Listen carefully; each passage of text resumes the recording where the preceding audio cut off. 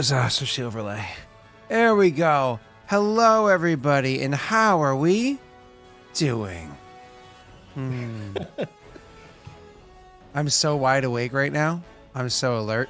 Yeah, you're so unalert that your hair's like, Yeah, it's asleep. We're sleep training Rory right now. What's up? I was gonna say, I think for once I'm the most awake out of everyone, which Well, is weird. Yeah, I mean it is funny. Well, so Rory starts school next Tuesday, so in 6 days. So 2 days ago we started sleep training, and let's just say it hasn't been going well. It's been going very poorly for all of us, for everybody involved. So yeah, I'm alive. I'm awake. I'll take it. Yeah, I mean your sleep schedule and sleep hygiene is terrible anyway. Like, yeah, 2 nights ago, I didn't fall asleep till after 4 a.m. Yeah, I had such a good time with Cell. I mean, we had so much fun when Jake and Nick aren't there that I was just like squirmy for the rest of the. Oh, I have a weird thing on my shirt. I was squirmy for the rest of the night, but legit, I didn't fall asleep till 4:15. It was not good. And then we all have to. So Rory has to be in school by hey Steve, by 7:30. She has to be in her seat and settled by 7:35 a.m.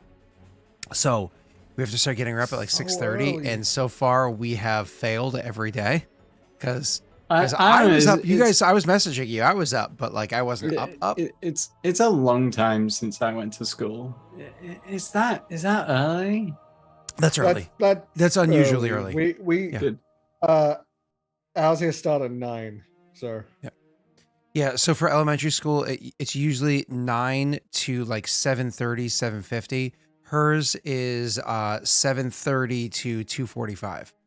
So okay, so it's like European/German style school. They start extremely early and they finish around midday.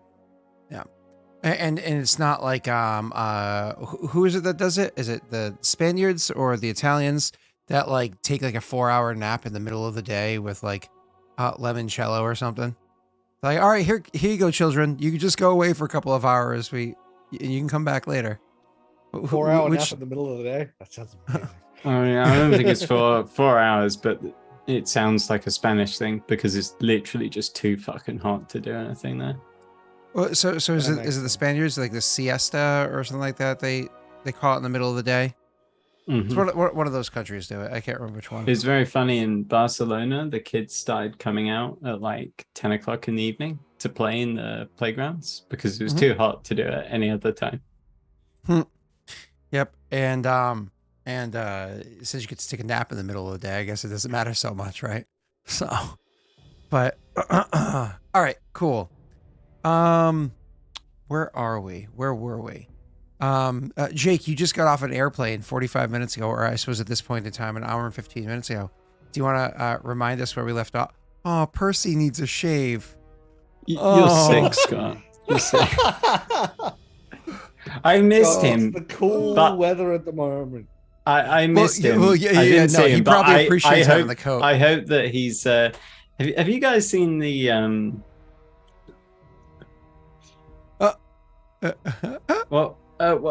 what's it called? Recently, Netflix did like a prequel to it. I can't remember. Dark Crystal. Oh yeah, with like puppetry and whatnot. Yeah. There's like little just fuzz. There's just I'd actually recommend it. I thought, wait, is it a prequel or a remake? It's a prequel. Oh, I thought they did a remake. Now it's even more enticing. Yeah, legit. I've actually watched it twice. Okay, cool. Because it's very rare nowadays to see like I don't know what the proper term is, but puppetry. Yeah, it's very rare to see that, and it's quite a inspired use with some of the stuff, and there is obviously some CG, as you would expect, but they use the CG to enhance rather than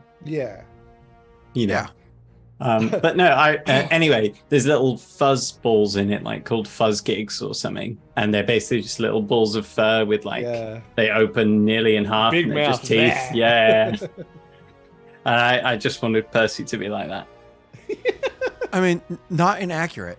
Small dogs are renowned for never closing their trap, and he does look like a puffball. So, you know. I saw a thing recently that I've never heard Percy bark. The puppeteers for Baby Grogu are apparently getting to the point where they're so good and used to puppeteering him that they're reacting to improv lines from Pedro to the point where Pedro nearly broke character a number of times because Baby Grogu reacted perfectly to like a line he just threw out just for the hell of it. Like one of the one he gave was he like the Grogu was like warming his hands next to like a jet engine of a ship, and he goes, "Don't get too close." And apparently the puppeteers made him go and back up. That's so funny. That's awesome. All right. So Jake, you want to cue us in there, boyo? Did you get yourself a cup of coffee or tea, by the way? Did you need one of those, or is that a bad idea at this point? I don't have any coffee here.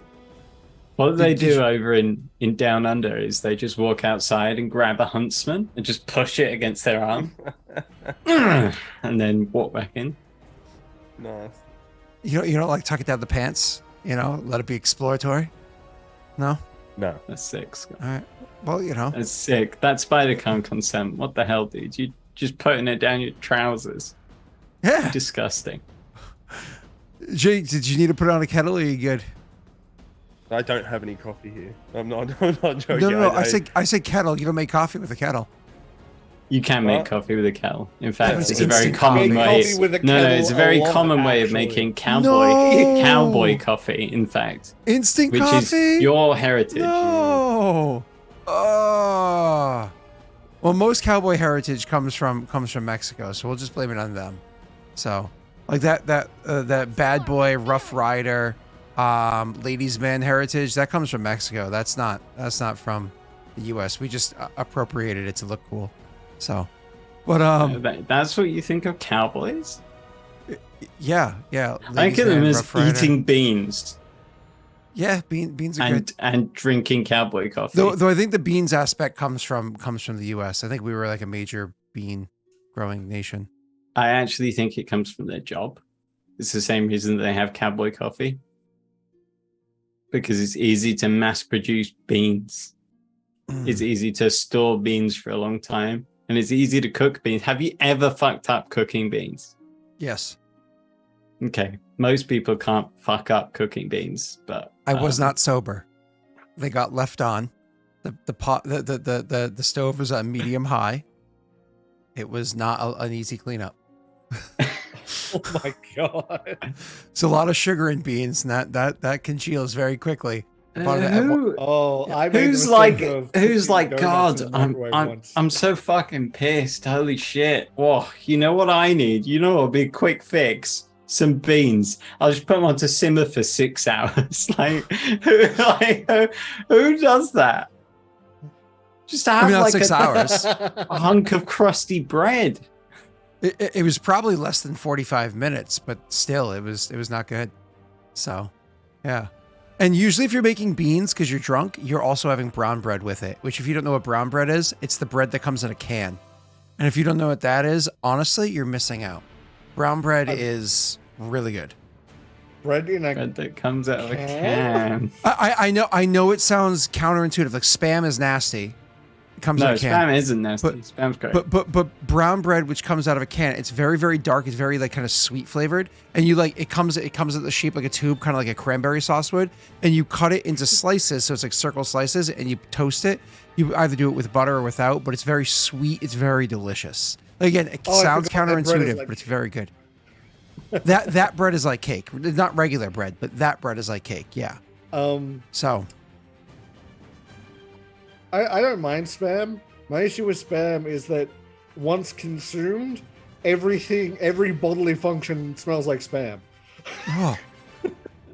I've never had spam. No, thank you. My sweat smells like spam. I was like, this is the worst thing. Every time I go camping oh my with god! Oh my god! I just with my dad, we'd have bacon grill every morning, which is basically just blended bacon. It's like spam. You slice it into slices and then fry it up, and it gets crispy all over, like bacon. I was just thinking of like, oh, never mind. I'm gonna leave. I have too many. I have too many examples. You going with I have too many examples.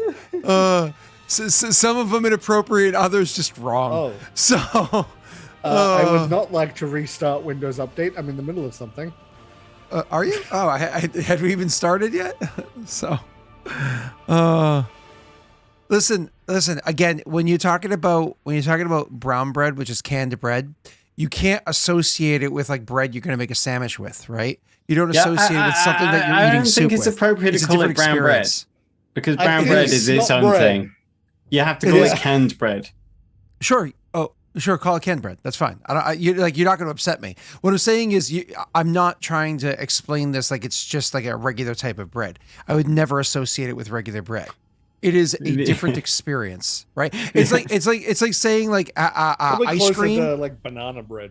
Ice cream and froyo are not the same. Like there's ice cream, which is delicious, and then there's froyo, which people enjoy, right? So brown bread is like froyo. It's not fucking ice cream. It's not brown bread. People enjoy it. Call it canned bread because brown bread is its own thing to do with the grains you're using. And he's gone.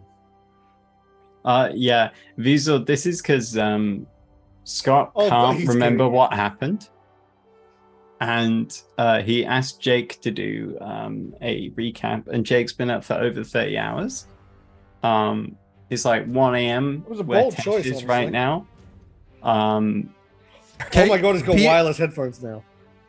B&M baked beans, which is a always a good choice, right? Solid baked beans. Yeah, it's got molasses, so it's got a good source of sugar. It is. There is something inherently so wrong with the idea of a bread that comes from a can. I'm not disagreeing with you. It sounds counterintuitive. I'm agreeing with you. So Scott, I actually have something to tell you, which is chat got bored, and they've done a recap in chat. Steve did our recap for us. Oh, okay. I wish I had one of those talk to. Oh, do I have a talk to text? They've had enough of your shit. They would like you to can it. Yeah. Oh, Jesus. That was slow, Scott. That took you a long time to get. All right, hold on. Let's see if we can get this. Getting a text to speech. We can hear how the text to speech butchers this.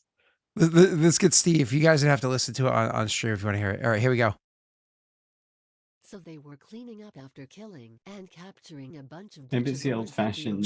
They were met with the king's guard, where they begrudgingly agreed to join forces. I can read. Started giving holy water some extra kick and gathering other friends like Galen's Bois, Bryson, and such, and were preparing still to attack the next day. Like Galen's Bois. Galen's Bois. Nice. All right, there you go. Cool. So I think you were actually I think you guys were actually with the King's Guard. Cool. All right, I'm gonna make one. I was flying off to inform my friends and the military what's happening. That's yes. I mean, if you want, we can RP that, but for the most part, that could also be a quick like, hey, this is where it's going down. And I've already informed the Holt of what the plan is with the dock, because I talked to him about that before. Yeah, Holt is already 100% all in on the dock, because that's like his job is to hold that spot. Not so him, but the one that was kind of like reinstated. That you don't need to talk to them at all. Their job is to hold the dock, and if and when they complete that, to then come and join you in the area that they need to. As for your allies, again, you send word to them, which they came back to the city with you when you guys came back on the boat, as you recall, with the tentacles. So they're of course they're here to help. Disappointed that the other crew's not going to be here. Yeah, it would just pretty much be flying over till I felt like the ding of there they are, flying down to them, telling them what's up, and then heading back to the group. So we don't need to RP that. Cool. And we won't get into a full conversation about it, but did you catch any of the 2-3 streams that were used to build out those characters, Tesh, or no? I caught Gerfon and Minerva being built. Nothing else. Okay. So either way, the short version is, yay, they were built out. All right. That was awesome. Cool. Let's one last thing before we jump into it. So I have a short-lived new campaign that's starting in 15 days. It's going to be starting on September 15th at 8 p.m. Eastern to midnight Eastern time. It's going to be 4 sessions long. And I think you guys would be interested in finding out who the PCs are. So it's a 4-session thing. The first PC is going to be my brother William, who's been begging to be in a campaign for a long time. Hey. So he's very excited. And then his not brother, my brother Eric, will be the second PC involved, which is very fun for them. I figured out how that works in my head. I got it. It took a second for me to be like, okay, now I've connected the dots. Yep. And for the first time ever on twitch.tv/anything, the third PC is going to be a certain Brittany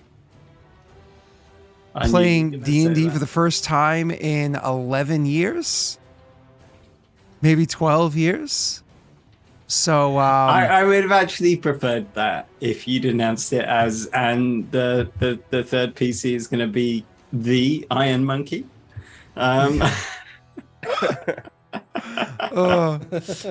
Steve came up with an amazing concept, and it was too good. I was like, she would absolutely love this.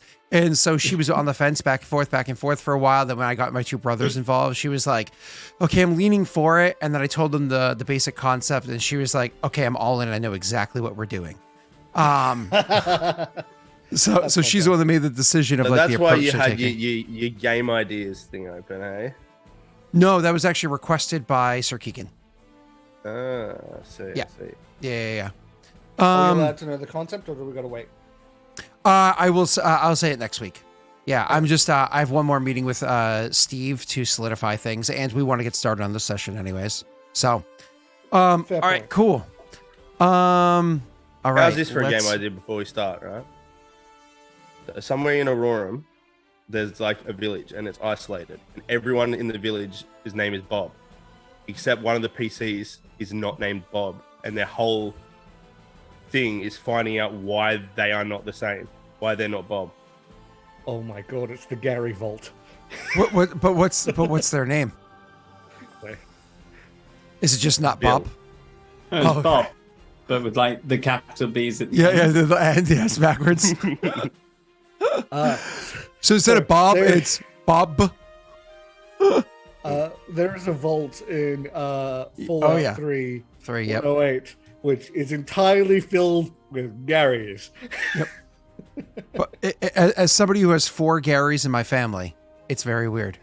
So Noah's got a real like incest thing going on in chat. Keeping it in the family, nice. Bob's wrong. No. Norway, you don't live far from him. I mean, you could get to him quicker than I can get to Messi, just saying. All right. So that and visiting England's not that bad. I won't go to Florida again. Noah's gonna turn up and be like, Lannisters always pay their debts. Yeah. Norwegians always pay their debts. Shows up with an axe on a boat. Xylamos, the amount of times I say, haha, Gary, is way too high. Now I know what I want to be for Halloween. I want to get one of those dumb costumes where it has like a little motor fan. So it's like blown out, but it's like you're wearing a boat.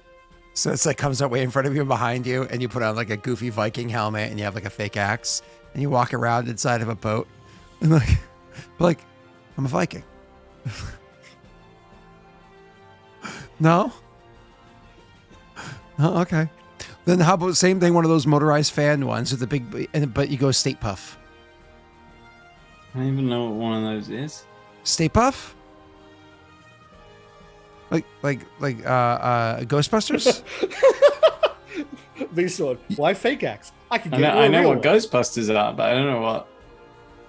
Stay Puff Marshmallow Man? Yeah, the thing The giant marshmallow man. Yeah, the giant marshmallow.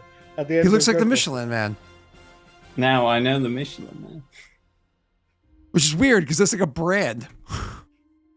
All right. Yeah, anyways, I let's play the damn game. Oh, never mind. All right, cool.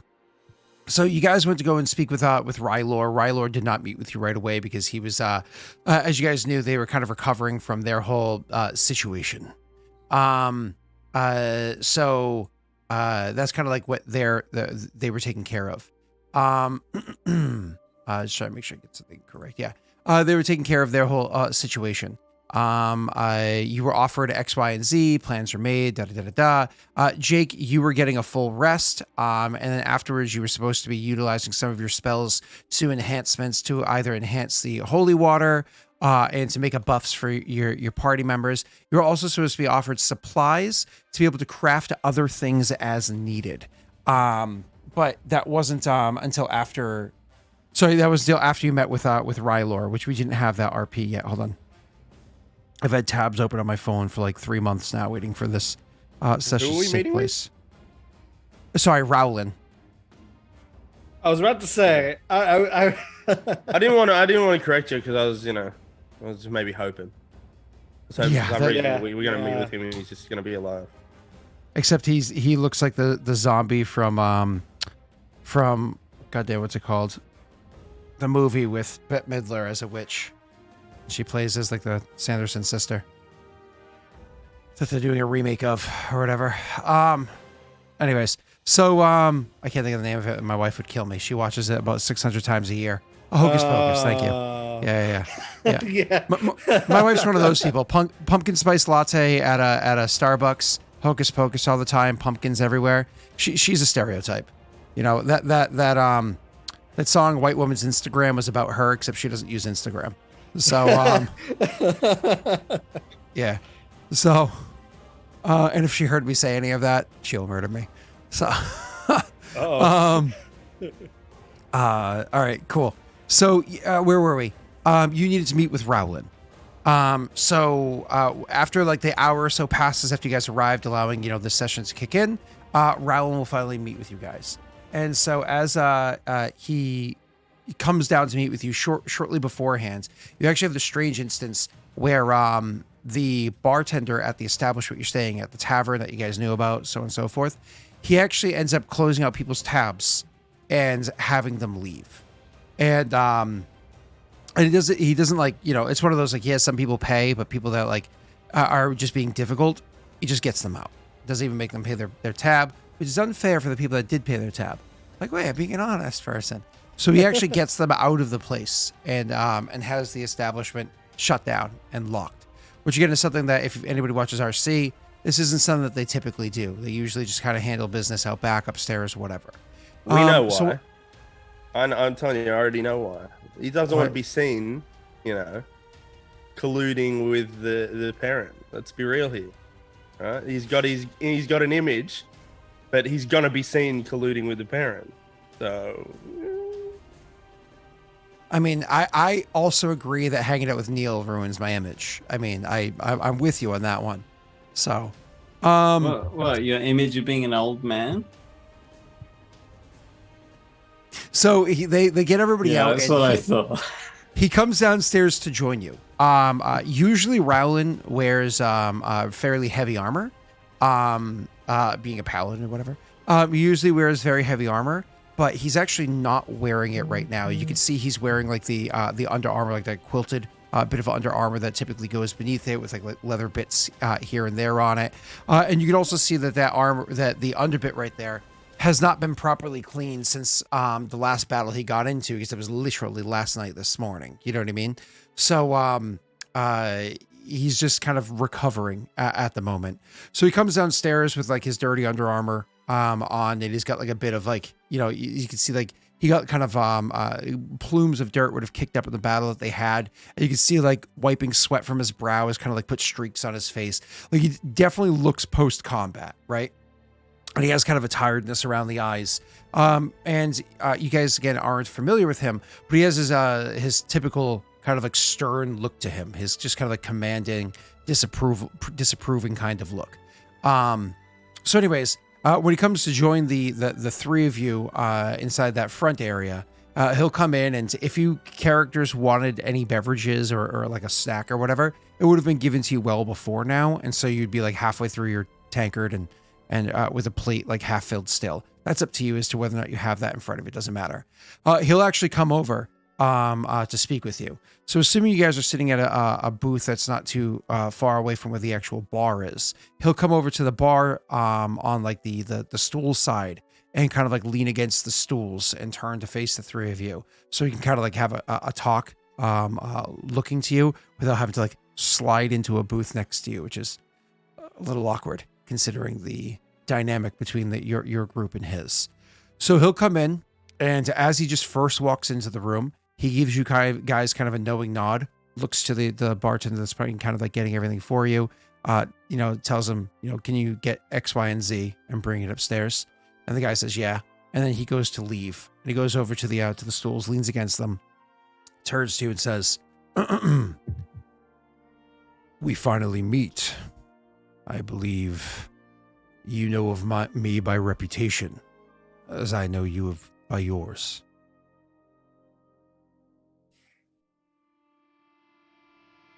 Yeah, well, I guess you could say that. It is finally good to put a face to the armor, I guess.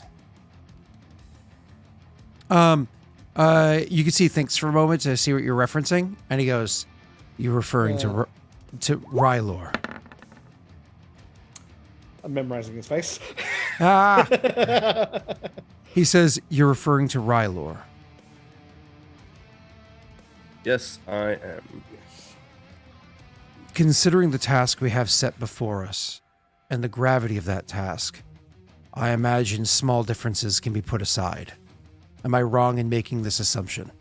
Chris will spit on the floor in front of him. That's very civil. Difference, but yes. We wouldn't be here otherwise. He looks down at the spit again and looks back up and says, "Is that a common practice?" Viola was a good man. There are lots of good men and women that die on both sides of a battlefield, that die in war. I don't disagree that Rylor was a decent person. He fought for a cause that was foolish.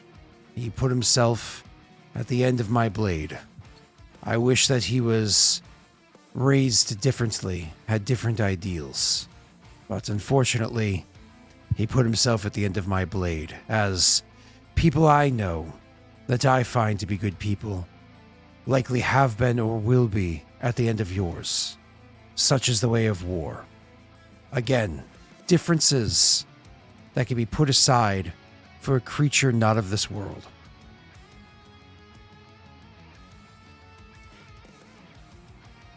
That is true.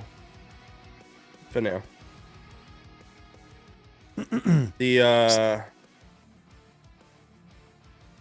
Was that you that made that scroll? Oh, yeah, he says yes, in a way. I had to teach another how to put it into the form of a scroll. As far as I understand, though, in the Dale lands, we do not allow our governments to be cucked by the Arcane Congress. I do understand their magics well enough to know that the way you learn spells, or as you call them, invocations or what have you, it does not come from the teachings that I have. So I instructed another in the magics so that they can put it into a scroll form for you I imagine you were able to decipher it by now. The answer is yes. Yes. Yes, no, I just put the finishing touches on what I believe to be a well-made conversion. It's very, very powerful. Very powerful stuff. The You're power. able to do this as well? He nods and says, yes, albeit with very limited amounts. My faith has granted me a considerable amount of divine aid as I find myself in combat. But conventional uses of magic still falls more to the wizards or those deep within clergy, and less used by myself. I had another means for you to survive this battle. Whatever's to not be used by you or yours, I wish to have returned, as unfortunately havoc has been wreaked across multiple areas of the city. Dreyfus is not the only of his kind. He has his spawn. I think you're aware of this.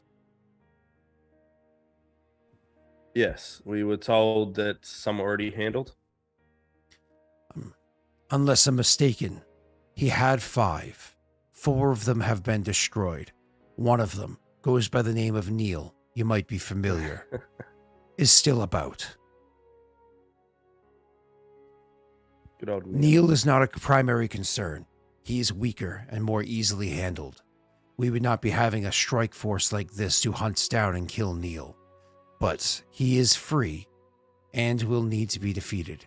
And more importantly, when Dreyfus is when Dreyfus is destroyed, he likely will have even more freedom than he did before. I have another concoction, or 2, and have gathered the ingredients for you to craft them. As far as I understand, you're very quick at crafting alchemical goods, beyond the immense magical ability you have. Am I mistaken in this? Pretty sure I don't have quick alchemy, if that's what you're referring to. So you and I discussed this before, and I know you don't. Yeah. But in game, he means you can still craft things pretty quickly. It doesn't necessarily take a days for you to do so. So he says, well, hopefully we can get things taken care of for you. Hopefully we can get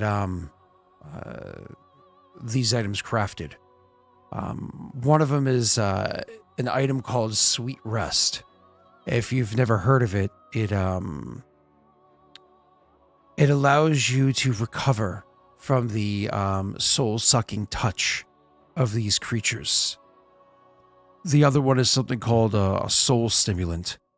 It actually, if you were to deal with the soul-sucking touch of these creatures, it allows you to ignore it. It allows your body to effectively fill in the gaps left behind by what they do to you for a half day's time. That second one, maybe you don't have the time to craft. It's taken too long for us to meet. But the first one you probably do. What's your craft skill? Craft alchemy. Yeah. 18. But then I can add a +5 on it to it with that crafters thing. Yeah. And do you have any abilities that allow you to take a 10 on that, or do you have to roll? No, I have to roll. And do you have your portable alchemist thing that gives you a bonus, or no? Yes, I do. Does that give you a bonus that's already factored in? Nope. It gives me a bonus of, where is it? 1. Okay. Is that factored in? No, it's not. So when I use that, it'll be 18, 19. If 24? I was to roll, the least I could get would be a 25. Okay, cool. So there's guaranteed success, and then there's making things quicker. So the short version is, let's assume you rolled a flat 30 and the DC is 30.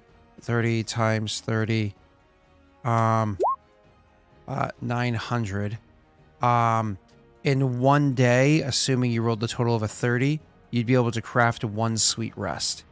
So without any concerns. So you can actually get that started, and that can be worked on. Cool. He says, I have called for one of the alchemists, a local one, to assist you in crafting this. They will take over as you rest and maintain its craft. That way you can adequately prepare your mind and body for the battle. But we can have this worked on. I assume you would like to have their assistance to have this preparation. Of course. Never turned down a good assistant. It comes with a cost. So I see a little silhouette of a man. Oh, no, it's gone now. Sorry. Tasha was like, perfect. So he says it comes with a cost. What did you say? My camera has a life of its own. Probably just after what more or less what's the cost? This alchemist has worked with me in the past, has lended aid to me and my kin to recover from injuries and to overcome various venoms or toxins we've come across. They are a sympathizer to me and my cause, as you will find at least half of the, formerly surviving people in this Daelish town were. And so for that, I will have them come and provide you aid for you and your kin in exchange for amnesty after everything is said and done.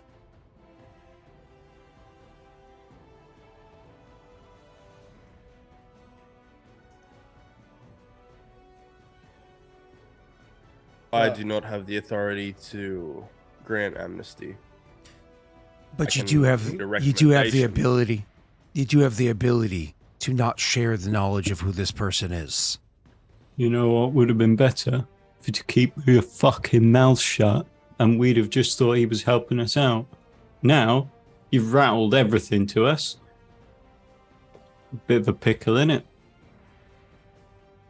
He doesn't react to Tristan.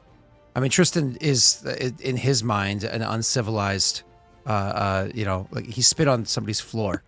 Like no. It's gross. He doesn't react. He doesn't react. You don't get to say that. I'm sorry. No, like I said, he doesn't react because we don't get to hear the gross. NPC's thoughts. I don't know if anyone remembers, but does this dude know that that Tris did call him out as well? To his subordinate? I don't remember that. Yeah. I think I just talked about him doing that afterwards. After it. Yeah. But either way, go ahead. You thought the subordinate was Rowland, that's right. But anyways, continue. Oh,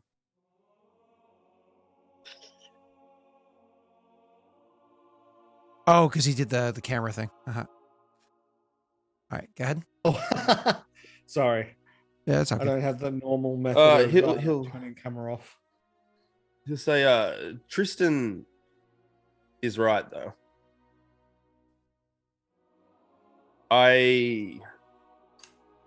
Whatever way this goes after all is all said and done, whether we're all alive or we're all dead and Dreyfus runs the city, I guess the point will be moot then, though.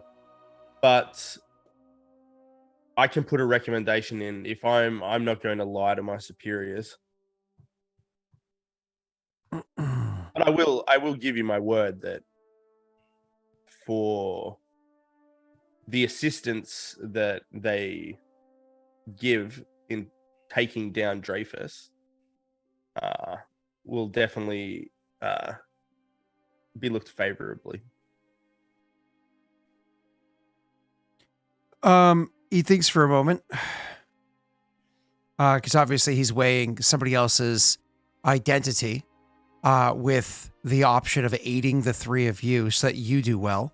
And more or less, you just said that guy will see him kind of see how the dice fall. I can also say, if he's an alchemist, he can always change the way he looks. He shakes his head and says, he was not trained in Congress colleges.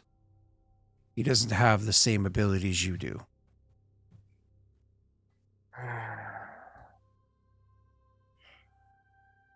Do I have any? I guess he's been cucked by the Congress regardless then.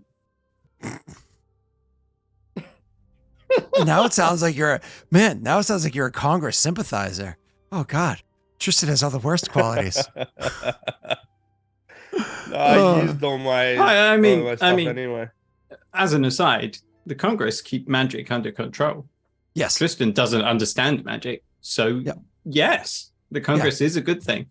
The gnomes I meant to the viewers, but... not in game. I meant to the viewers, right? But yeah. All right, continue. You have to remember, it's all matter of perspective. Hi, Grimesy. Bye, Grimesy.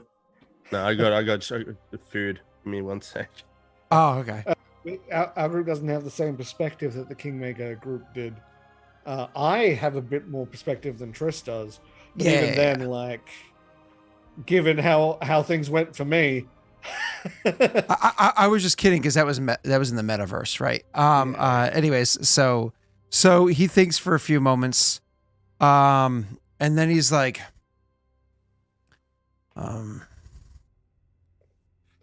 well, if I must make the decision on the survivability of you and your kin in this encounter, and the freedom of someone who has aided me and mine, then I will lean to the freedom of mine.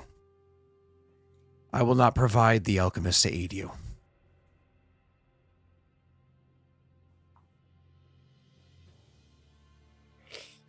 But it's your choice to do so. Nonetheless, I'll provide for you the recipe, and you can choose to either gather your rest this night, or you can spend your time crafting something to save your soul in the future.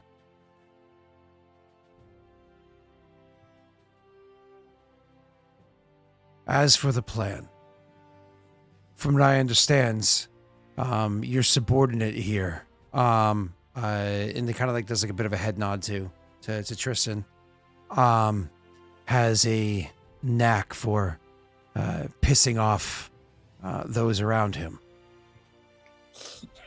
No, only the bad people. Indeed, he is quite trained in this tactic. But from what I also understand, that's why I pissed off you and Dreyfus. He again not giving in to your pettiness. He I love says, petty Tristan. It just reminds me of Rayron. So he says, just because it's Neil doing it, right? If it was anybody else, but so anyways, so not giving into it, he says, and from what I understand, you're also very capable of handling yourself when you find yourself in a bit of trouble. You're going to be able to hold off Dreyfus for a few moments while others are able to come to your aid. Yes? Probably have a better chance if you use that alchemist, but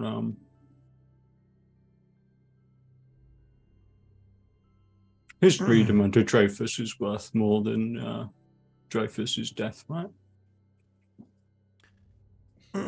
The alchemist's involvement was your decision to make. Not you, but like the royal you. And you've played your hand.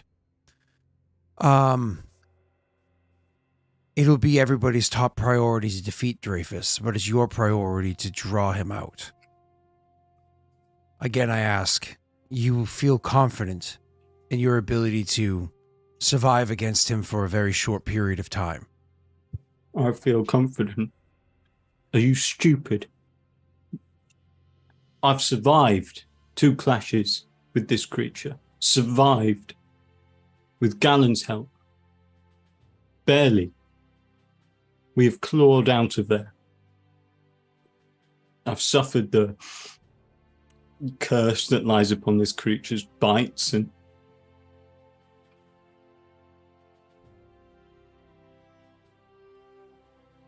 yes, I can give you a few seconds.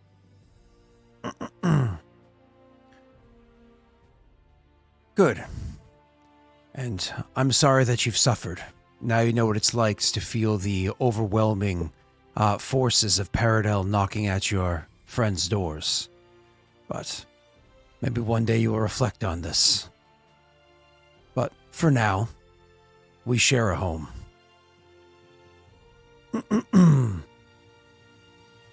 The field of battle that we've chosen is at the request of Tristan here, was to have a bit of an open field, a place where your Karak, I think the name is able to move about a bit. There is only one place in the city that we think that we'd be able to draw him to. One place in the city we think that you'd be able to have that kind of openness more or less guaranteed for you. And that would be the graveyard. Unfortunately, that does mean that he will have likely many locations he can flee to after his defeat. That's where the second battle comes into play. With no time to recover, we must immediately go in pursuit, and to end this entirely.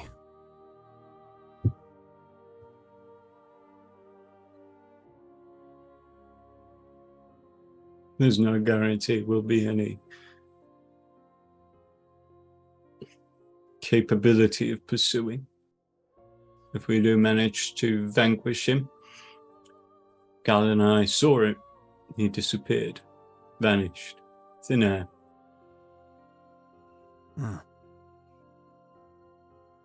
Yes, he has this, Good? We have some ideas, but nothing tested. He has this ability to seemingly become a bit of a mist. From what I understand, the fog that rolls in here from time to time, it's coming to a close in about another week. But I think all of us can agree that waiting a week to allow this to finish, to wait a week to play this out, is a bit too long. Fortunately for me, I have the ability to detect creatures like this, as do those that follow me. It's one of the simplest things that we learn early in our training. As long as at least one of us stands, we should be able to track it. I would be surprised if Viggo, he says looking at Viggo, doesn't have a similar ability. And to that, he's not referencing anything specifically in-game, but out-of-game, Jake, I'm referencing Death Sight or Death Watch. Yeah. Because you're a Mandalorian or something like that, right? Yeah, he just agrees. Yeah. The other side of things is wherever he ends up, there will be traps. Likely, a lot of them likely very deadly. That's fine. Assuming Tristan is still up for it, we will use Tristan to open the front door to whichever mausoleum he might find himself in.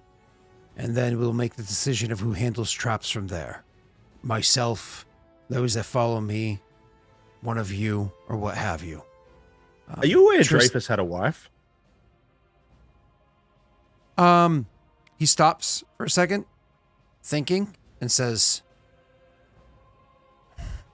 I wasn't. Not until I was told by one of mine that apparently you have desecrated her resting place, collected a few of her artifacts, and they now sit with Tristan as a means to entice him into battle. What would entice him even more? I wonder if he has any pictures of her. Any pictures of her at all. During your raids on any of Dreyfus's things, is there any pictures of a woman wearing, and he'll point directly at what Triss has on, that amulet-y thing? It's a really good question. I think give me half a tick before we answer. I just want to look something over, and then I will answer your question. Okay. Yeah. Because I don't think I had this play out anywhere yet. Yeah, that's one that did not play out yet. Whereas that is one that did.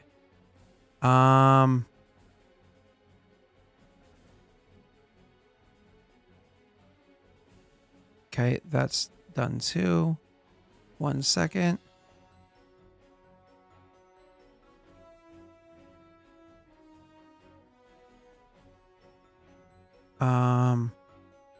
Where's the end? Okay, so I will not put this to a die roll. I have something here that says yes. From 14 days ago. Listen, Green, I'm following your train of thought today, all right? It was you with the family earlier. I'm just jumping on board. All right. All right, cool. So the listen, leave Green alone. He's calling you out for being one trick pony, okay? You know? All right. The he thinks for a moment and he says, "Yes. Indeed, yes there was.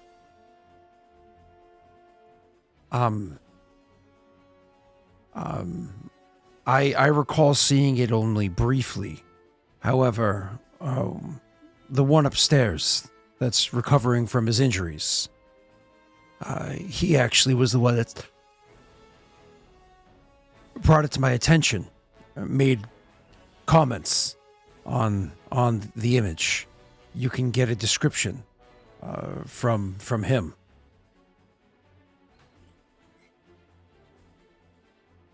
That sounds good. But if this was in a raided location that's possibly left abandoned after the raid, as they seem to be congregating at the arena, maybe, I don't know if you have anyone available that could possibly just pick it up. He nods. He says, "I'll have that looked into." Thank you. You mean to disguise Tristan wholly as his wife, or will Tristan be carrying the artifacts and utilize somebody else as a secondary means of distraction? Oh no, this will annoy him even more. I'm not sure about that, Viggo. I mean, it's one thing to wear the man's wife's valuables. To disguise seems a bit dishonorable. I mean, as far as we know, though, if you're able to dismiss it. So if he can see you and get angry enough to maybe come out of his Hi, Jake. I'm listening. Out of your What's that?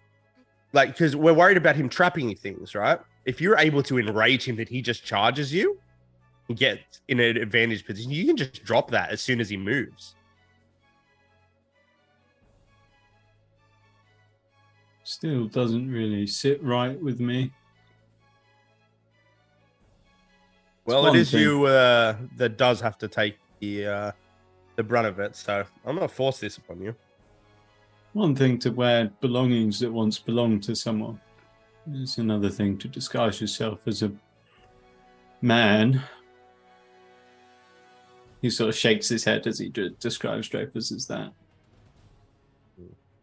Dead lover. But I'd also say to that, why go half measures when you can just go the whole way? I mean, you're already wearing a stuff. Because she's dead. She's gone. Point to taken. Disguise myself as her would dishonor her, not just anger Dreyfus. Risen told me not all undead are mindless creatures. We've seen that in various forms. They're like us, different, but so similar. Dreyfus needs to die. But his wife's memory doesn't need to die along with him. We have no idea whether or not she was a bad person. Sound more like Risen. He may not be a good person either, but Bye, baby. I feel that the man has wisdom in some aspects. Very well. All right. So, sorry, I didn't hear pretty much most of that. As you guys saw, I was with Rory, but you had made a comment that he was going to respond to, and then Galen chimed in. I let Galen speak first about whether or not this is okay. I had a chime in I was going to say, but what was the resolution of your conversation? We're not doing Tristan it. chimed in, right? I didn't say anything right. Well, there was I don't know. Maybe it was Jake. Maybe it was Jake that chimed in because it was him and Jake. Okay, but Jake is more or less saying you're going to do this. No. Okay, so his chiming in would be, I respect the nobility in this approach, this mindset. To be disrespectful, to a certain degree, oversteps lines. I think this is something that we can all agree on and can all appreciate. In this scenario, we are not dealing with a person, but a thing. Remember, Dreyfus and his spouse, whoever she was, these are not people. These are creatures, abominations that should never have been in this world to begin with. And while a tactic as this is very underhanded, if it's what causes, if it's what allows us to stop the suffering of the people of this city and beyond, if it's what allows us to remove such a great evil from this world, then I think that the tactic is a fine one to use. However, putting something like that on you without your consent, I think is a different type of evil. It's your decision. But I do agree that the tactic is a fine one. Well, likely an effective one. See, that's what we do in this group. One of us comes up with an idea, then we talk about it together, and then we make a decision. Are you saying that like you're teaching a commander how command structure works? we made because you missed the conversation. You more or less said what we had said. So okay. I was just going with it and being like, yeah, so that's kind of just what we did. Yeah. Rory came down and wanted to say goodbye to me. So no, you're all good. I just want to get snippy at Rowland, all right? Yeah, no, that's fine. That's fine. So he says, so is it settled? A tactic you won't use?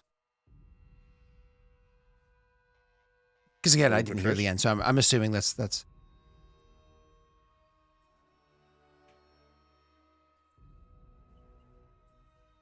I want to let Tris answer. Galen's sitting way the fuck out of this one.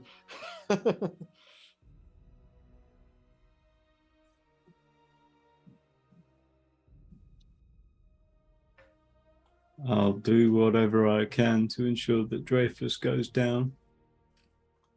But I disagree. These creatures aren't all abominations. Some of them seem different. You say some of them seem different. I'm assuming you're referring to the spawn of Dreyfus. I'm referring to discussions I've had with Resin. He nods. Resin did have that. He had that one that was quite the fashionista. He was controlled. Apparently, he tried to eat a soul otherwise. But no, the one with all the clothes, in the cave, that one. Mm-hmm. Oh, clothes collector. Yeah, the Black Knight one. Yeah, that's the one. Yeah. He says, resin is probably not the most, what's what I'm looking for here? Like when you don't put your, is probably the most unbiased, probably the most biased opinion that we can get in this matter. All of us only know of the creatures what we've heard growing up and experienced, whereas Resin has studied them, has crafted a career for over a century around the study of them. So he understands them on a level that none of us likely ever will, but also has a kinship towards them. Need I remind you that Resin has had a relationship with Dreyfus that has gone on for decades, one that has only become to my understanding in the very recent past, which is one of the reasons why things are playing out as they have been. And another reason that things are playing out as they have been is because the Perrin military has been crippled in this region. Everyone can throw blame around. I think you're mincing arguments here. I don't care to have an argument with you. If we settle an argument, we can do so with our weapons. Civilized, as always. Yes, I actually think that is rather civilized, seeing as I've not bashed your skull in already. Tris will, turn and take a swig. Believe me, that's restraint on his part. It wouldn't surprise me if he would stand up and strike an unarmed, unarmored foe inside of his own home. But again, civilized, as always. I'm not sure you live in this place. I believe it's called a public house. Yes. Which is a terrible place to hide from vampires, actually. Just so you know. Yeah, they seem to be able to enter. They seem to be able to not enter into homes unless they're invited. I do live here. I have a permanent home upstairs. But this is a public location as well. Let Dreyfus come. Yet he never has. Yes. That either means that... Sure, he's quaking in his boots from you. That, or he underestimates me. I'll take either. And he'll look over to, what's his face who wanted to speak? Oh. So, getting back on topic, the plan from here.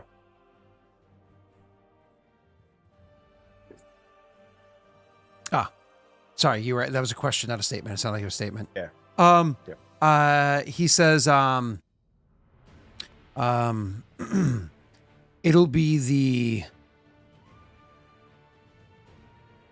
graveyard, as that's a location that benefits Tristan more than anybody else. And as Tristan is meant to be the decoy, Tristan is meant to be the aggravant. We want to give him the advantage that we can. So we'll be in the graveyard, and we'll be calling to Dreyfus from there. The way that we'll be calling to Dreyfus... Go ahead. Sorry. Have you been informed that 3 of mine are joining us? He shakes his head and says, I'm not sure what you mean by that. More Perrin? Three soldiers I trained with will be joining us. They have fantastic abilities for combat. Good. Dreyfus will not travel alone. Now, he was provoked earlier today as the 3 of you aided in the destruction of another one of his homes. Burning that building down will give him another location less to hide in. He's going to be angry, and he's going to be coming for us.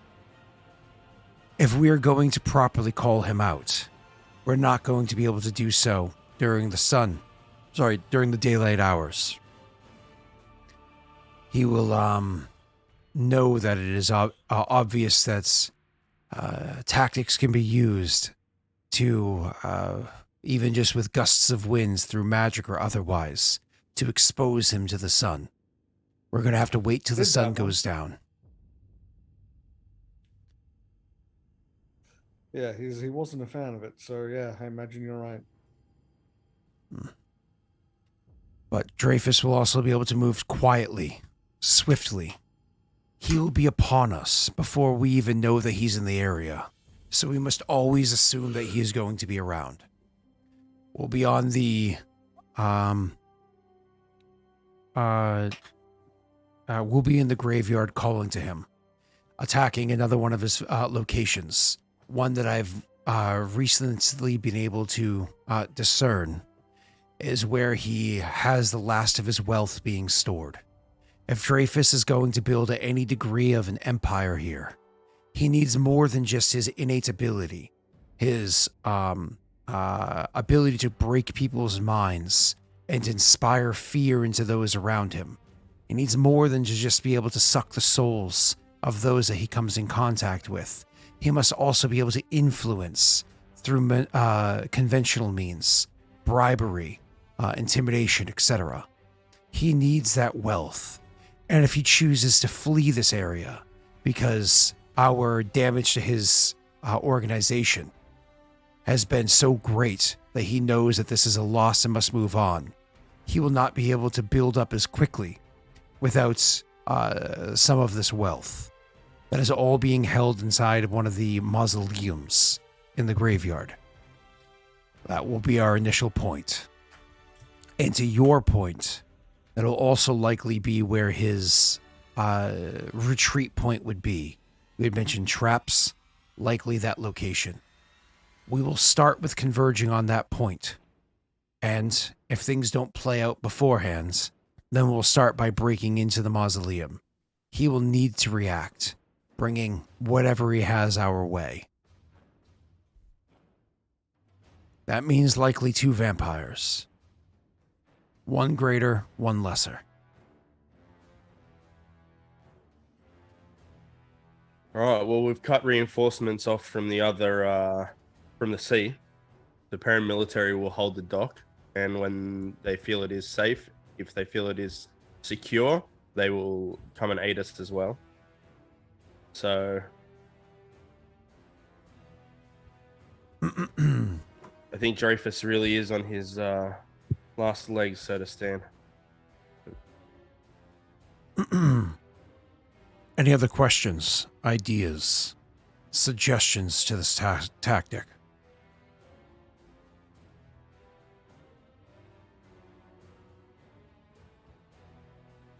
Not from me. Don't think so. Then the final point I will make. Dreyfus is old. Very old. He will likely anticipate this being a tactic we're going to use. It's a hand that was dealt to us by another group that I've worked with. You might be familiar with them. Yeah, I know you work with the terrorists. Prince killers.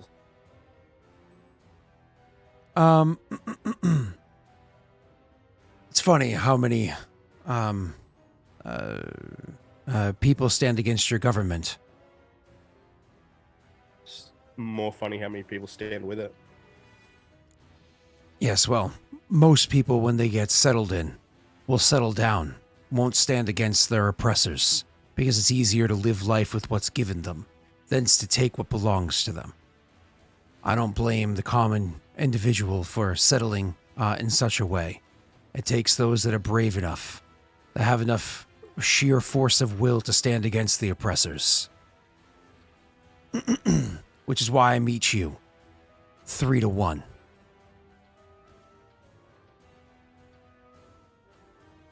They set the scenario up for us. They provided us the opportunity by stealing from him a considerable amount of his wealth, having it converged on one point. They gave us this opportunity. Let's not squander it.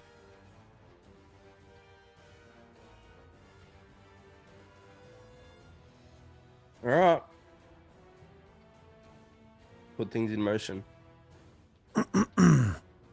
As I said, there is a room upstairs.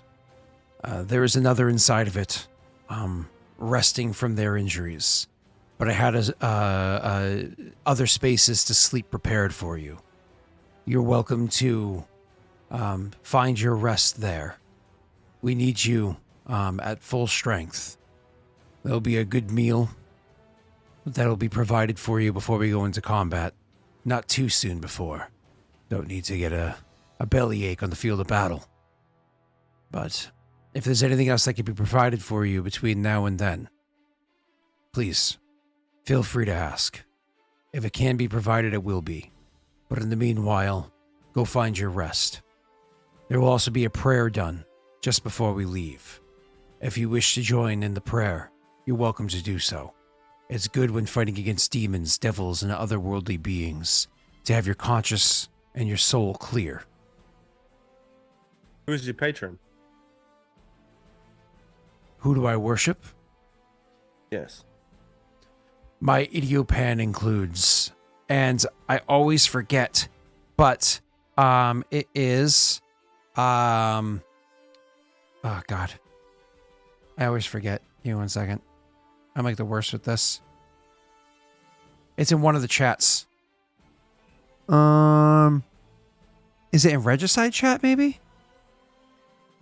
I think somebody, oh, here we go. Somebody pinned it for me. So it's Dragon Kitsune, the Martyr, and Lord Ricard the False.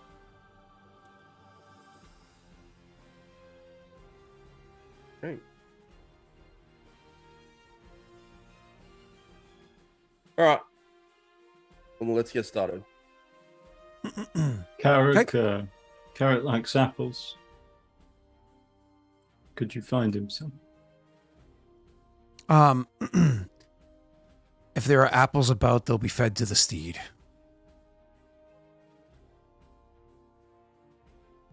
If not pears, can they eat pears? No. Go ahead. Get up and leave. Get up and leave. Yep. Are you resting as well, Tesh, or no? Yeah. Okay. I don't really have anything to do now, and I might as well get 5 health points back.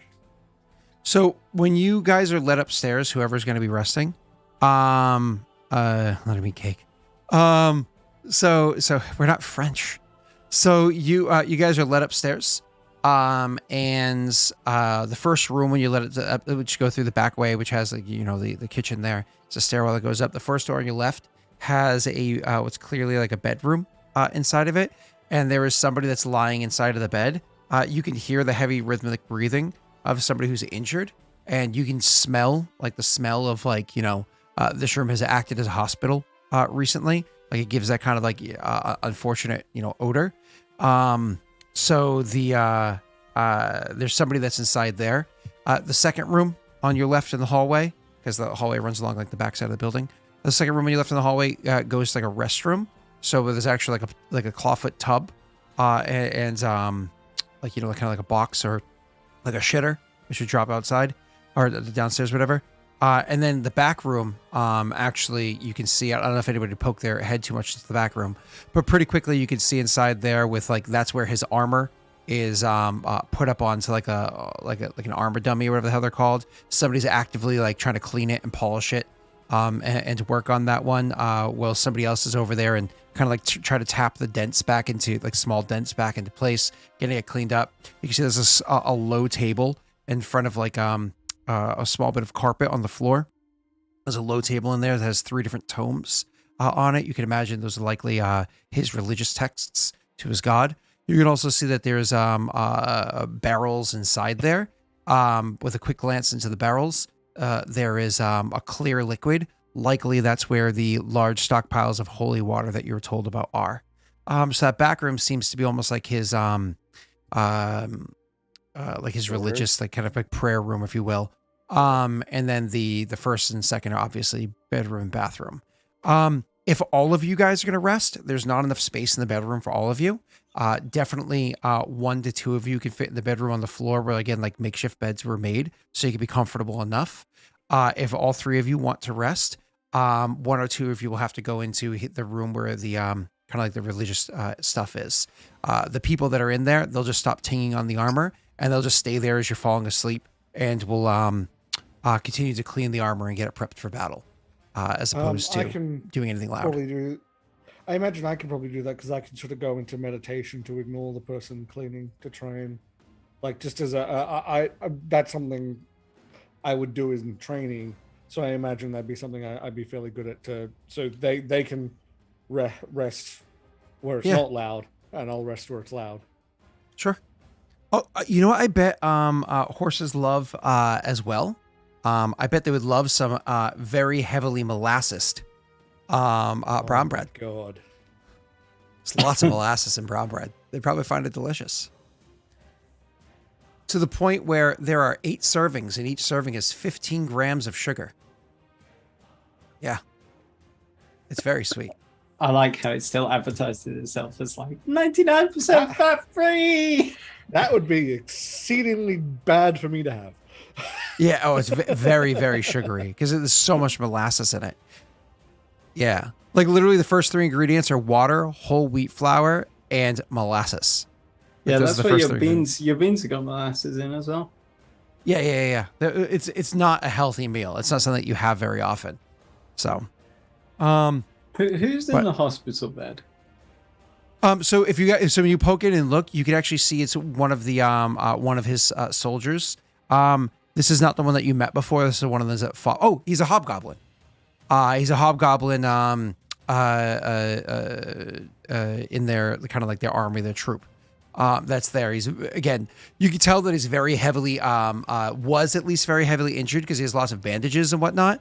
I don't know if Viggo would go so far as to like look at the wounds at all because he's a surgeon doctor, or if he would just leave it be.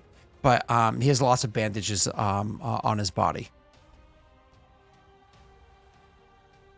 Would Viggo look at it at all or no? He would, out of curiosity. Okay. You don't even need a roll. You auto succeed. You can get a 15 easily. So, so you would go over and look at his wounds, and you would actually see that despite like how big the bandages are, where they're placed, so on and so forth, either A, the person that bandaged him is an idiot, and just it's kind of like one of those like, why did you wrap like a paper cut with gauze? Or B, they've already utilized like magical healing to get rid of the worst parts of the injuries. Like they wrapped it up and kind of cleaned everything out, so on and so forth, and they use magical healing to get rid of the worst parts of the injuries, and they're trying to like keep it so it's still healing from there. And knowing who you're dealing with, likely B, right? So yeah. You believe that this person will be on their feet and able to fight this evening, though probably not in the best of conditions. They will be capable of fighting later on this evening. Oh, actually, and while you're in there, go ahead and roll me your alchemy check.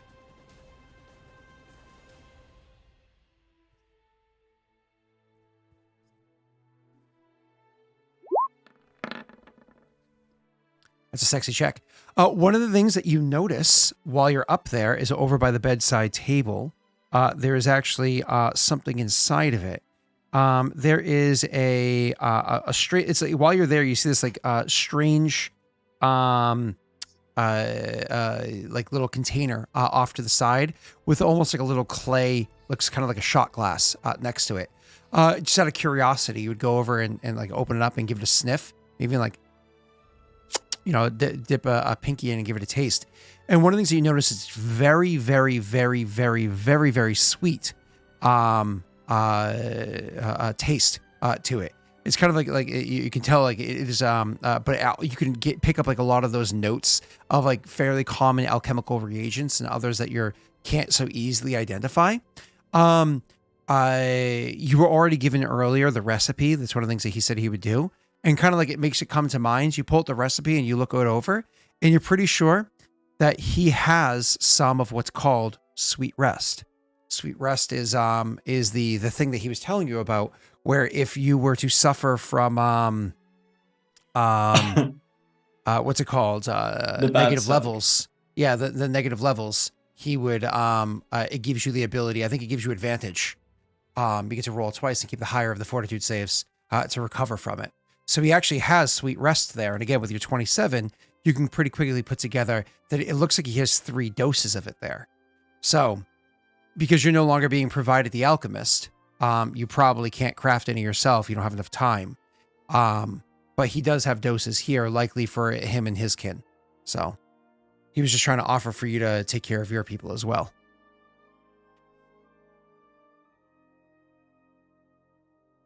Right. I don't know if Triss is going to say anything to the soldier guy. No, he was mostly he's unconscious. Just interested to see whether it was the paladin from last night, because he no, he's fine. Him going off alone. Oh, wait, what was he doing by himself? Oh, yes. No, he hasn't returned. Remember, you came here while they were going the other direction. He hasn't returned yet. Yeah.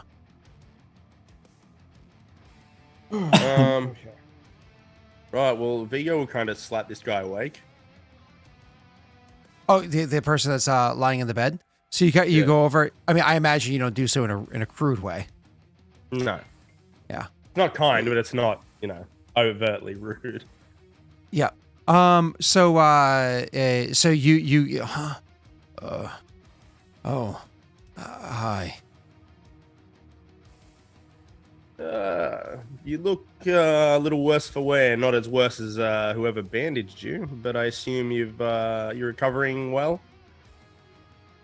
I hurt. I'm in a lot of pain, but you should see the other guy. Or guys. Well, maybe we did pass a few. Are you fighting tonight with us then? If I could walk, I could fight. Okay, you can walk. Take this, buddy. I'll give him some more healing shit. Because we want numbers. We want as many people on this as possible. And, if he, draws the attention and gets killed, well, that's just it. All right, so I'll just start because I'm going to sleep soon. I'll give him one of these. You tell me how many. It was bad. That was a bad roll. Oof. 6? Yeah. I rolled a 1. Oof. Ouchies. Yeah. Not a good one. So you heal him. At least it's healing. He drinks it and he's like, "Thank you." He'll actually sit up when he does that, and he looks at you and he says, "I just recognize who you are. You're Viggo is the name, yeah?" That it is, my friend. That it is. Putting aside differences to fight with us. That's big of you. In the situation, I'd say it is a completely normal response, to be honest. I agree, but, feuds are feuds, and people allow their differences to get in the way of logic. Yeah, well, if we win, just don't turn on us straight away there, yeah? We're honor bound to never do something like that. Well, that's good to know. Yeah, what's in their manifesto? Have one more for the road, buddy. I rolled it again! It's okay. You're getting the ones out of the way. God. You're getting the ones out of the way. He actually says, I'm feeling significantly better. Thank you. Good. I still feel drained. I feel very drained. But my injuries, he says, removing a bandage. My injuries at least the ones on my body are healed. Thank you. I am assuming you're coming to the battle to provide this sort of aid? Not quite. Do me a favor. I need to prepare, but seeing you in here, I thought, why not make everyone who can be battle ready, right? If you see Rowland, I notice you have some of the sweet rust here. You got 3. I don't have enough time to make any, but if you could spare 1 for Tristan, who's going to be drawing the ire of Dreyfus, would be appreciated. We're all in the battle. Oh, actually, roll diplomacy. Roll diplomacy.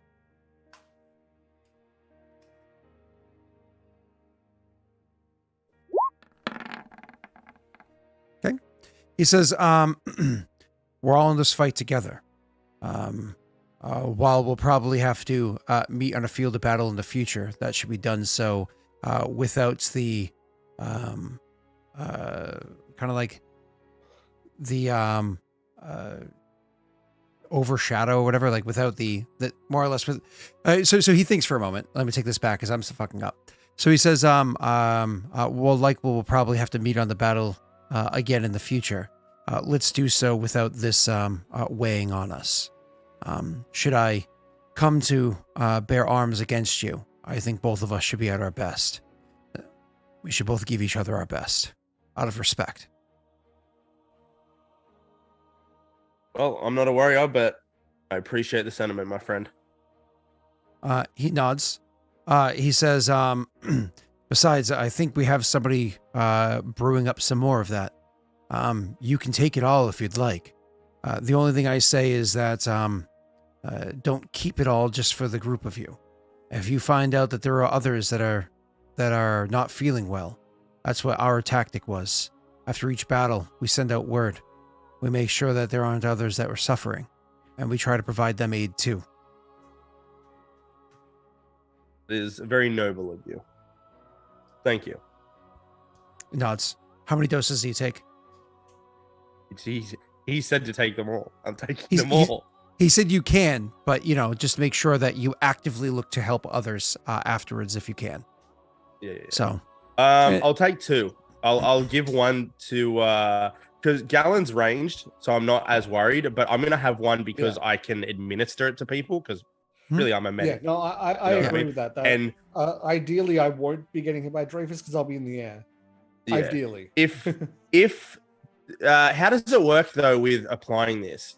So you actually take it. After you already have a negative level, you take it, and you must fall asleep within the next hour. And as long as you do so it's not something you take. Okay, I get what you preventative. Mean. The other one that's more expensive is preventative. This is the one, and you got that recipe too. This one is recovery. The other one isn't even preventative either. It actually allows you to ignore a negative level. But 12 hours later, it comes crashing down on you. Kind of like how a barbarian rages. All right, well then we'll take 2. We'll leave 1 there. They're getting more. I'll give 1 to Tristan, I guess. I'll keep 1 on me. Yep. Either that or give both of them to Gallon. Because Gallon's going to have to be the one that mops up the mess of you two if things go poorly. So, yeah, give it to me. Why are you thinking I'm going in melee? Thank you. Give it a Gallon. No. No. You already said that this is a post boo boo thing, right? Yeah. It's not really. So there's 2 scenarios here. Tristan survives boo boos. Tristan dies. Either one. The post boo boo thing isn't useful to Tristan. Yeah. So keep 1 on you, Doc, and then give 1 to Gallon in case he has to be the one that's administering it. Doesn't have to go searching for it. So yeah, that makes sense. Okay. He does give you a warning. It's pretty sweet. Like, turn your stomach sweet. In fact, actually, there you go. He's gonna hold his side. He's gonna be like, if you'll excuse me for a minute. And he'll actually end up going to the bathroom. Yeah, like, when you have like too much sweetness, you have to shit yourself. One of those scenarios. They're made with actual mole asses. So you say to him? As he walks, yeah, he'll chuckle because you're actually half hobgoblin. He's hobgoblin, so that's funny. Anyways, he goes into the other room and it sounds like it has an unpleasant side effect. But from what you guys can tell through the wall. But you know. Oh no. At least there's no running water for him to wash his hands afterwards. Yep. Prestidigitation. The good news is he's a paladin, so he's immune to disease if he's at least 4th level. So, that's right. Paladins don't wash their hands. I don't know if you knew that. Because even though they're immune to disease, they can still carry it, right? Paladins have all the STDs. They don't Plague care. bearers. Yeah, they are. Yeah. Again, they're immune to it. That doesn't mean they can't carry they it. serve Nurgle. Yeah. Paladins have all the STDs. There's nothing aside from a couple of paladins that require chastity. There's nothing that says they can't go get their the hoeing on. So, all right, cool. All right, so let's well, there's only if they're permanent negative levels. Yeah, doesn't need to be a bard. Paladin's charisma base, right? It is. Yep. Yep, it is. Allow me to introduce you to justice. So Justice will catch up with you in about 20 to 25 years. Oh. All right, cool. Anyways, he's like, so what'd you do last night? He's like, I went to the brothel and let's just say I laid down some smite. All right, cool.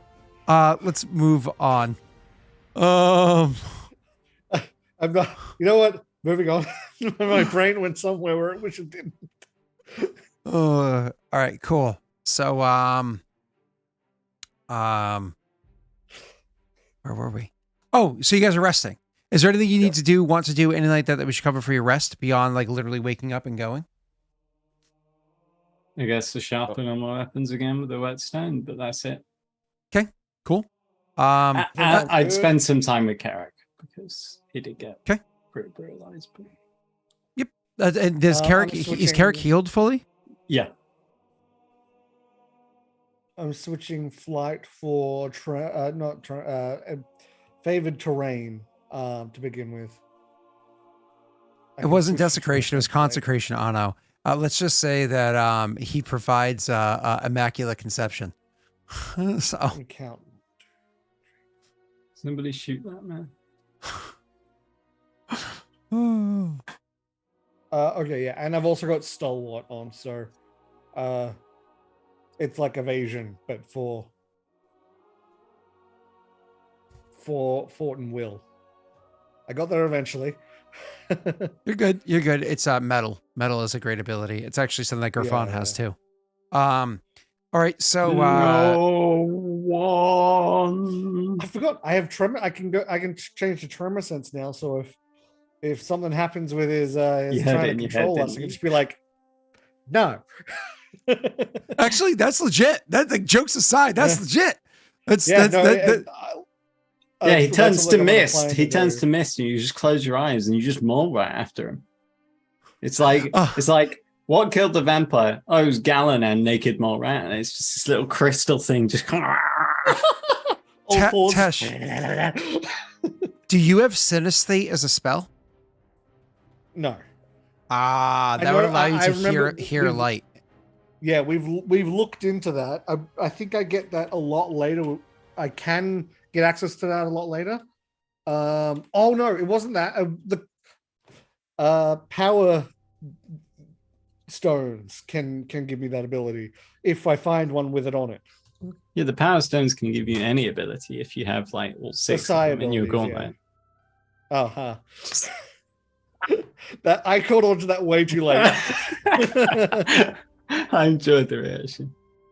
Okay, so still Jake, don't know what those other power stones did. The ones that I stole from the Loper that tried to kill me.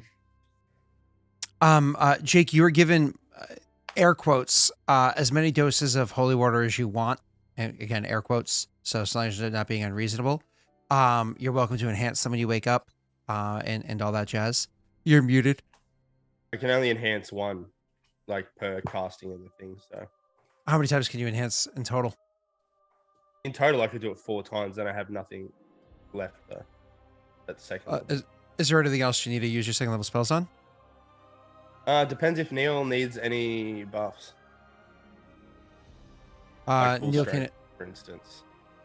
I mean, I'm not gonna say yes, I need buffs. What I will say is I have a potion of Enlarge Person, Protection from Chaos, Shield, Armor of Faith.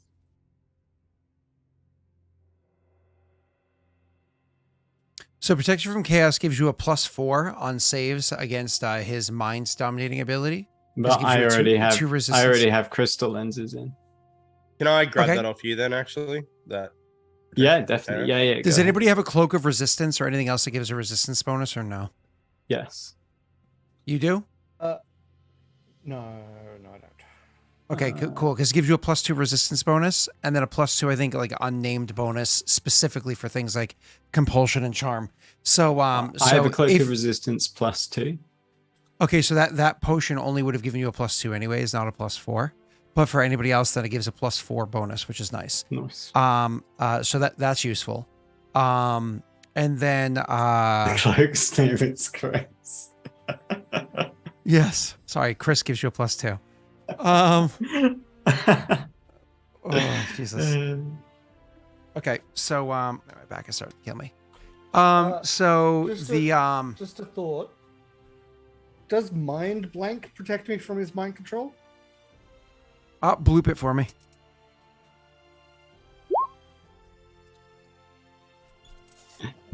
Devices. The power protects with all mind affecting or scrying descriptors. Yeah. That is a mind affecting descriptor. So yes. How long does it last for? If I remember, I remember you saying 24 hours originally, but I realize now that I haven't put that down.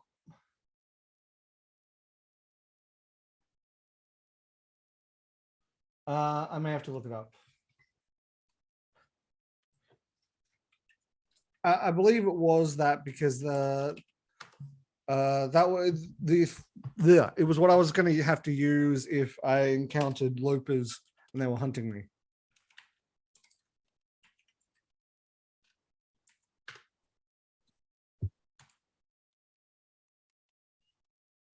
"24 hours." Okay, so I could use that when we're setting up, and then I wouldn't have to worry at all about that. that blows through 13 power points from your crown, but that does removes bring it down a tier, doesn't it? Yeah, but that's fine. That means that Jake gets the potion of protection from chaos, and he has a +4. What's your will saves anyways, Jake? Not good. What's not good? A 4. Same? With a +2 Cloak of Resistance? Oh, nice. Now, so if I remember that gets right, you to an 8. Go ahead. Tristan can't be controlled, right? No. His eyes are protected. I have a fairly solid will save. It might be worth me casting. I've got an 8 will save. It might be worth me casting Mind Blank on you. So worst comes to worst. Well, no. That makes him have an 8. Tesh. And realistically, Jake is the scariest, is the least scary person to have under control. So you're not wrong. Oof. I mean, worst comes to worst, I always have, because I can't be controlled, I do have the pendant that's a null magic field and null psionic field. That's true, yeah. Okay. So yeah, you just walk into range of him and it breaks his temporarily break it, yeah. Allowing him to drink a potion to then, break it even further for another minute. Only for a minute, granted. But anyways, and then Jake also, I think you guys already discovered what the DC is, which is somewhere around, let's say, an 18. So it's like somewhere between like a 17 to a 19. I don't have it open right now, but somewhere around there. So that being said, if you have drink that potion with my eyes closed. Well, you can't do that. You can't see your target. You automatically always fail where they are. I do have scent though. If I So you would know their direction if you're within 15 feet of them, unless you're downwind, then 30 feet. The square? You wouldn't know the square unless you're standing adjacent to them. Okay. And even then, you would have a 50-50 mischance. Yes, sir? Jake, you only have to Doesn't matter for succeed splash once, things. and then he can't do it again on you. So once he's tried, he can't do it again. So again, with his, I'm pretty sure it's a DC of, let's call it 18. I don't remember the exact number. Let's call it 18.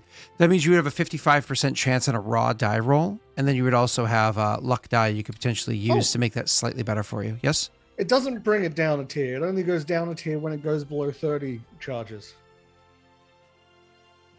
So I get to keep the same tier of stuff. Correct. Look, I don't want to be the warrior here, guys. But I don't give a fuck about whether or not we're raw dogging these will saves or not. Let's go hit stuff. So I love that. I need to just get the spells prepared that we'll need, because the level 3 ones, I'm gonna have a displacement for you, Neil. Like blur plus 50% mischance. That's actually insane, because that means I can get, if you give me displacement, I can also trigger Carrack to have blur. Yeah. So you can have blur and displacement. And give Carrack expeditious retreat as well, increasing his movement speed. Nice.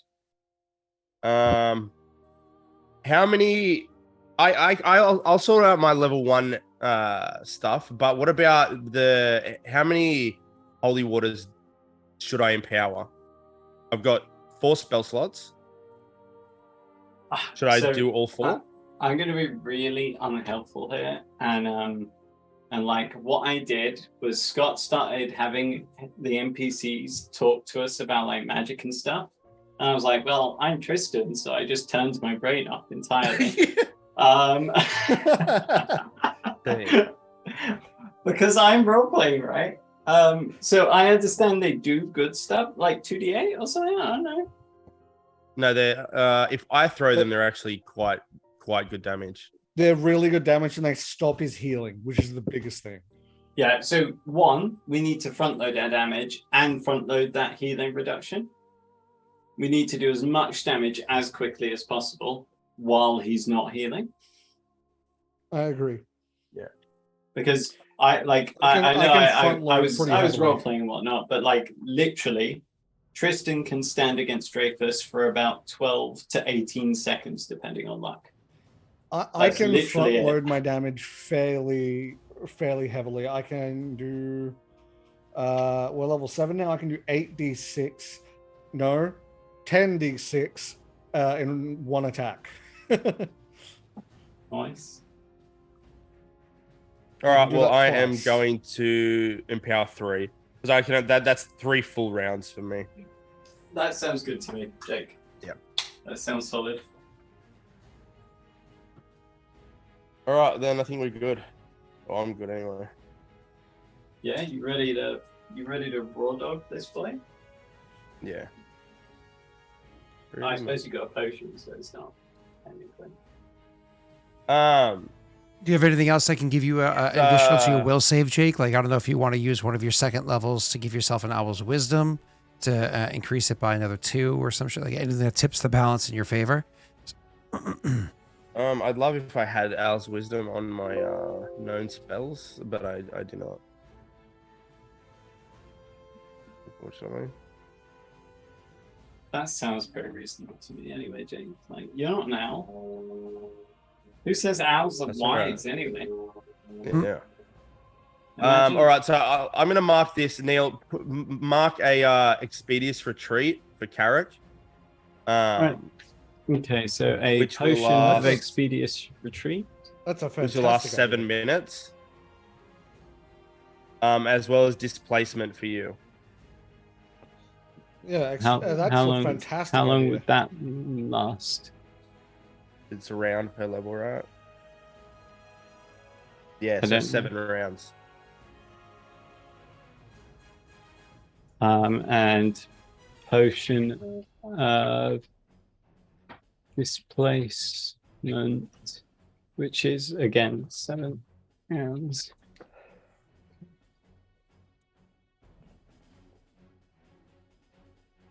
Would bark skin help you as well? It's a enhancement bonus to your natural AC. I don't know. I've got Ring of Protection, which is 2 defense. It'll stack on top of that. Yeah, I don't have any sources of natural AC. All right, so add a potion of bark skin because I actually have a potion I can give you of bark skin. There is an argument that I give that one to what's his face because it does stack. Natural armor sources stack, right? Yes. Yep. And I'm a little bit worried that he might just go after the horse. No, fuck it. I just need to stay alive. Okay, right. So it lasts for like 20 minutes per level. But these are potions I made. So right, okay, so potion of displacement. Because these aren't potions, these are extracts, you're saying, right? Because potions use your minimum caster level. Yeah, they use your minimum. No, the ones the displacement and the expeditious retreat are extracts, but the bark skin is a potion. So that would be just. What does Armor of Faith and what does Shield do? Shield gives you +4 shield bonus to AC. Armor of Faith gives you +2 deflection bonus to AC. So they do stack with one another. But I already have a shield. What does your shield provide for you? It'd be a +2 AC. So if you were to drink the potion, you could have a free hand, and it would you could free up your hand and have an extra 2. Also, if someone happens to use magic missile, I believe it intercepts those. But I'm just thinking because I've only got 3 slots on my Swift potion belt. I want potion of displacement on there. Armor of Faith would give me a +2. Right? Yeah. And shield would also just give me a +2. Yeah. And so if you drink the bark skin, it's like 20 minutes per level. Exactly. So you got plenty of time to drink that before you start. True, yeah. Yeah. Okay. I'm just thinking about like the potion of expeditious retreat as well. Will bark skin give him a 1 or a 2, Jake, at minimum level? 2. Starts at 2. Okay, so he'll have a total of a +6. Damn. Something like that. Okay. Let me just add potion of bark skin so I don't forget. The benefit of having the super complicated character in normal situations means I'm the least complicated when it comes to this because I've already dealt with all that. And how long does bark skin last? Just like 20 minutes per level, so you have more than enough time. Take it when we're nearly at the graveyard. You know what I mean? Yeah. I mean, I'll take it when.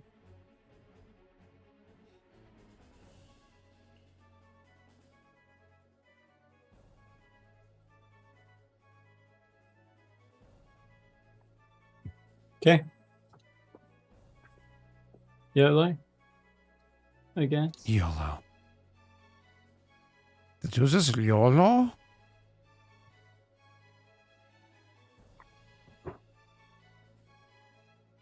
Okay. Here we go. So you, how much holy water do the other characters take? I'm not wasting actions. Might not be bad to have on hands, though. You know, you can grab 3 holy waters to put into like a belt pouch and have it on hand. I don't know if we have that many to throw around though. Are you talking about just regular holy water or the empowered holy water? I'm talking about regular holy water, which still has an effect, and you literally have like a rain barrel full of it. Yeah. Oh fuck. Okay, then yeah. Fuck. I mean, I literally take some test. I don't have anything in my potion or quick belt, so I'll stock up. Yeah, I mean, if we have tons of it, I guess I'll take like 3 just to go in my my big potion belt. if they're They in weigh the a potion pound belt, each, do I but you have can take to? them. Can I just use an attack to throw them, or do I have to use an interaction? An attack to throw them. Yeah. Oh, awesome. Yeah, then weighing a pound each. That's really hard for me. God blimey. I was more for I Tesh can't because he has remember. How much is our normal potion belt hold, and how much does the quick? So belt holy hold? water doesn't go into a 12. potion belt. Pardon? Yeah, holy water doesn't go It's into a a potion full. belt. It's just like a full item you pull out of your bag, which is why Yeah. it costs an action to use. Yeah, It's because like, the potions are like alchemical vials. fire. Yeah, and holy waters, alchemical fires, acids. Those are not vials; they're So flasks. I can't just like Yeah. I can't attack and then throw a potion. Yeah. I mean, technically, you can do multiple potion attacks as part of iterative. Because, like, think about it. They're supposed to work like, let's say, throwing daggers. If you have 3 attacks, you can throw 3 daggers, right? Same thing with potions. If you have, holy fire, holy water. If you have 3 attacks, you can do 3 holy waters. It's treated as a thrown weapon, which is drawn as a free action. For reference, Dash, just to answer, our standard masterwork potion belt holds 12 pots, and the swift one holds 3. Thank you. So Scott, if I were to attack with my my energy blast once, would I then be able to throw the holy water? Yeah, because you have 2 attacks around, right? Because you have at least a 6 bab. Yeah. How much holy water can I grab? Honestly, I don't think it's ridiculous to take a half dozen. Yeah, I think I will, honestly. So that's 6 pounds, just so you know. But yeah.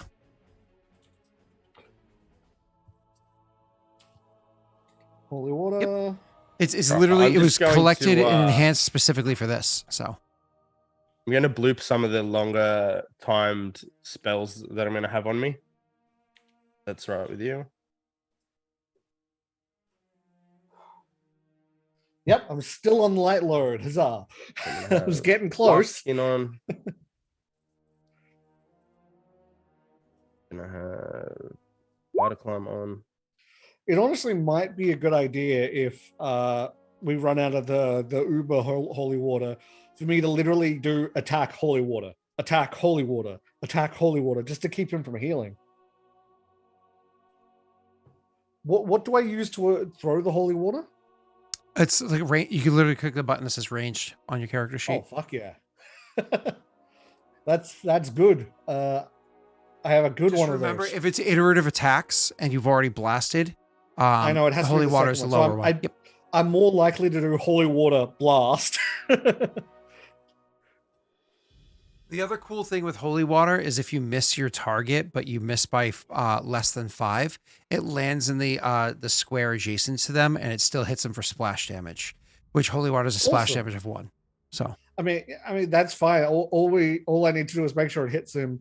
The whole point of it is to stop him from healing. So correct, yeah. But so you say if you miss your target by 4 or less, you hit him for the splash damage. Jake does a crazy amount of splash damage. Is it touch damage? No. It's an attack, right? Okay, because cool. Good to know. Yeah. Because you don't just need to make contact; what you I'll need to probably break it do on them.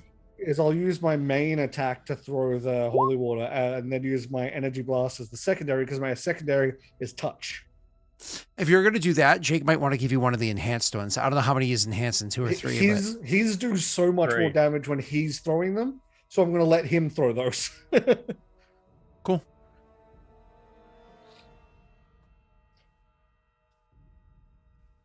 All right, fine. Are we good? Then just to finish some of the description stuff, like I said, Jake, he provided you the materials to make Sweet Rest and the other one, whatever I called it. But it sounds like you don't have the ability to make any of that stuff. When you see him after he wakes up, he has heard that you had healed the one that was upstairs. He gives you just like a passive thank you for that one. I don't think there was anything else up there for the 2 of your characters to go through. So Tesh, you instead, while you're inside that chamber, like the religious chamber, you'll see that periodically people will come in and they'll kind of kneel or whatever before the small like half moon table, like low half moon table with the 3 books on it, and they'll either pray in silence or they'll say like words of prayer, to themselves about just like what were the upcoming battle or whatever it might be. You're meditating or sleeping. so you're not able to really hear everything. So I'll allow you to roll a perception check with a -10, and if you win, then I'll have you roll a religion check. Okay. Because of the favored terrain buffs and all that, the perception is going to be fucky. So that's just minus the 10 from the end of it.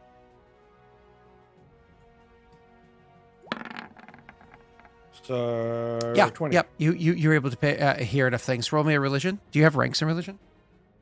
No. Oh, no ranks. Does your little friend? Yeah, Virgil have ranks in religion. Yes, huzzah. Cool. Of course, his little friend has ranks in religion. He's holy. He's got one holy. And that's roll for Galen too. +3 because plus half his level. Okay, so 15, and roll for Galen as well. Because you could aid him if you hit a 10. Oh, huh. All right. Well, unfortunately, you cap out at 10. So.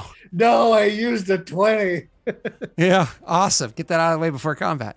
So is that a +3? No, it's +2 because you only get it caps out at 10. It stops at 10 for all skill checks. Yeah.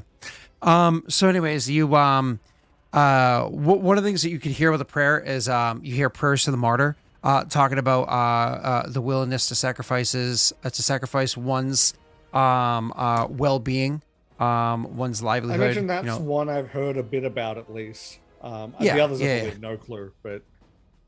So like the prayers obviously are like more or less stories or psalms or whatever, right? But it's the meaning of them that I'm explaining in the meta, right? What's up? I just realized my camera zoomed out by itself. Oh, gotcha. So it's the meaning of them that that you're making the check to realize. So that meaning is for the one about the martyr, it's about like the willingness to sacrifice oneself, one's well-being, to make that sacrifice, but not just sacrificing themselves too. You're also sacrificing the well-being of your friends and family for when you leave this world to join divinity in the next world. You leave behind the mark of who you were, and there's additional suffering for the absence of those that have sacrificed. So it's not a sacrifice of just yourself; it's a sacrifice of all those that are around you that's being made. So it's kind of like it's a martyr kind of mentality thing. Something that like you said you have heard of before. Hands, yes, wife. We did by walking in. What's up? And he's gone.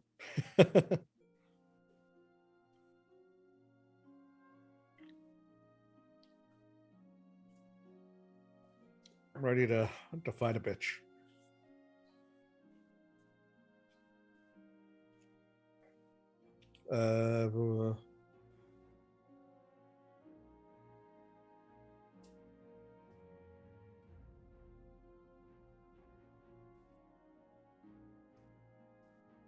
Yeah, holy water is very useful. Sorry. Remember how I got a new fridge like several weeks ago? Yep. Well, I finally cleaned out the old one and we posted it, and somebody's coming to buy it finally. So, cool. Yeah. So I was gonna say it's always fun when you price things online for way under their worth, they disappear way quicker, and it's just like I just rather get rid of it, So yeah. What were you saying? I think it's kind of ironic that Callan probably doesn't really believe in any of the gods or anything, and the irony, the reason why it's ironic is, given he talks to 13, but has probably never asked about that sort of stuff, so he has no idea about those connections. That's fair. That's fair. Like the fact that 13 is that he is effectively related to the martyr. But yeah, it would be something he'd ever think to ask, like anything like that. So it would never have come up, and he just doesn't believe in any of that, which is just hilarious, all things considered. Yeah. All right. So going to the other gods that are there, Lord Kitsune is a god who's actually not all about action. Kitsune's all about destiny is as it was always meant to be. And so it's a prayer talking about like kind of, more or less the dice will fall as they were meant to. So Clump guide my hand. That one, he of course is not going to say anything out loud, but that one he definitely doesn't like the idea of. Yeah. So Kitsune's a god that's appreciated by most people because it's one of those like things are as they were meant to be, predestination, so on and so forth. He would it's a kind very of much like hate that idea. yeah. I mean, it's something that's prolific throughout all IRL faiths. So right, Yeah, but it's God's plan. He's gonna like be against anyone for believing it, but he's not gonna believe it in one little bit. He can't let himself believe that sort of thing. Nope, that's fine. It's because it's one of those things where if you are martyring yourself, you were always meant to martyr yourself. This was your place in life. This is what you were here for. You are serving a greater he purpose. Would think that takes away from the moment, like takes away from the action itself. Yeah, some people find solace in it. Some people hate it. Yeah, there's two ways to look at it. That's just how he looks at it. Yeah. Listen, IRL, I think it's dumb as shit, But it's like, God gave you free will, but your life is predestined. That makes no sense. So, but either way, and then the final god, Lord Ricard. Lord Ricard, as a reminder, is a lord of three faces, a god of three faces. There's the face that you show. There's the face that you show the people you interact with, the face that you show those that are closest to you. So like, friends, family that are very close. And then there's the face that you show to yourself. So Lord Ricard, the prayer to Lord Ricard is about making sure that you are able to more or less like stiff up a good lad or whatever. I can't do a British thing. Like, you don't even know the fucking phrase, but more or less like that was like Irish. Yeah, but more or less like it's about making sure that you show that propriety, that you have that like outward strength and outward kind of like fearlessness. So again, paladins are immune to fear, right? Or at least of a certain level. The idea of making sure that you have a prayer to that god to have that continued strength of will in your own self and your own ability, and more importantly, to project that to others around you, or of courage, right? To make sure that you project that so heavy-handedly that you actually impact the minds and the well-being of the people around you. So that's the third prayer that you're even. So these are the kind of like the reason why I'm explaining this out to you, Tesh, and why it's important that you're in there is so you can kind of understand maybe not these particular people, but the King's Guard in general, like where their faith is and how their mentality falls on that one, right? The fact that you guys are diametric opposites on the case of a war is different, but you can hear like the self-sacrificing nobility and whatnot that exist in these people, right? Because they're not going around and slaughtering innocents; they're fighting warriors, So, but anyways, so might cause the slaughter of innocents. You can say that about anything, though, right? I know this is just I'm channeling Galen here. Yeah. But either way, so the that's so you kind of get like a little insight into the mentality of who these characters are, because we've never seen that in any of the campaigns before, really. Well, Rena did a little bit when she creepily watched the guy pee while he was in the bathroom.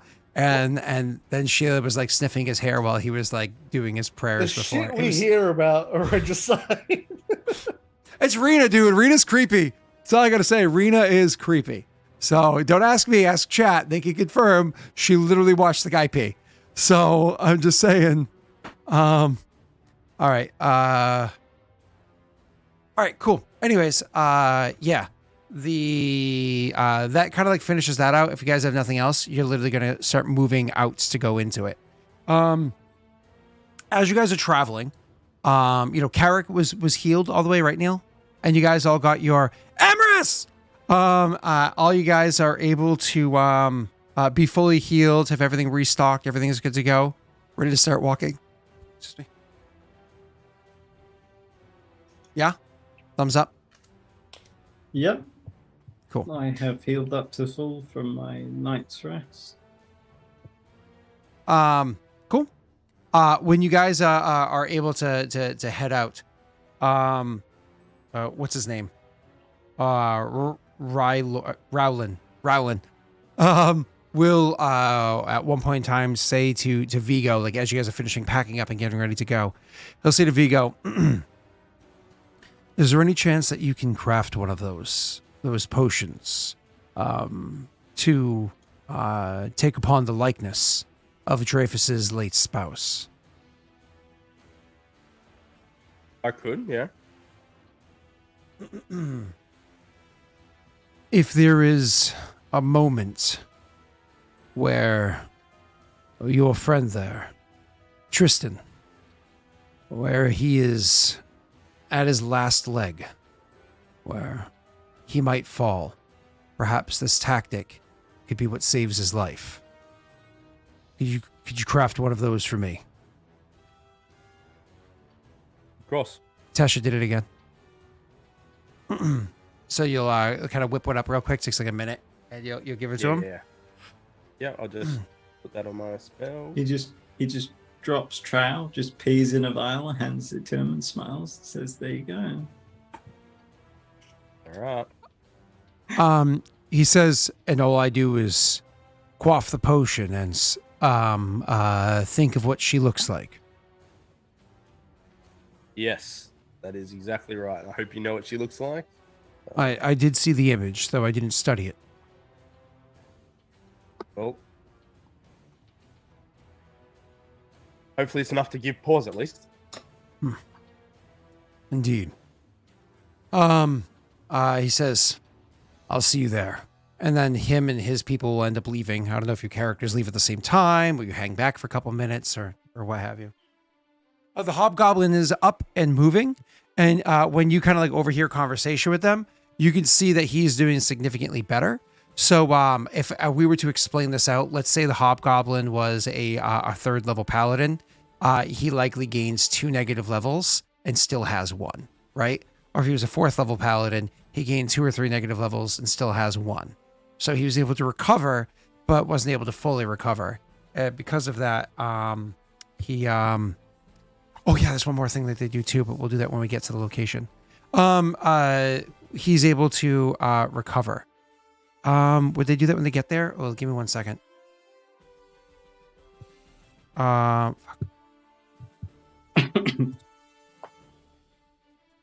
That's right. Actually, before they... Yeah, okay, so they wouldn't do it yet. Before they leave, you will see that the paladin... Neil, if you look around, the guy that you were with beforehand... that, you know, when you guys had the interaction yesterday morning or whatever it was, or this morning, whatever it was, you don't see them around. They don't happen to be around. Actually, roll me a perception check, Neil.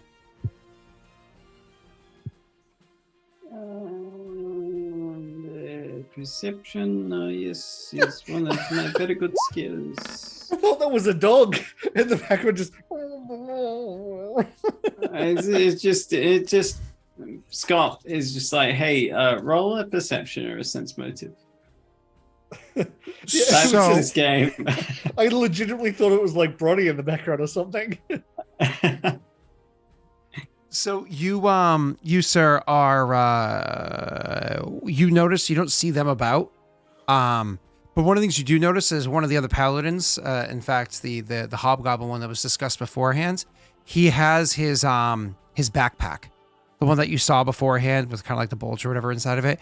He has his backpack on him, and you can see like it's definitely been scuffed up, like the leather of the pack has been like dragged across, has like a little bit of like a sewerage, kind of like stains on it. Probably gives off a little bit of an odor. You know, it has like some scuffing and everything. Like it definitely looks messed up, but you can see the backpack on the hobgoblin. It's one of the things that you notice, but unless anybody brings it to light, we can start walking.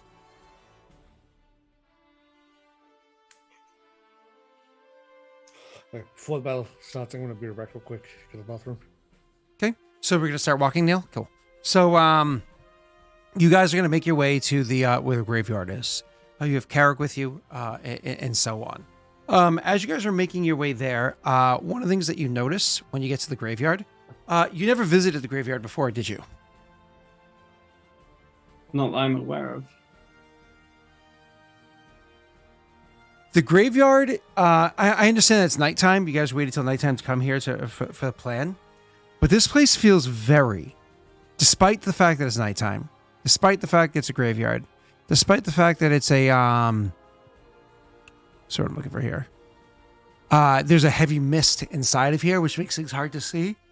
Despite all that, the place feels even more dark and foreboding as you're making your way through it. I mean, like, the gravestones feel larger than you would have otherwise expected. The trees that you walk by inside here feel almost like the branches are like really reaching out, and they have almost like the branches stretch out like fingers. They have the dark bark to them, heavily knotted. They give you this kind of like eerie look to it. Do they happen to look like the trees that were in the underground area in the water? That's a really good question, actually. Why don't you, actually, I suppose you don't need to make a check for that one. They seem reminiscent of that. Would it be the same exact thing? You don't know. There's one way to confirm. There is a one way to confirm. You know what? You know what?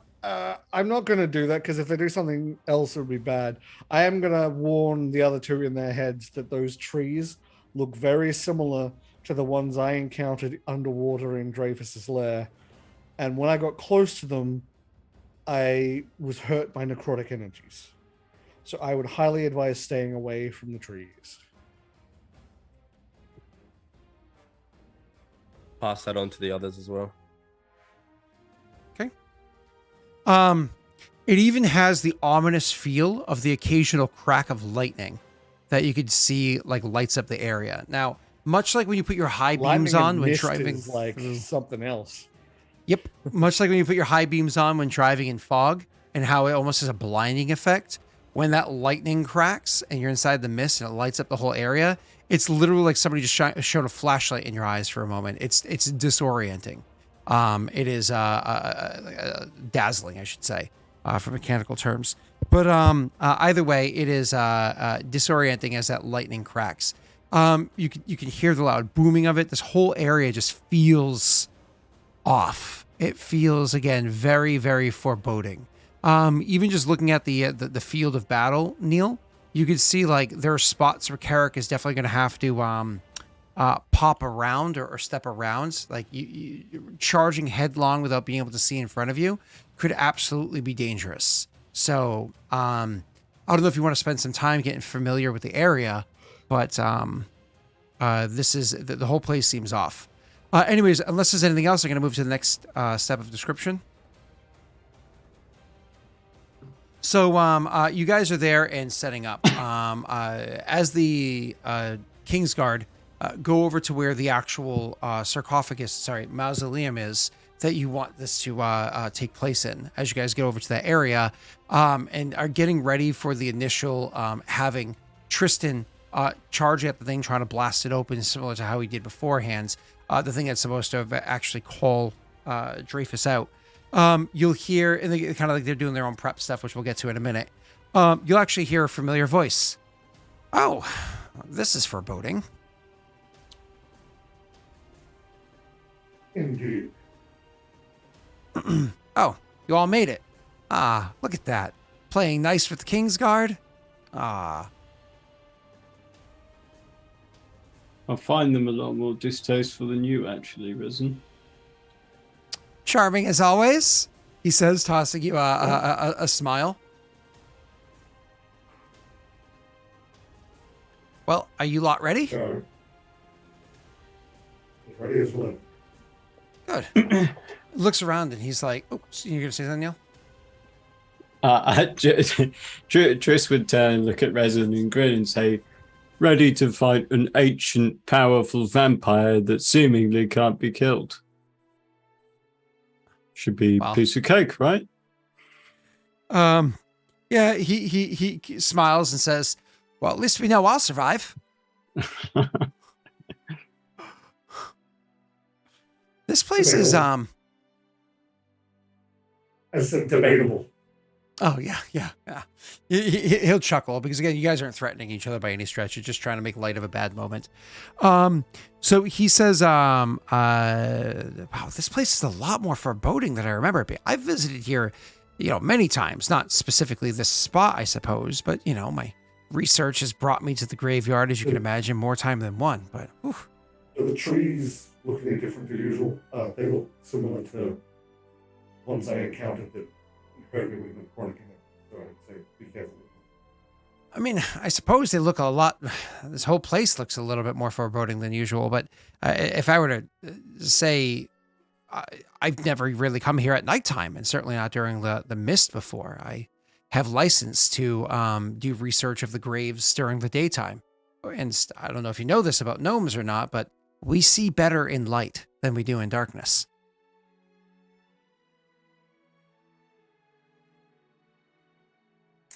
Oh, just be careful. Okay. Nods. And then he'll lean over and he'll like whisper to Viggo. You guys can roll a DC 20 perception check to hear it as well. But he'll whisper to Viggo and say, she's on the verge of vibration with how much bridling rage she has in having to sit out in this endeavor. But she's aware of what's going on and appreciative of the actions that are taken. Thank you, Risen. Yeah. He says, one last detail. I didn't like doing this part. I try to remain neutral in the various endeavors, though I've failed at that lately, haven't I? She asked me to send forth a letter to her own superiors, explaining the situation, knowing that it'll be resolved before they ever receive the letter being sent. But I did do that. So word was sent out to see if reinforcements from beyond can be sent in or what next course of action will be. So, just so you're aware. Do I Thank you again, Risen. Oh, sorry. Do I sense my my friends showing up? Yeah. You'll feel her coming in. Absolutely. Excuse me?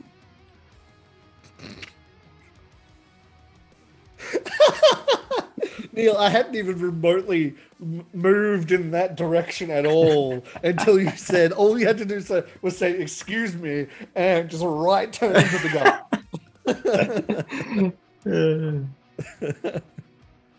So, where is this thing? The strategist gauntlet is. So the tactician that holds a 2 points higher for determining strategies last. So if she is within 680 feet of you, you're able to be a part of her collective. And if you're within 100 feet of her, she can do even more stuff for you. Her network can hold a number of people equal to 6.5 plus herself. So she can actually have herself, Gerfon, Kriat, Galen, Tristan, and Viggo all together. She can't, obviously half has to wait until she's a level higher to, you know, but so she could actually put all of you into the collective. Yeah, so one of the things that she does is she comes in, you can feel her mind. You automatically go into the collective just because of like your connection or whatever.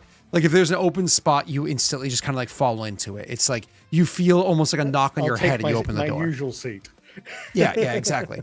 So when she comes over, you kind of like feeling in, you can feel her reach into your mind and you can feel the basic telepathy kind of reach out and be like, are you ready for this?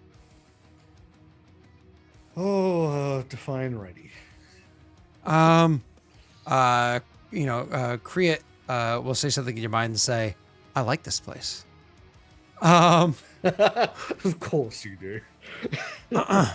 Gerfon just comes up next to you and gives you like a nudge of the shoulder. What's up? I would nudge him back, but also just be careful of the trees. I don't know if they're bad, but they look similar to bad ones that hurt me, so just be careful. Cool.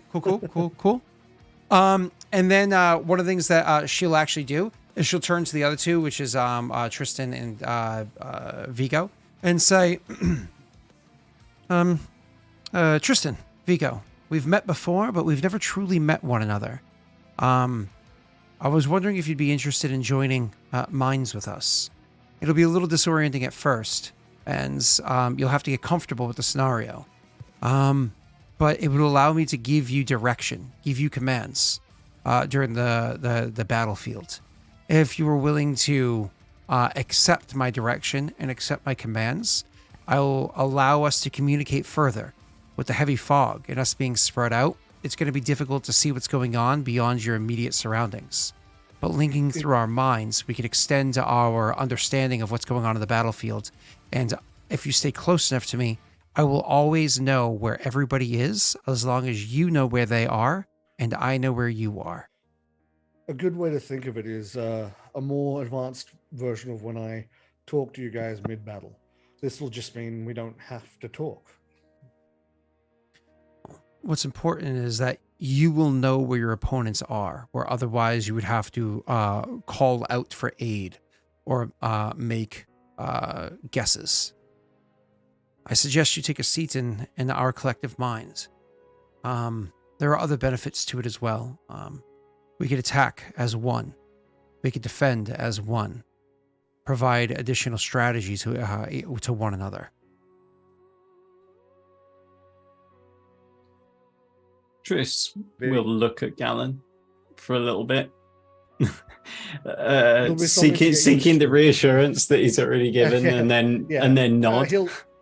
He'll say it's something you have to get used to, but it's well worth it, especially for this fight. That's funny because while Tristan was looking for the reassurance from Galen, Viggo was looking at Tristan. Because he doesn't want people in his mind. But yeah, I mean, knowing where Dreyfus is, if we can't see him, is huge. So it'll on only that alone. That will only work as long as at least one of us has sight of him. I'm hoping how it'll work is when/if he bites me to try and suck my soul out, I can just sort of like take a step back and let like the weird fear man just get sucked out.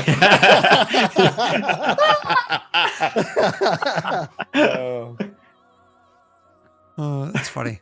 Whoopsie daisy. Push him down the stairs. So anyways, I imagine you guys agree to it? Yep. Okay. So hold on. That's spelled wrong. Oh, we get a buff. Oh yeah, she has a bunch of them that she can do. I'm just saying how long these last. Yeah, these only last for a round per level. Most of her like really good ones only last for a round per level.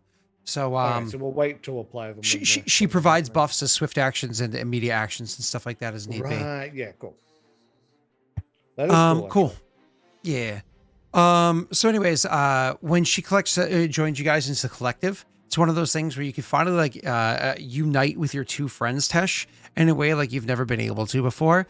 Like you can actually feel their thoughts, their presence. You can feel their thoughts, their presence. But mind you, after the first minute or two, they get comfortable with it and they know how to make it so that only the thoughts that they want to project forward are the ones that come forward, and they can hear thoughts that come to them. You guys are able to link with one another. And more importantly, as you guys are kind of, doing that, you can see that she has her gauntlet that she wears as one of the gifts that she'd gotten as part of the training. She has the gauntlet that she wears. She, makes a couple of like slight adjustments to it and whatnot to make sure that everything's fine. And you can see, like she says in her minds to you guys, so you don't even have to speak aloud anymore, that there is kind of like a unity that happens there. So again, as long as you stay within 100 feet of her, which could be upwards 200 feet from one another if you go the opposite directions, she can pass information freely, openly between you guys. And she can sense what you guys can sense and know where your opponents are and blah, blah, blah. Anyways, so after she's done doing this and you guys are there or whatever, Kriat, who's not one person, he's not somebody to just like stand there. He's somebody that moves around fairly often and freely. She eventually will say, you'll hear in your minds to like all of you, you'll hear, Kriat, what are you looking at? And Kriat will say, what does he call them? That's it. He's gone. Peace out. Yeah. He says, I was thinking, what does he call them? So again, decades of DMing while standing. It was been difficult to do for sitting. Anyway, so So anyways, he says, the king's fools, they're up to something. And so you'll hear in your mind, Tristan, she'll say, do you want to look into it? You're supposed to be examining that door anyways, aren't you?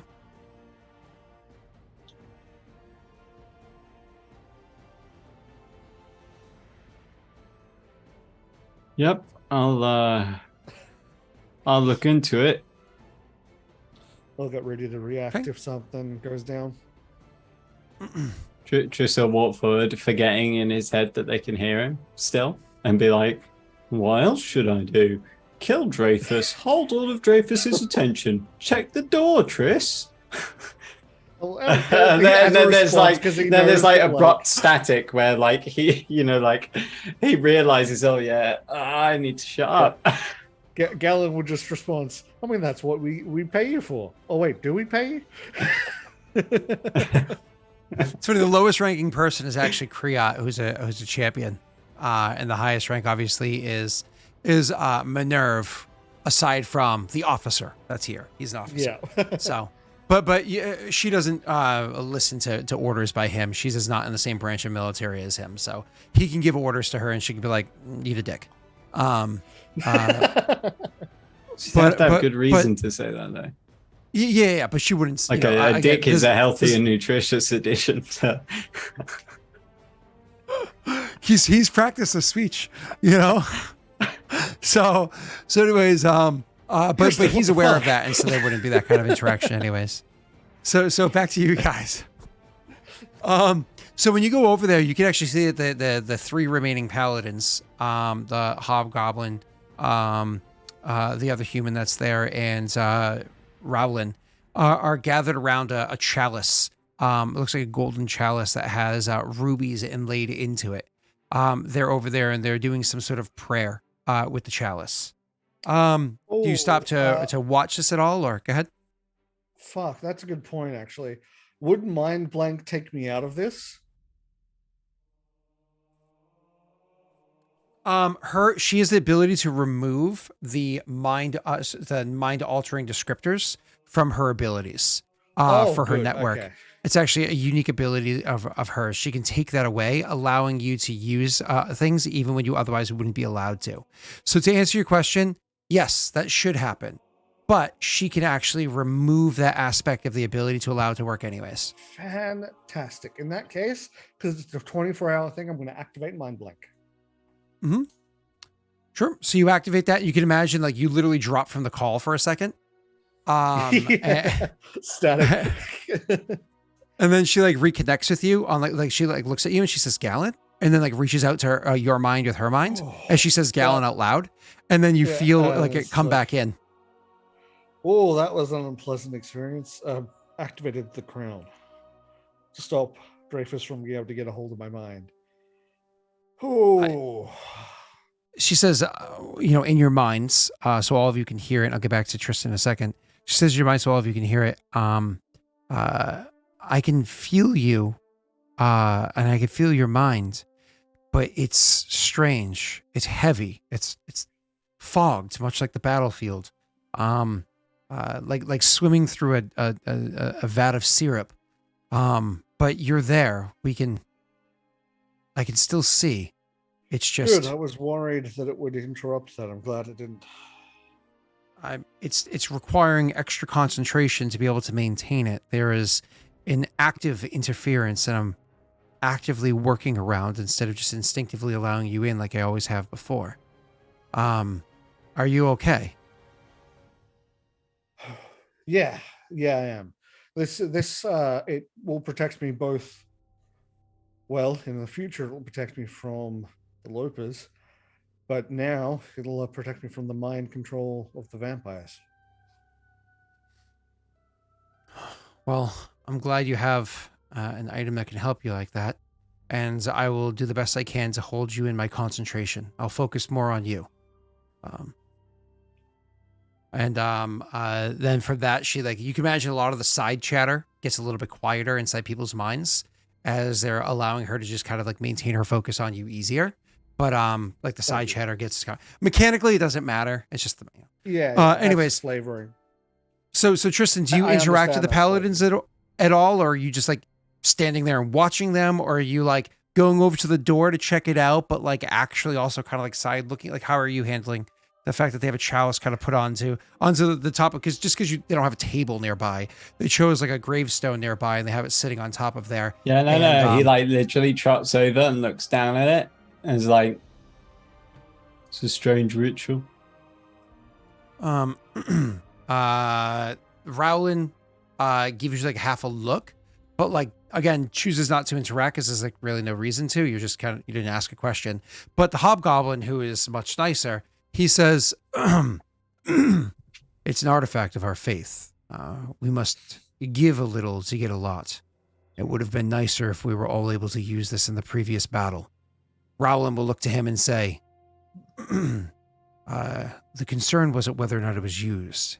It was how long it lasts after it is." And the hobgoblin will nod understanding. And he'll say, "Well, battle is imminent. I imagine now is the time." And Rowland will nod.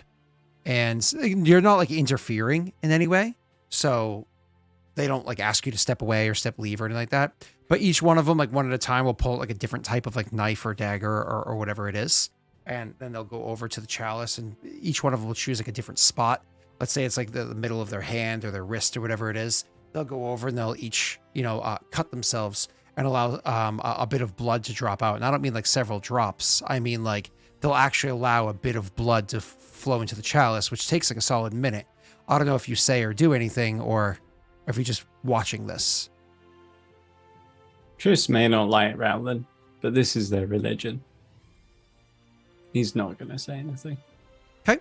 After the minute or so, once like a decent amount of blood has flowed, unfortunately for each of them, they each are going to be able to place a hand onto the wound and just allow themselves to heal that wound anyways. Though you can see like while they're all stiff upper lip, good lad. It clearly had a draining effect. More or less, they sacrificed like one con damage to go into the ritual. But then they say the prayers over the ritual, and you can actually see the rubies will begin to glow ever so slightly.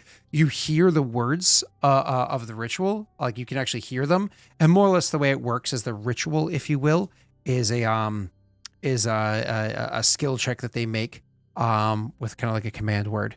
It's like a religion check with a command word, and it activates the chalice, and then each one of them are going to take the chalice and they'll drink from it. And in doing so, it gives them, according to them at least, as it's described to you, after it's like kind of done and you saw them literally drink blood, which is fucking weird. But again, it's part of the whatever. The hobgoblin probably seeing the look on Tristan's face, not saying anything, like actively not saying anything. Like, pretty much anytime Neil hears me speak, he has to actively not respond. So he sees that look in your face, and he looks at you and he says, fails that a lot, honestly. Oh yeah, more often than not, yeah. It's like a DC 8 will save, and he has -2, so it's like a 50-50. Anyway, so he he'll actually turn to you, and he's not sheepish or anything like that, because again, it's his faith. He knows what he's doing. He's 100% confident in it. He says it provides additional protections, so the creature cannot drain us, so that we will survive its bite and its claw.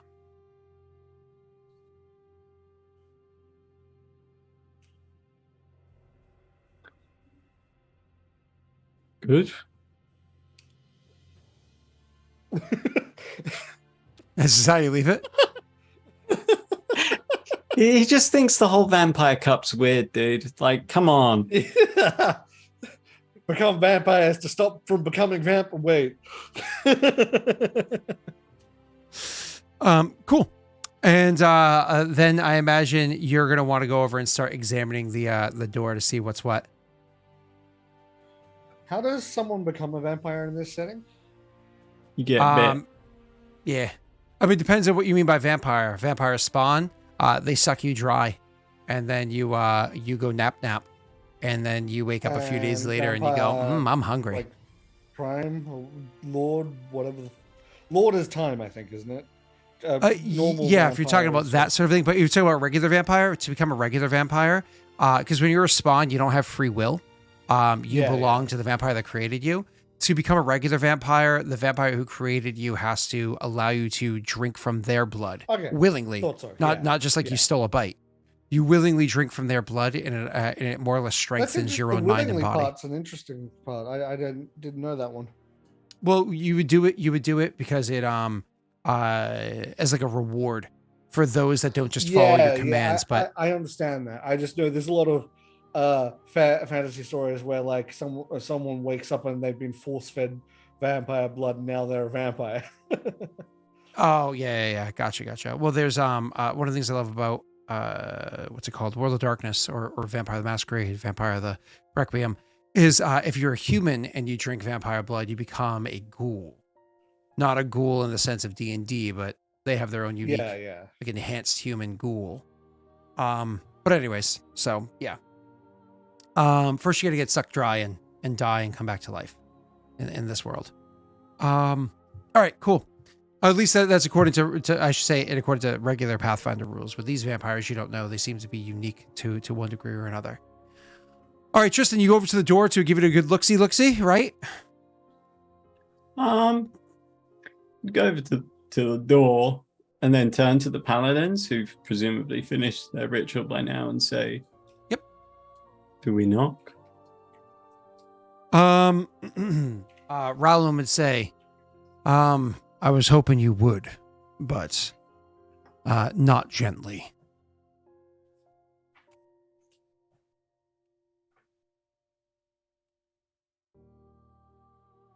Is this one way to do things? So looking the door over, which is because it's a mausoleum, as made out of stone, similar to the being downstairs in Dreyfus's home, the break DC for this is going to be high up there. Now, just for context, we know that breaking down iron doors is a DC 28. So clearly it's not going to be a DC 28, right? Breaking down a strong door, which is wood, is a DC 23. So again, we know it's not going to be that. So it's going to be somewhere between a 23 and a 28 for a strength check. Are you comfortable in being able to make that roll without any form of enhancements or what have you, or? Well, I hit a DC 25 in all likelihood. I mean, I'd need to roll a 20. 6 AC difference between wood and metal. I guess not that makes AC, sense, DC, actually. but yeah. Because once you get to those high numbers, I screwed that up. Once you get to those high numbers, it's like each one is worth more than with the lower numbers. It's outside of chance. Yeah, that does make sense. Yeah. Right. So, anyways, that would be if you just go regular running at it and just trying to smash it in. Anything you can do to enhance yourself before you start smashing it? Obviously, they're going to help you. It's not going to be like you're all by yourself. I mean, I could drink my potion of enlarged person. Oh, that's nice. Arguably could be worth getting out of the way now. Yeah, I'm just gonna in the background. Can you ride the horse if you do that? Oh, that's a good point. I don't know. Can large carry a large? Large if its strength is high enough, it can. But like it depends on the weight of your character, which is multiplied by 8, I think. And the strength of the other creature. So like that'd be very difficult to do. Can be done, but usually you're supposed to be one size category smaller. But just as a note, just in case shit goes down before all this, I am sitting with a prepared action for when shit starts to activate full screen. Okay, no problem. And it's funny because I actually just got the image of what's his name, Shrek riding donkey.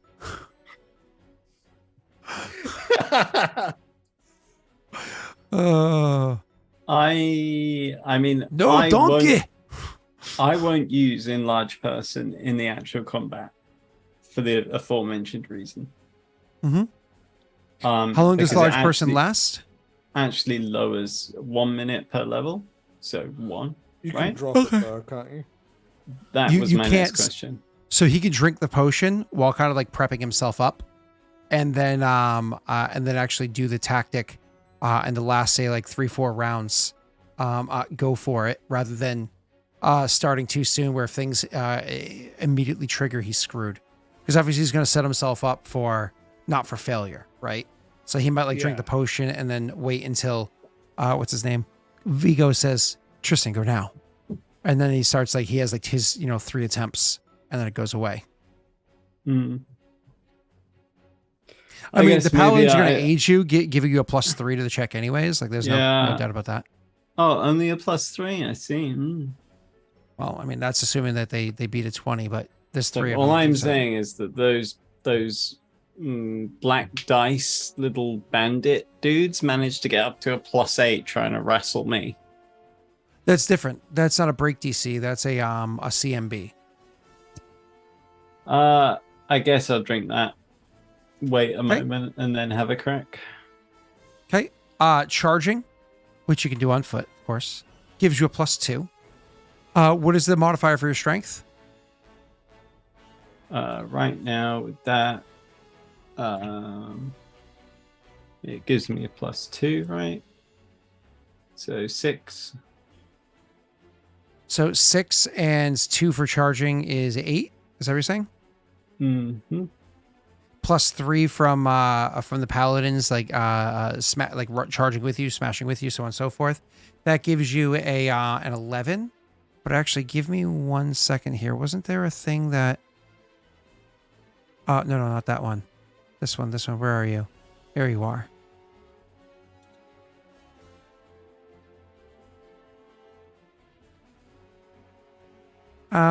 Oh, gotcha.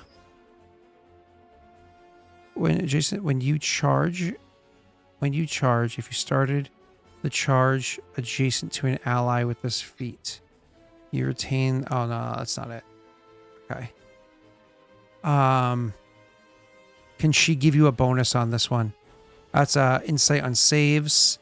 That's a damage roll. Pretty sure she can give you a bonus. This is on attack rolls. I thought she had the ability to give you another little boop. I'll check over her battle sense. Oh. Where are you, Griffon? There you are. I'm just going to roll my roll, including the potion and charge, because these are all other things that are being done by other people. Yeah, they're supposed to give you a plus, but you can roll. You might be able to hit it on your own. No, can't see. Not 14. No, you're very low. So you go charging at the door, and first thing. Realistically, no, I wouldn't do that. That's absolutely stupid. Oh no, you got an 11. You weren't supposed to roll that. Remember, you're supposed to have an 11 because the paladins were assisting you.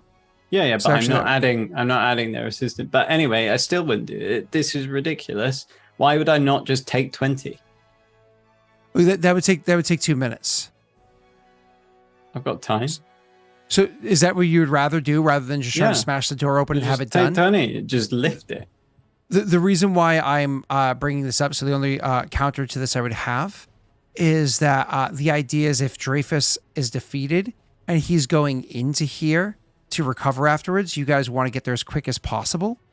So the idea is that you would want to have the doors already open rather than struggling with the doors later on. Yeah, but I'm opening the doors. I'm not smashing them down. I'm actually opening them. So unless he takes the time to close them before he enters his mist form, then they are open, right? They're mausoleum doors. They're designed to be opened. It might be a lift open, not a slide like. Well, then they're not a door, and they're not designed to be opened, and it's not a mausoleum.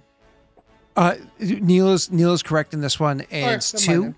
The difference is one of them, the doors, you smash it over the course of 2 rounds, the doors are open, battle starts and the doors are open. Option with because you don't know when he's attacking. The option with the taking a 20 is you might be 8 rounds into the 20 rounds it takes to take a 20, and all of a sudden you get attacked and the doors still aren't open yet. So it's up to you. I'm fine with either way. You don't have to. Either way, you rolled that because it was supposed to be with a +11 anyways. You rolled that incorrectly. So I was seeing if she can offer another +1, but unfortunately she cannot. Doesn't matter. She does for like lots of attack rolls, AC, skill checks, but not for a flat ability check. I will drink my potion of bark skin now. Yeah, I'd say this is the time where we drink all that stuff, get ready. That's why I'm holding my action for full screen. It's the only one that I have to activate at the start of combat. Everything else is swift action. So to be clear, because I don't want to have things minced, Neil, are you doing the I'm going to hit it 2 or 3 times, or are you doing the I'm going to take 2 minutes and guarantee an open, but it takes longer? He's just going to open it. He's just going to open it. He's not smashing it. He's opening it. Okay. Via the mechanics that the creators put in place, yet somehow. Both of those just open it, Neil. That's why I'm like, I said, no, are they you don't. doing red or green? And you said yes. And I was one like, destroys it, one opens it. They both have similar results, yes, but only one opens it. Okay. Oh, good. Chat, tell me I'm not crazy in that, right? No, that last one he said was pretty obvious. The others, not so much, but that last one, it was a direct response, Scott. Not to me. That was. You said, "Are you smashing it or opening it?" And he said, "I'm opening it." And you went, I said, "Are you smashing or taking a 20 to open it?" He said, "I'm just opening it." Yeah, and he said, "I'm just opening it," which is opening it. Which is a shortened version of one. No, they're not, because you're like when your mate's said, like, "Oh, just go on in, the door's open." You don't just walk up and punch the door. Yeah. You gave him 2 options, smashing or opening, and he said he was opening. So you're going to take a train to get there, or you're going to drive the car, or you're going to drive the car? I'm just going to get there. Yes, but that's not what I said. Maybe it's... I'm also taking my mutagen, just so you know. Okay. Maybe it's just because our vernaculars are slightly different. I don't know. But either way... either way, so back to the thing. So you're going to take the 20 to open it. Everybody immediately, like we're talking in the round before he starts, or the rounds. So I imagine he even drinks the potion. Do you still going to do the enlarged person then, Neil? Yeah, I mean, I've canonically done it, so yeah, why not? Sure. Cool. I will allow 3d6. Sorry, not 3d6. That's wrong. I will allow 3d10 to be rolled into chat. Yeah. So next 3 people that roll a d10.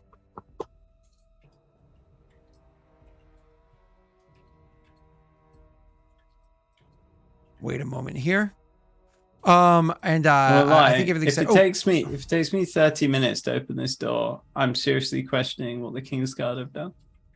No, not 30 minutes. Good job with your little blood chalice. Where were we? No, it's not Snaga, unfortunately. Because it's no longer a door if you destroy it. You just want to roll it, Scott? Yeah, I'm just going to roll 3d10. Nobody started rolling. So.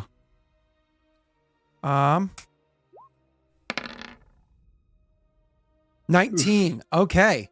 So that means I'm going to have things start to take place literally 19 rounds later. So if you started taking a buff the round before he starts lifting or opening or whatever it is, understands that this is going to be 2 minutes later into whatever buffs you're putting onto yourself, or 20 rounds into whatever buffs you're putting onto yourself. That's why my enlarged person will have run out.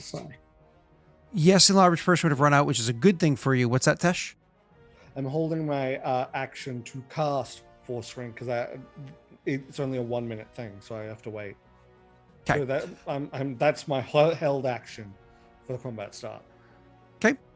You have Rowland will be over there with Tristan, trying to give this thing the shove open, and then you'll have like another one of the paladins will be there with like a large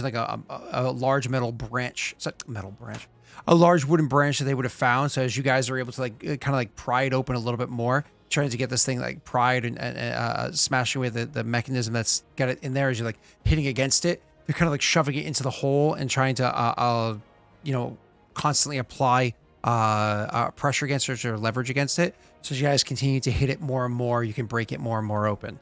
So we're on literally the 19th round. You need to keep going at this for one more round for the thing to pop open without having to, air quote, start over.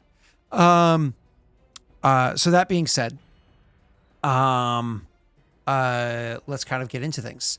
So the first thing we're going to do is roll initiative. Initiative order. I just want to make sure everybody's clean, clear. There's no like mistakes. There's no already on theirs. All right. Looks like there's nobody on there already. Don't forget to highlight your mini to do initiative. Oh. I have a +8. God damn it. We all roll well on initiative. Hells yeah. Oh yeah, I was like, oh, you rolled you rolled an 8. Oh, you must have happened. Oh no, you've got a good initiative. You just rolled terribly.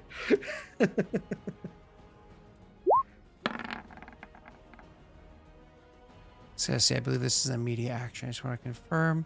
Nope, it's a standard action. Viggo beat us in initiative. Cool. Now we want the best roll to go to this person. Uh-oh. Actually, No. You want the best roll to go to this person. No, you do. You do too. Oh, good. Because again, the buffs will last only round by round, so you want them to be able to buff you as things start. Oh yeah. Wow, Scott. Well done. We're literally gonna blame this. I'm gonna blame this mechanically on what's his name? The mind blank that was put on to Galen. It's so hard for her mind to like manipulate powers and to put them through the field because like the additional like protective layers he has on him is causing her like extra time to get things up and running. So unfortunately, she's useless for the whole first round of combat because of that. Ouch, that sucks. But you know, it just makes sense that you know that's a good enough reason. Cool. Who's next one? One way to look at this is, she's on the bottom of the initiative, or she's on the top of initiative and she missed a turn. yeah, that one. Except she'll act at the bottom of the second round. It's actually kind of it's actually kind of better that she's either at the top or the bottom of initiative, so that it affects everyone for the full next round. Sort of one rolls like fun. Wow, you couldn't have like reversed that or something? I know. She needed that roll. God damn it. It's good because it means she can be more reactive with her buffs, though, guys. Yeah, that's what I mean. She needs to be at either the end or the start of initiative. Either way, she has one particularly good buff that's like really, really good if she goes early, but that's fine.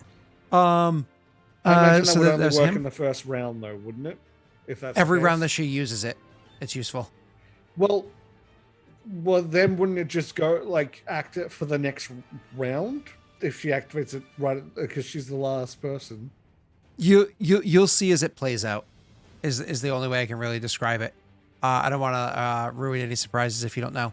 And then I get to roll for the big baddie, and for him, I'm calling already. I'm using a daddy's dice, so because I don't know how many I have. I'm glad I said that. Glad I said that. Oh boy, that was terrible. That was really I got good. 5 in there. That's not bad. So damn it, he beat me. Only a 14. That was a terrible roll. Jake. God damn it. That was an awful roll. Is that like a precursor for how this whole battle is gonna take place? Can I daddy's dice mine? You mean luck die yours? Yeah, I mean you could have, yeah. I could have. Oh, so I can't do it now. No. I didn't mean that like it's not allowed now. Usually you roll before you know the other person's result. You know what I mean? You'd be like, I want to luck this. Or whatever. You luck it before I roll. That way you can guarantee the heads up. But I'm fine either way. You're welcome to luck it. Do I want to react to what he does or get him before he reacts? That's my question. What do you guys think? Go first. You'd rather go first. Yeah, okay. I'm gonna roll luck because that puts me ahead of him. Because even if I get a 1 PC's tie, 1, I go ahead of him though. Yeah, you're good. Usually you do, but he has improved initiative as a feat, so he automatically beats you. So he takes the tie, which has happened last time you guys fought him. Somebody tied him, and he has improved initiative, which breaks the tie. So, and if it goes to dexterity, he has an 18 dexterity. So, but it's not a proper tie. My dexterity is better than my dexterity is 22. Oh, do you really have a 22 dexterity? Never mind. Yes. You take him.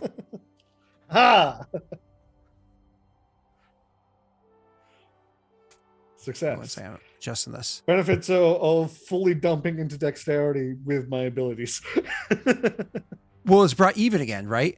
But the improved initiative versus the dexterity thing, and now that it's brought even again, PCs take the win. So yeah, cool. Okay, now I'm glad I took favored terrain because that gives me an initiative boost. I mean, that's useful for several reasons, right? Yeah, right, well, cool. I deliberately wanted to start combat with it, and then when I rolled so low, I was like, "Aw!" But now I'm kind of glad I took it, otherwise I wouldn't have been able to do this. Yeah, it's a useful one. Okay, so I just need to. I have to swap it into other stuff, unfortunately. Mm-hmm. I'll only get it for the first turn. Okay. I need it for my flight. I just need to double check one last thing, and then we're actually going to get started. It'd be crazy if you guys are so efficient, you actually win this combat before the end of this session. We'll see. So I just have to tell you how it starts. So, because you're not going to be happy. Oh. No, of course you're not going to be happy. Let's be serious. He appears and drains all the blood in the chalice. Like, thanks, guys. Wow. Appreciate the treat. So first things first, everybody needs to make a reflex saving throw. The good news is, before you roll that roll, that Minerve gives all of you a +1 on saves for her. She can give everybody a +1 on saves. So you guys all have a +1 insight bonus to saves, and that's unfortunately she can't do anything else at the moment because she is going last. So the combat is literally started. This is the trigger of the combat. Ooh, Tristan, so reflex, sexy. Reflex +1, you said? Correct, sir.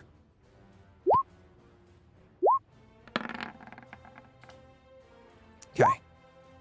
Also, what's cool with mine is I have evasion with astral skin, sir. That's evasion with astral. Oh, good. And Jake, does that include the +1 from her, or does it not? It does. You're saying that questioningly, so you definitively have a. Yep. That's right. Okay. It does include it. How big is this range? Because right now, presumably, I'm not mounted on Carrick. He's behind me, not that far away. Does he need to roll? So it hits one person, and then it chains out to everybody else afterwards. Is how it's going to work. Likely, yes. Okay. So it's going to hit everyone. Actually, Carrick would probably need to make a reflex save as well. Yeah, Carrick does too. I imagine I succeeded, but before we hear, just in case, I might roll a luck just because I don't want to be debilitated by something from the thing. So I'm going to roll luck just to push it over 20. Okay. And I presume Carrick doesn't get the +1 insight bonus? Unfortunately, no, because he's not inside them. Unless you have the ability to automatically give him those kind of bonuses from you. He does not. He just has the regular one. Okay, cool. You're welcome to luck him if you would like. Yeah. Okay. And he has evasion. Oh, cool. He has evasion. Nice. That's fantastic. All right, awesome. So I will just. Oh, Carrick has evasion. Ah, that's sexy. Okay. And just want to double check one last thing that I'm rolling my dice. And it's not a small number of them. So I just want to make sure I have the DC correct. It is 10 plus the minimum to do that is okay, cool. So I know the DC. Here's the damage. At that going off, can I cast my my thing? Full screen? What? You had prepared an action the entire time to be able to do so. So the answer to you is yes, sir. Okay. So it does 40 points of damage. Now, if you beat a saving throw of a 19, you take half damage. If you got an 18 or less, you take full damage from that. This is except for you, Tesh, you take you take nothing because you got a 21. So you actually take 0 damage. Carrot's just bleeding out on the floor. Yeah, so Carrick is rendered useless. So you have Tristan. So Tristan took 20. Galen took 0.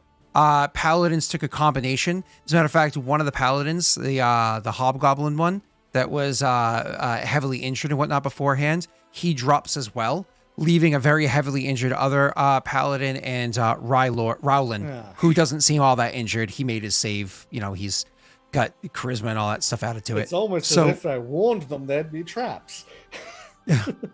Okay, so this literally is what triggers the first round of combat. Is chain lightning strikes through. Neil is the primary target.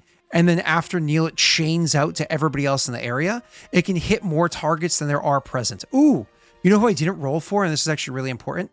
Oh my God, you know who I didn't roll for? Because he's literally the last target that can be hit. Ooh, this is bad. 1d20 plus 1. You made a 19! Oh, like fuck. Okay, Risen only took half. Okay, good.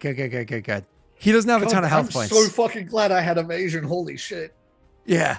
All right, cool. So literally combat starts as you're lifting this thing and it's almost up. You finally get to the point where you're like, I almost got it. And all of a sudden, it's getting the chains out with hitting all of you. And everybody just feels the pulses of energy burning through their flesh, so on and so forth. Poor Viggo is fucked up.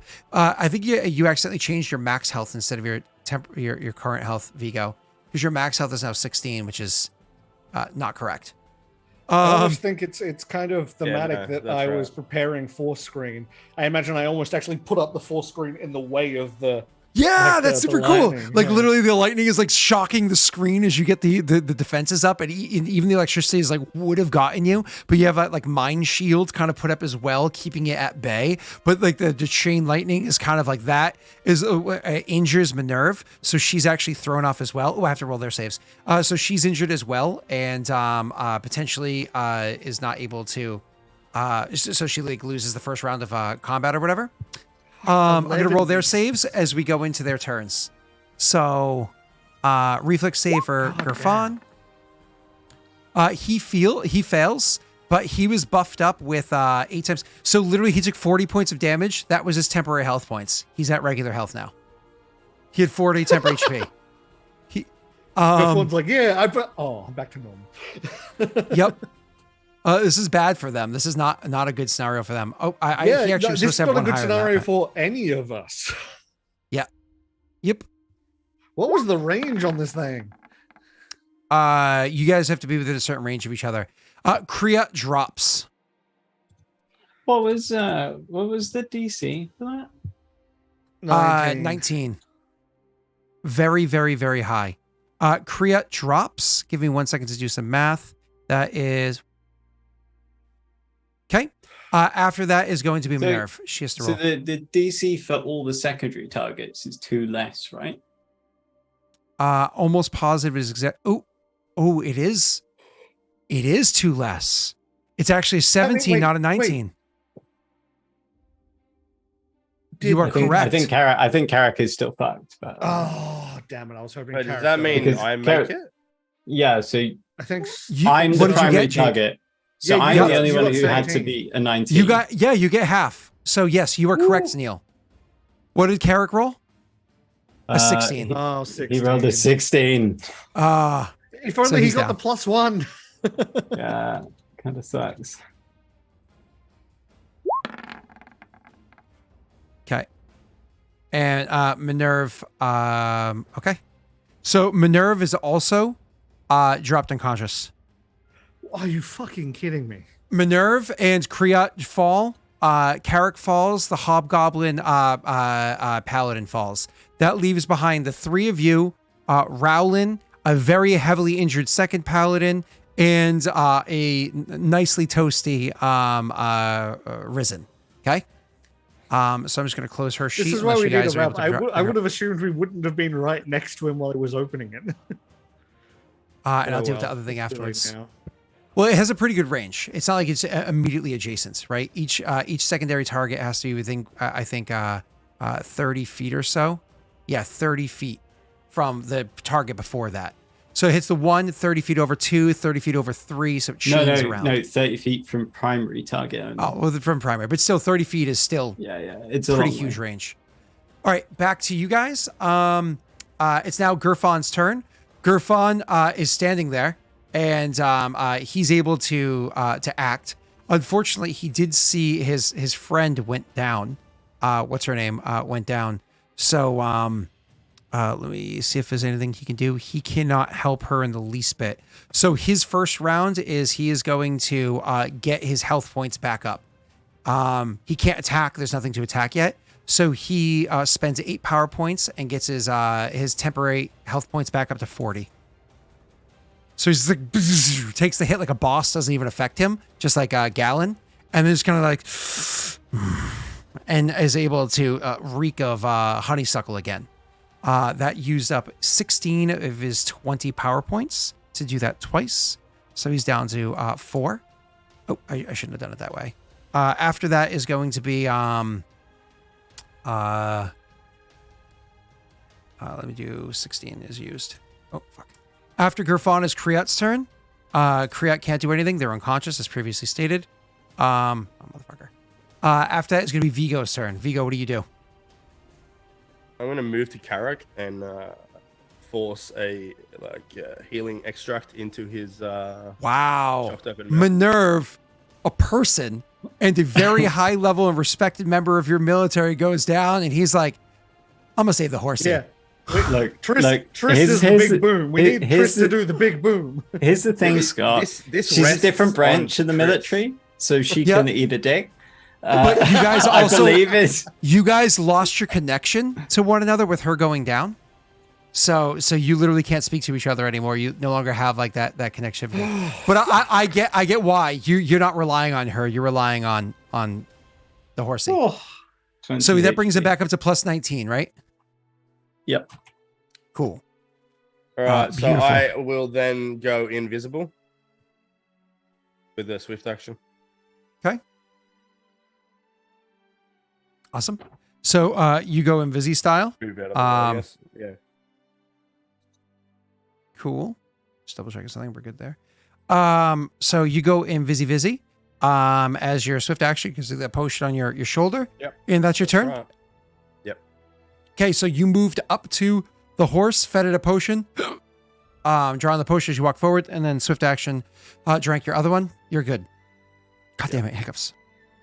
Gallon, it's your turn. Yep, I'm swift action swapping favored terrain to flight. And then I'm gonna fly above 20.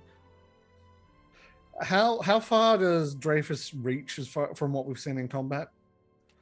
I mean, adjacent to him, he doesn't have like gorilla arms. Okay, so if I go 15 feet above, he can climb and jump pretty good though. So 15 feet above Triss, I should be fine, right? Yes, you just can't see the battlefield. You'll be able to see Tristan when he's on the horse, because like he'll actually be able to sit on top of the horse and be tall, so you'll be able to barely see him. I can't see 15 feet. No, fog. Can I see 15 feet? Where you were messing with the rules with Virgil, weren't you? With the fog.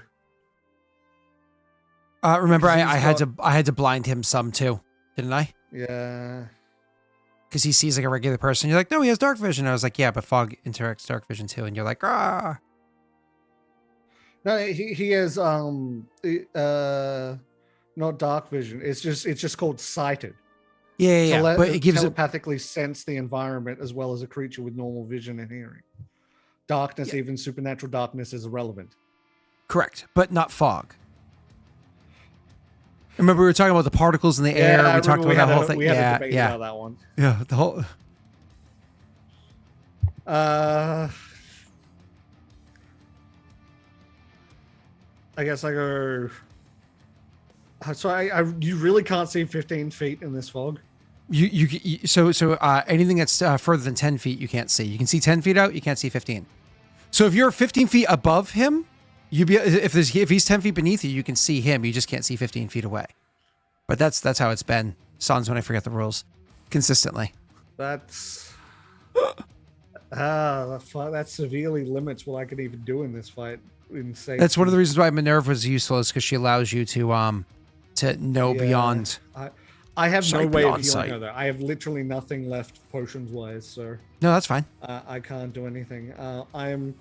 I guess I'm gonna fly 10 feet above Triss and hope that I don't get double lash, and then I'll hold an attack to hit Dreyfus or anything I see hostile.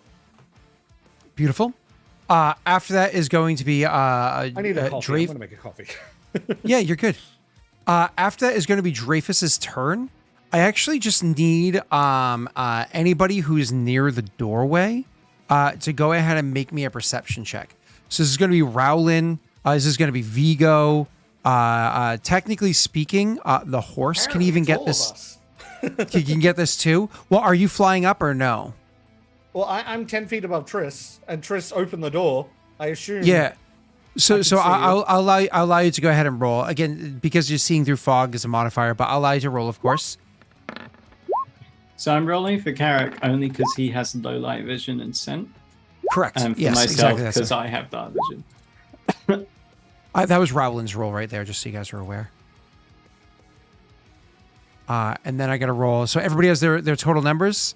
Everybody's happy with their numbers. Cool. I'm going to roll /R 1d20 plus 17. I do have the, what is it, death sense or whatever it is on as well. Beautiful. So this is what ends up happening is nobody can see anything.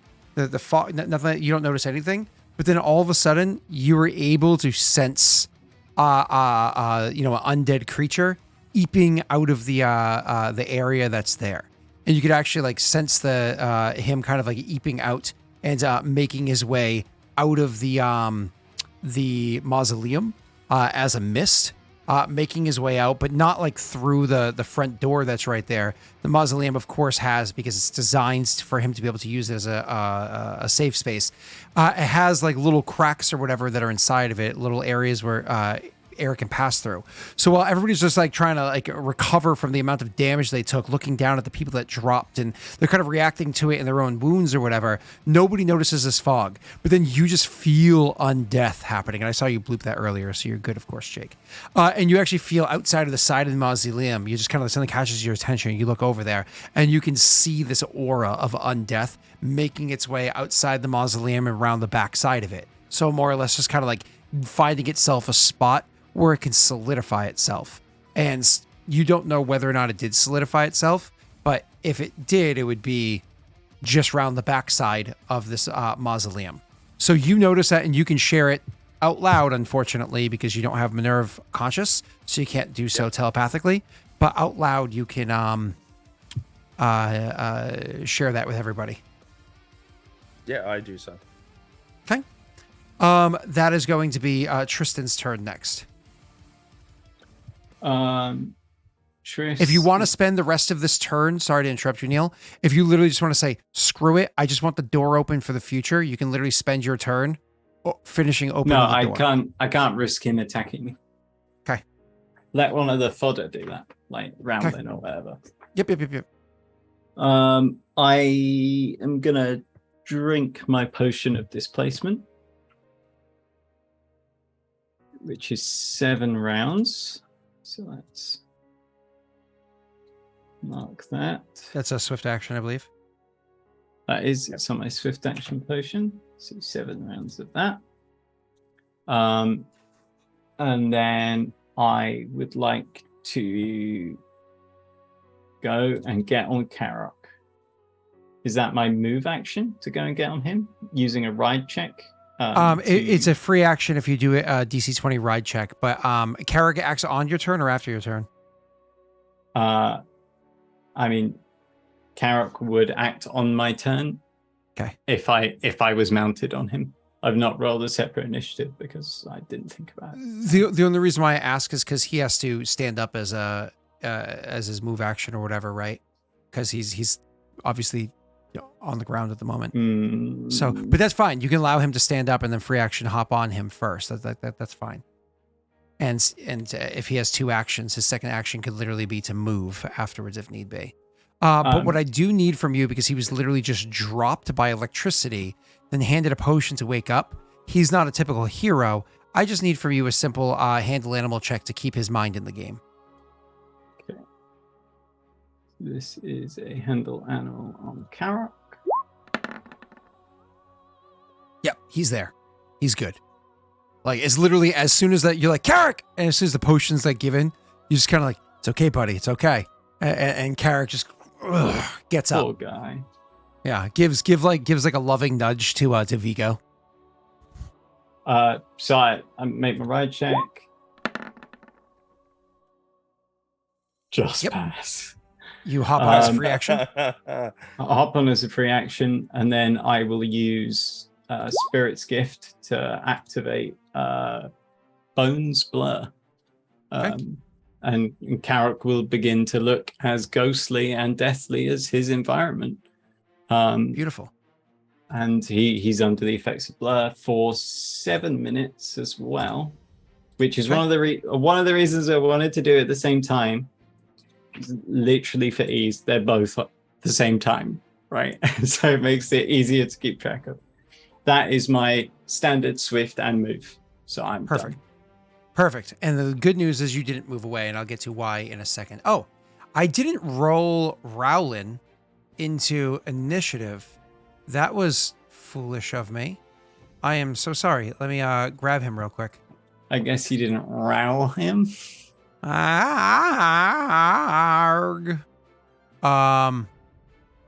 Sorry. Let me grab a Rowlin piece and roll his initiative. I think it's appropriate to grab your Rowling piece on Twitch TV. I expected it to be lower anyways, and it was an 11. So where were you, Tristan? You were an 8. So actually, before you even your turn, what Rowlin would have done, he also took the blow of the thing. He actually would reach out and touch you.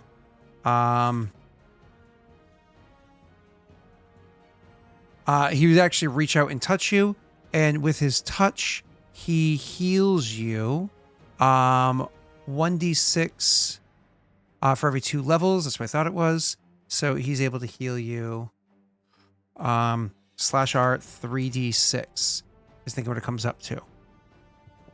Right? 1d6 for 2 levels. I don't think he adds a modifier to that. Plus, as number of time is per day. Yep, so just 1d6 per... Yep. So you heal this. Heals you half of the damage you took from the lightning bolt. Cool. Yeah. So he reaches out, he touches you, and he's like, I've got the door. Get the bastard. And we'll continue trying to break the door open, but now he's kind of stuck here because he has to try to break the damn door open for the future. Tristan took his turn, as we just discussed. It's now Minerva's turn. She has to make a Constitution check. Oh shit! Opened it wrong. I believe it's with a -3. Yeah, so she rolls a /R 1d20 -2. She loses a point of damage as she continues to bleed. Cool. After that is going to be back to Gerfon's turn. What did you say or do to bring attention to what's his face coming out there, Jake? I yelled where he was. Okay, cool. What I knew, I just yelled it out. Cool. Gerfon, hearing this, nods because you said like he went around the back way. Gerfon takes like a half step back and then he runs forward. And as he runs forward, it's actually a pretty badass scene. You literally see him take a step forward, and right as he's about to like run at the door of the mausoleum, he like takes like a jump and lands with a foot on the wall of the mausoleum and literally starts running up the mausoleum as though the walls were a floor. Runs up the mausoleum, kind of like does like a jump into the air, like folding in his knees, and then lands on the roof, kind of out of sight, except for everybody except for Galen, who obviously witnesses it. And Galen sees him like running across the top of the mausoleum. And you know, you've seen this before, like you know this. You've actually never seen him do this technique before. He learned this more recently, the running walls or whatever thing. He learned that more recently. It's something I sort of do in a different manner. I use sort of like clawed things on my feet to do it, but like it's obviously still psionics. So he's very similar. It's like, he uses like a version of telekinesis to press himself against it as he goes. But anyway, so and then he like runs across the top of the mausoleum roof, and then he like bring his sword out to bear, which I believe is a sword and shield. So yeah, it's a bastard sword. Those out to bear. He does like the whole jump when he gets to the other side, and you see him drop down below the fog on the other side to go and attack. Huh? He did. Oh yeah, potentially. Maybe he's okay. So obviously would have used that beforehand, which would have been to here. That would have increased his strength by 4, because he would have prepped that obviously before he got into combat before.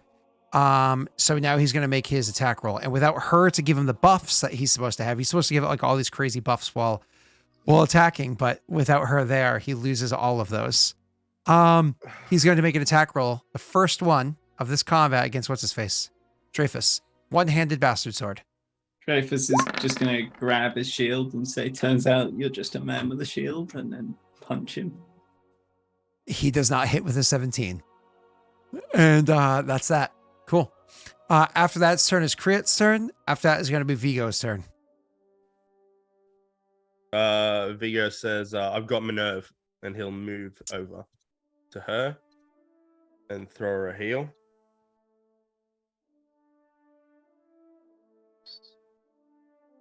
All I can do for her right now. How much is that? 10? 10. So that gets her back up to 6 health points, and now immediately I actually have to deal with something. So let me go over to additional. Let me deal with collective.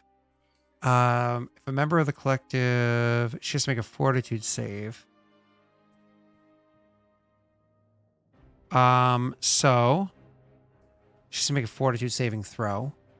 Her fortitude save is not modified, of course. Have we forgotten Risen as well? Risen should have had a turn. Risen's actually dealing with something else, which I'll get to in a second. So she failed her fortitude save. So she actually has the sickened condition. And she lost a number of power points, which is fine. She can handle like that. That's not a big deal. She just loses some power points. All right, cool. So she wakes up, and the first thing she does as soon as she wakes up, she looks at you, gives you like an appreciative nod, and then as a standard action, she reaches back out to the mind of everybody that she wants to collect back into it. And again, it's very forceful to get into what's his name's mind. What the hell's your name? Galen. Oh, that's on her turn. She'll reach out. She doesn't do that yet. She's waking up. I did the fortitude save. I'll do the other part afterwards. I was thinking that because you said it was a standard action, and I was wow. You are correct. She can use standard actions. I also have a swift, wants. so I'm going to use the protection from chaos thing. Protection from chaos thing, and go ahead. I can't. I don't have it on my thing. It's okay, no problem.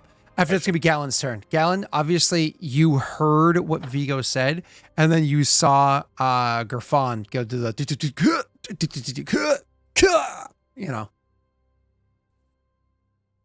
Oh, I now remember. I was for a second. I was like, "Hang on, didn't I just have my turn?" But it's been longer than I thought. In that case, I'm gonna move over above the edge where he was. He jumped off. Mm-hmm. Do I see the fight or anything? Yeah. I mean, again, so assuming you drop down a little bit, so you're only 10 feet away from them, so there's only a 5-foot gap between the two of you. Where I can see. Yeah. Yep. Of course. I Of have course. 40 feet of movement in the air. So. Yep. So because you're not adjacent to them, don't forget there's a 20% mischance from concealment. That's, the way fog works. But you do actually see them, no problem. You can see that Gerfon is attacking at a solidified, not misty. What's his name? Is it 20%? Dreyfus. And Dreyfus is very easily outstepping these attacks. Very easily, kind of like. But I did want to describe something differently because you guys didn't see this yet. So Dreyfus does have where is that coming from? Just making sure I get this correct. He does actually have a shield in arm, a sword at his side, and he's actively wearing, some armor and whatnot as well. Like he is prepared for combat. His armor is it's like a studded leather armor, so nothing like crazy there. But there's a 20% mischance at range, and if I get if I get to the point where I don't have that, I have disadvantage on everything, right? Not disadvantage. Massive negative. The massive negative is actually it provokes an attack of opportunity, is what it is, unless you have the ability to use ranged and melee without an AO. Oh yeah. Yeah, no, I don't. So. Okay, well, that's just how it's going to be. I guess I'll attack with empowered energy blast. I'm gonna. You're better off hitting him with the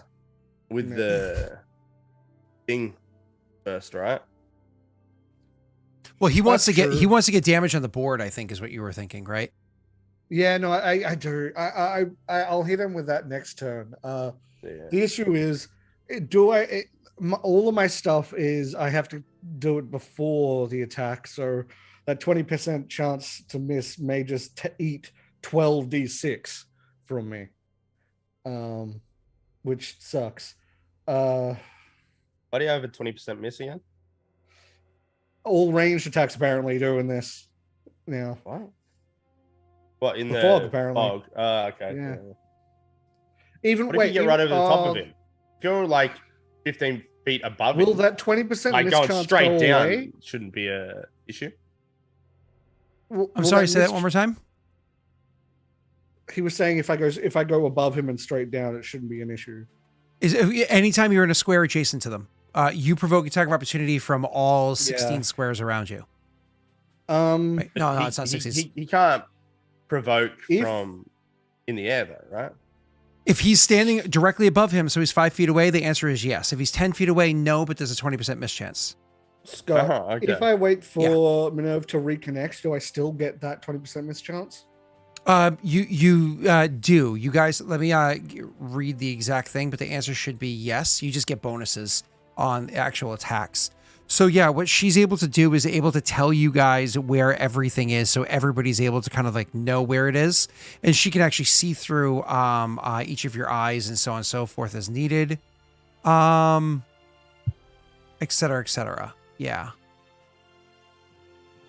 And she can aid another. She can use she can provide aid another through that field as well. So giving you like bonuses to your attack rolls and et cetera. Yeah, but that doesn't change the 20% mischance. No. Very few things get rid of that. Blind fight gets rid of that. If you have the blind fate feat, that gets rid of it. Anything like that, but nope. So 20% mischance, 20% mischance. Same as I have a 50% and a 20% against Neil and Karak, respectively. You just take the situation, kind of move with it. Then I'm not going to ever get better than that. So I guess I'm just going to do my big attack now. Okay. So it's empowered energy blast using 7 power points. And then I'm using 2 more power points to 2 more power points to do. The braces, and then I'm using focus, sonic shot. So all in all, it'll be 12d6. Okay.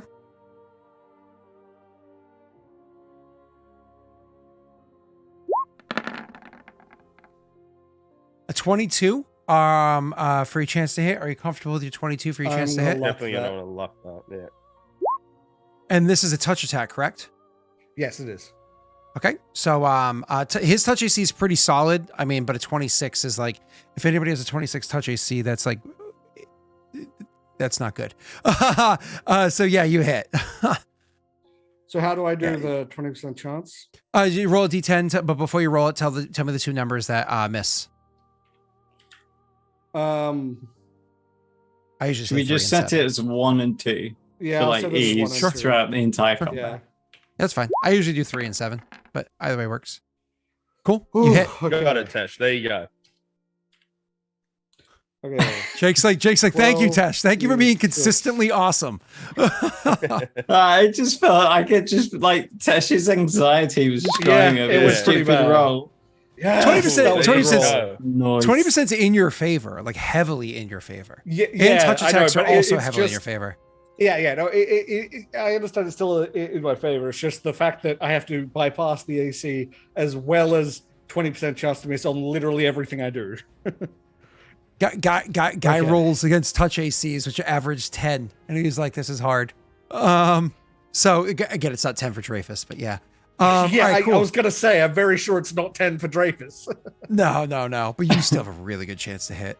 All right, cool. So let's move on. So yeah, you do 48 points of sonic damage against him. That's absolutely sexy. He does not have protection against sonic damage, or does he? Roll me a perception check. Fucking hell. Fool me once, shame on you. Fool me twice, shame on me, right? Like, he's fought you before. He's familiar with you and your tactics. You come throwing sonic energy at him. He must have used a potion or something like that to give him some sort of resistance or whatever to sonic energy, because you throw this big sonic boom at him, and it's a sexy sonic boom, but it doesn't have quite the effects that you expected it to have. The good part is that you are able to alter your energy attacks instantly afterwards if you want to do so. I have to take a full action. Oh, well, there you go. But either way, yep. So it does not have quite the same effect as you expected it to. It seems like the attack is, for all intents and purposes, negated. Now, how much extra protection he has beyond that, you don't know. You'd have to consult with somebody that understands magic to help you out at this point. You don't have spellcraft. Okay, Virgil's doing this, and then I'll roll to see if they actually hit. What is Virgil's I don't know if that energy even blast? Was it also sonic? Yeah. Okay. So what do you want to do with the 15? Do you want to modify that to see if you can hit? Nope. Okay. So the 15 is going to miss his touch AC. What are you going to do with the 18? Are you going to see if that hits, or what are you going to do? I'm just going to see if that hits. Okay, so an 18 against his touch AC hits him and does 6 points of damage, and you did 48. Okay, so all of my billowing and bluster. Okay, good. I have to say this, sir. You did this big attack, and you're just sitting there like, and it does nothing to him, doesn't even affect him. And then Virgil does a blast at the same time that he's able to step to the side of and does nothing. And then Virgil does another attack against him, and it again has a reduced effect of what's expected, but it cracks through the barrier. He had resist energy sonic, which gave him the first 50 points of sonic damage were ignored. You just did 54. He takes 4 points of sonic damage. He no longer has sonic resistance. Ugh. God damn it. Okay. Okay. Is that it? So, yep, No, you were able to. No, just hope the 20% miss chance doesn't come into play there. Yep. I literally can't. Death hates I this literally entire can't fight. do that attack again. I literally can't. That was Yeah, it. but Sorry. you popped his resistance. Yeah. You always had to deal that much damage.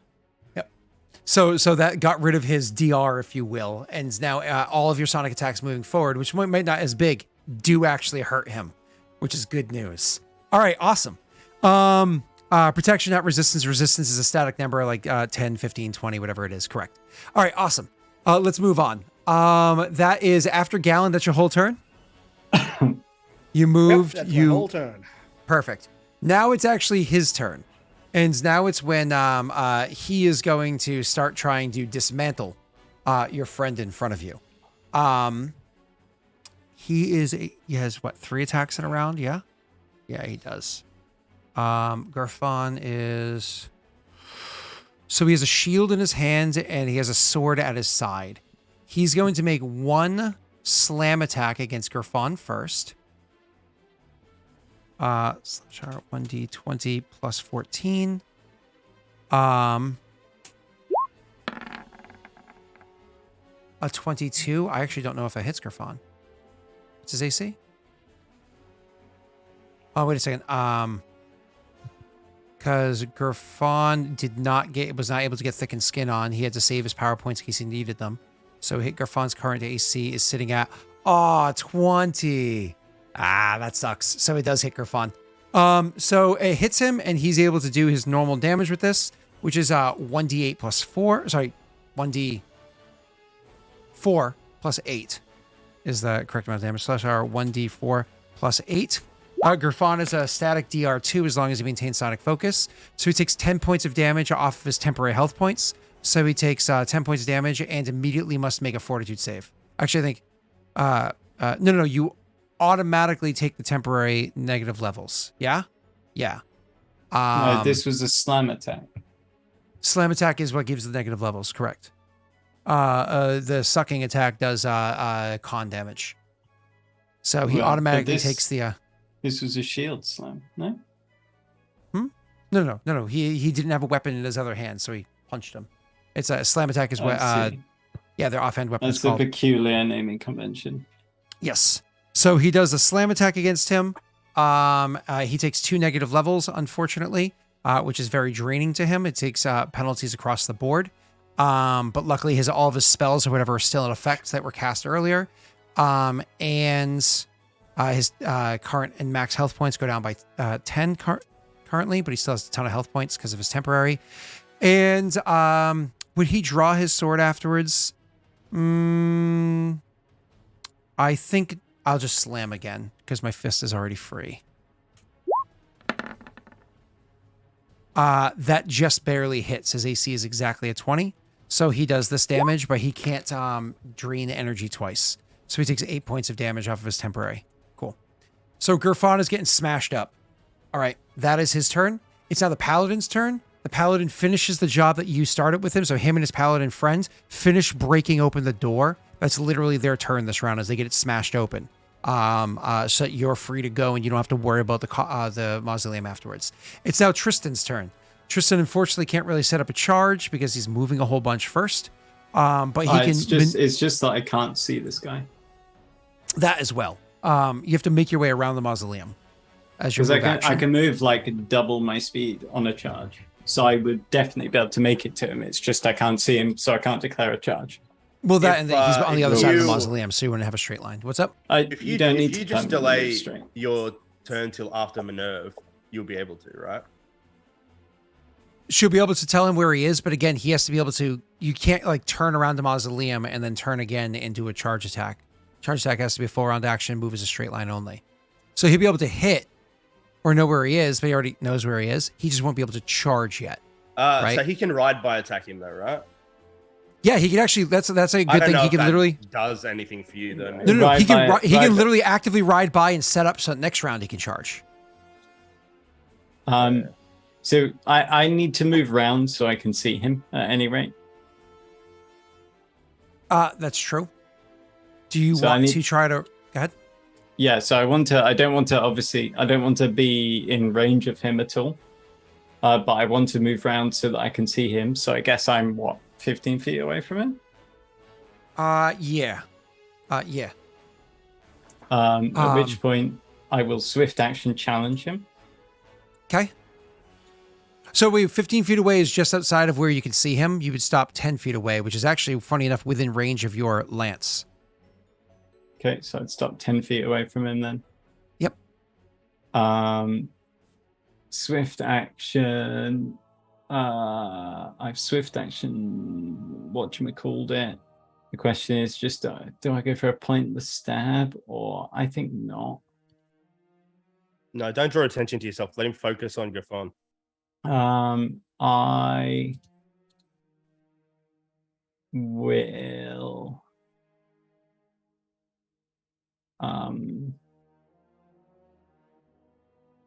drink a potion of shield. Okay. I'm so fucking off my tits on potions right now, guys. I know, it's pretty funny. Like, you're like beef to hell, but you need to be though, because this is going to be what makes it so you survive. So like, that's we can't take a chance here. Extra 2 from that, I believe. Let me just double check.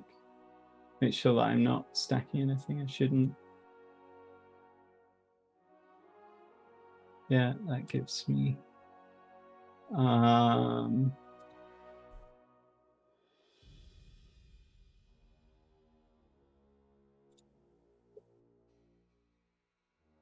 okay. Yep, so I've challenged him. I drank potion. I would have actually used a proper action to drink the potion, I suppose, because technically challenge is a swift action. But that doesn't really matter, does it? It's on a swift action belt anyway. Yep, exactly. Cool. And then I just need to mow him down for a couple turns after that. All right, perfect. That sounds good to me. Give me half a tick. And who's up next? After Tristan is going to be Minerve. Finally, as a standard action, she is able to reach out and connect to everybody. Feeling drained, but not entirely sure why at the moment. She swift action goes to connect to everybody. And then finally, this is where, like, as she connects, you kind of hear inside of her, inside of your minds, she hears, Kriya, no. And you guys can all, let's just say nobody can feel Kriya inside of their minds. As like she obviously seems rather concerned about that. But so she does connect all of you guys. So you have that that layer of kind of like understanding or what have you. So you can kind of like see through there, and she starts feeding information to everybody. So like for instance, what's his fuck?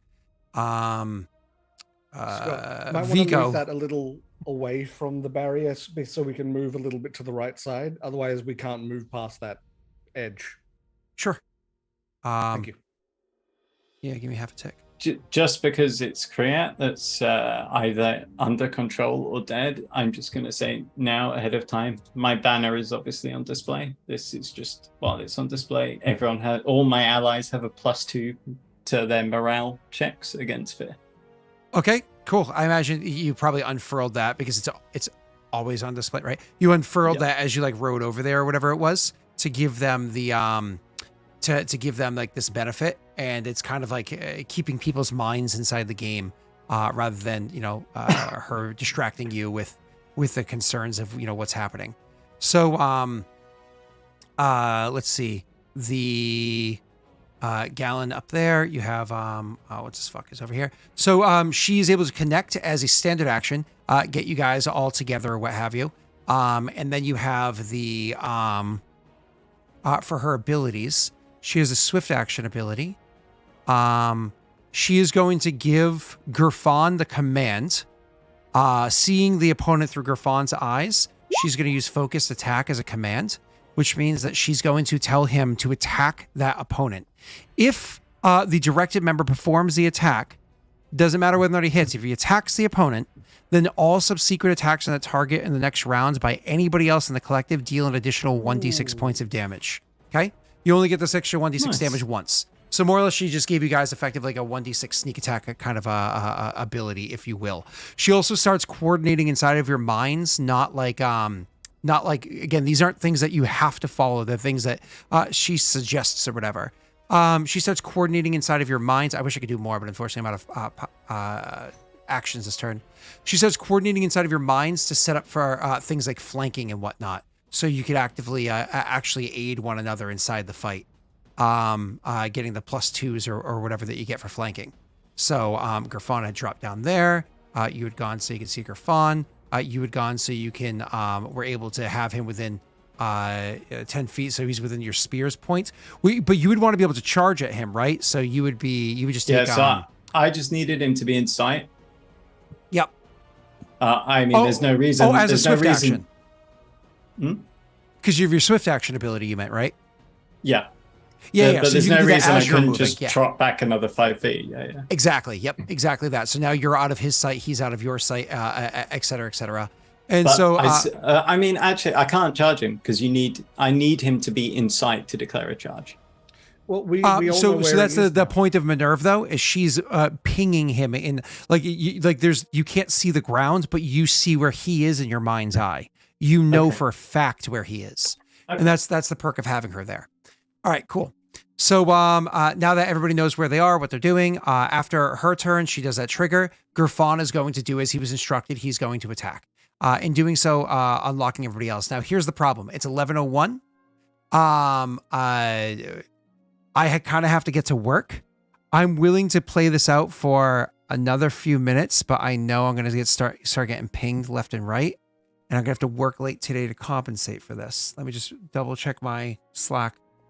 This is what you get for talking all that crap about the idiot pan and we spent 3 hours organizing for none of it to work. I'm really teasing you, Scott. we spent 3 hours organizing a plan for none of it to work and it just to go to shit immediately. We should have just go shit. You're literally setting it up now. It's not you over literally yet. set it up now. Yeah, what are you talking about? I know. And the door's open. I'm about to throw something at him. Okay, it's like yeah. I'm mostly kidding. Don't worry. All right. So Gerfon, it's his turn. He unfortunately doesn't have any bonuses because once again, people aren't there providing bonuses for him at the moment. I don't think I can do anything else to. Oh, you know what? I'm gonna blow one PowerPoint. To give himself an inevitable strike, a +5 to this next attack roll. Hey, I have that one. Yeah. So he's gonna have a +5, so he can actively hit the fucker. Boom. This is with the +5 involved, I believe. Oh my god. I rolled a 2. Abysmal roll. All right, well, Gerfon misses, but you guys still get the ability. Miss like Gerfon. And his Bab's only a 4, so he can't even. Yep, that's it. That's his turn. He just keeps missing. Ah, Gerfon. All right, that's it. We skip Kriat. We go to Viggo. Viggo, it's your turn, sir. Right. Well, I am going to move up the. I'm gonna stand on top of the mausoleum thing that Gerfon walked up before. How are you gonna climb up it? I had spider climb on. Okay. Yep. You easily walk up the mausoleum. So it's a little bit of a walk up there, but you can get yourself up there, no problem. Are you going all the way over to see the others, or does it not matter if you see them because they're in your mind's eye? What do you mean, see them? Do you want to go over to be a part of combat, or just be on the roof? Oh, I need to. I'm throwing one of those empowered holy waters at the person. Okay, so that's I don't know what your speed is, but they are a distance from you to be able to throw the holy water. Oh, you know what you can do? What's the range of the holy water? Is it 10 feet? I think so. So, do you have any bonuses for your special abilities or whatever, or no? I don't believe so. I have the throw anything feat. I don't think that actually matters. No, it's just you do not suffer any penalties for using improvised range weapon. But you get +1 on the attack rolls. Oh, he does have a -2, so he definitely missed. He has 16. Yeah, that wasn't applied. Good call. So it has a range of 10 feet. The reason why this matters is you can move. Let's see, what's your movement right now with all of your buffs on you? Should be 60. Okay, cool. So that would get you to here. If you want to move your mini to where I have it displayed. Where is my mini? On the map, on on the the right-hand corner. building. Yeah. Yep. Sorry, it's like this. So I can actually, I don't even know what this other overlay looks like. I'm afraid of what the other overlay looks like. The cameras are probably all screwed, and I can't fix it at the moment. You have to give me a minute. So that's kind of like where it's at the moment.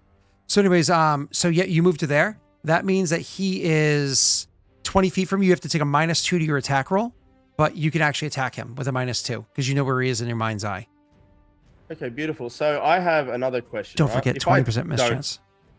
If I don't hit him, it doesn't matter, right? Because as long as I hit that square or a square round, I can hit him with splash damage, correct? 100% accurate, yes, sir. All right, so it doesn't matter whether I hit or not. It's almost easier just to not target him and to just target the ground next to him. Yeah. But even if I target him and miss, it won't matter either way, though, right? He'll still. Unless you miss by more than 5. If you miss by more than 5, then it kind of goes careening off somewhere else. All right, then I'll just target right next to him, then. Sure, it's a AC 10, 20% miss chance to target right next to him. You have a -2 to your attack roll. Go ahead and roll. So effectively, don't apply the -2. Just AC 12. I shouldn't have a 20% miss chance to like throw it at the ground, right? Because I'm not targeting him. That is fair. Yeah, I'll accept your argument because you're literally throwing it at the ground. Yep. All right, so just make the attack then, I guess. Can we just retroact? You want to apply the -2 later? No. Just so the AC is 12 instead of 10. That's all. Oh, okay. All right. Yeah. Sweet. Okay. Yep. You hit the ground. No problem. You do splash damage to everybody within 5 feet of it. Yeah, you're good to go. So with that being said, you do splash 13 points of damage to him. And now you also disable his ability to heal for this round. Yes. Which is the big thing. Okay, now it's going to be Galen's turn. What are you doing, sir? I'm gonna go. Well, I've seen him hit with holy water, so I don't need to do that this turn. So I'm gonna hit him with an empowered blast, but I'm gonna ramp it up by 6 points. So it will be 8d8 instead of 2d8. 8d6 instead of 2d6. Okay. While you're rolling that test, Scott, with my swift eye displacement. You swift displacement. Gotcha. Not a problem. Yep. 28 ranged touch attack absolutely hits. That absolutely gets past the mischance. You go ahead. I don't know how much how much you're able to pump into this because you only have so many power points, but you go right ahead. That was all that I already pumped it. All of my stuff I have to do ahead of time. So. Okay, cool. I can't wait for it to hit. 8d6 plus 2. Oh, that wasn't too bad. That's pretty solid. And he has no resistances against that. That is, he takes 32 points of damage. It looked worse because of the 2 1s, but everything else was above average except for the 3. So roll for your little pet there. I actually get another attack first. So sorry, my apologies. And you don't have to worry about the holy water because you saw the holy water splash and burn his skin. Exactly. Yeah. This one's just normal, not souped up. Oh. Okay. Do you want to try to modify that? No. It's a touch attack, so you can try to modify it. Touch attack AC is very different from. Yeah, but it's only 2d6 18 hit before and a 15 didn't. Yeah. Yep. So you can luck it. I'm not gonna luck it because it's only a 2d6. So. Okay. Okay. I'll leave it be. Damage is damage, though. Damage is damage, but your call. I'm not going to force you to. Do we have enough dice? Oh, I don't remember. Don't know. We have 6 dice. Yeah, 6. That's pretty solid. I say save those for bigger hitting attacks. Sure. Okay, roll for your little friend. Okay.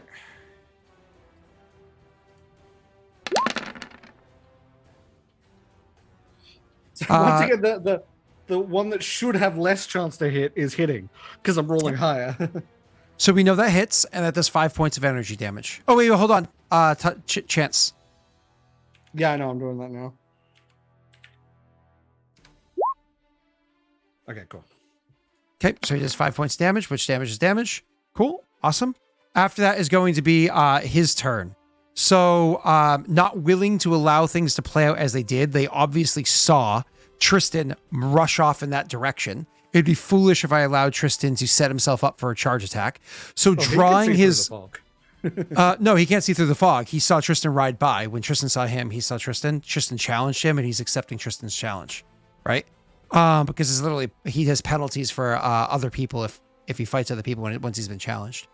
So he is going to accept the challenge, and he's going to draw his sword as he walks, and he's going to move off to attack Tristan.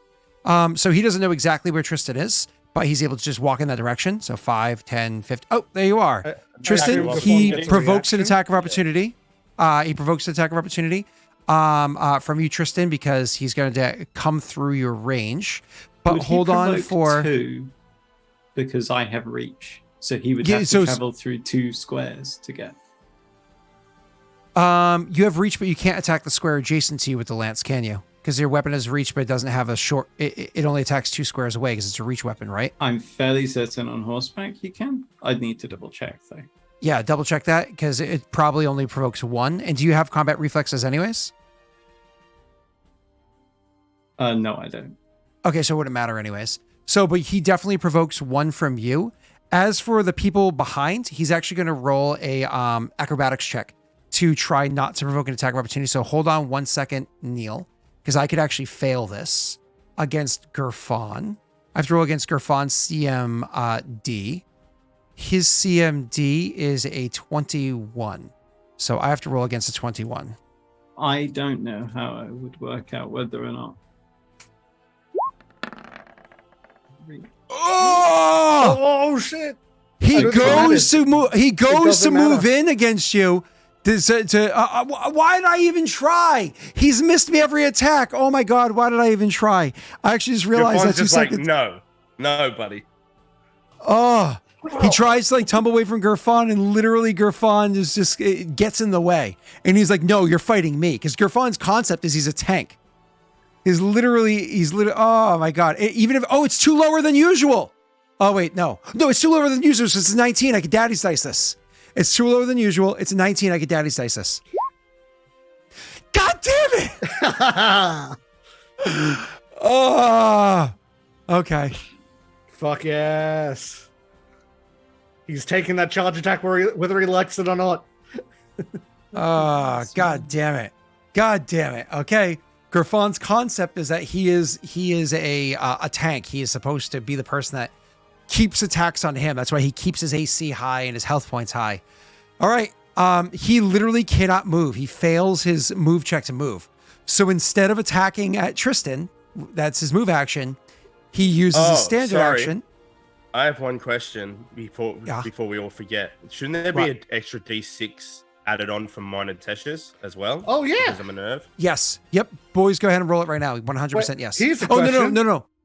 You failed on your attack. Yours is splash. So let me reread it to you for you. Tesh absolutely gets it. Tesh gets it for him and for Vigil. I was going to say Virgil. Yeah. Virgil's not a part of the collective. But he's connected to my mind. He's a class feature, but he's also a creature, isn't he? Is he a creature or no? He's a construct. So he's a creature, and he's not a part of the collective. So I would say Virgil doesn't, but you do. He's a diminutive construct. Which is a creature that's not a part of the collective. So I would say no to him, but yes to you. Mind? It's fine. It's fine. Carrick and Virgil can have their own collective. Yeah. Only on a successful, one successful attack per round. Oh. So you're not successfully attacking him. You're attacking the ground. The ground gets the extra D6. He's just splash. So Jake, I would say no to you. Wow, Gallon, that's beautiful. And what's the what was I at? So yes, it is. And so to round this off, because Gerfon did not let him leave, he's going to very angrily punch Gerfon with a focused attack on him. It's gonna be a very angry punch on Gerfon. He actually drew his sword as he approached me. No. He was going to draw his sword as he walked, but he didn't get to walk away, so he didn't draw it. His move action was spent and failed. So /R 1d20 plus 14 to attack Gerfon. A 22 hits him. The damage is I just want to double check and make sure. One's only got a 22 AC. Currently it's 20. He wasn't even able to buff it, and because he used his power points to get his health points back after he got shocked. So all his additional bonuses got used up. So let's see, you double before. So I would use this attack. You make one attack. Everybody's highest deals extra damage. Roll up his damage to the attack twice, and then add the results for adding strength. Scott, I like that from Snaga. Virgil is only a friend of a friend. Yeah, exactly. Funny. So Gerfon takes 2 more negative levels and 14 points of damage. 14 becomes 12. And that 12 means he only has 10 temporary health points left. But he has 2 more negative levels, so he has 4 negative levels out of 6. And he is hurting. 1 more hit and he just dies outright. Okay. After that is going to be finally the paladin can move because now the door has been busted open. So the paladin is going to give instruction to the person that's near him. And then he's going to shake his head at the woman that's just standing there doing nothing. And he's going to start making his way around. 5, 10, 15, 20, 5, 10, 15, 20. But when you're in heavy armor, man, he's an idiot if he thinks she's just doing nothing. Well, he has no idea what she does. Like, you don't want him to know what you're capable of. Yeah, but again, she's not doing this. She's fiddling. She's literally just sitting there. Obviously And it probably looked like she was in shock, really, because I mean, she went down, then she's just like up and kind of just. Yeah. That's fair. Oh, would he offer her healing? No, she's not engaging combat. He won't offer her healing. He's just gonna move his way around. All right, cool. After that is going to be Tristan's turn. The moment of truth. So much movement and buffing has come to this time. No, Viking, we have not. Natty 1. Would you guys like to know what my AC is right now against Dreyfus? A lot. Would you like to know? Over? No.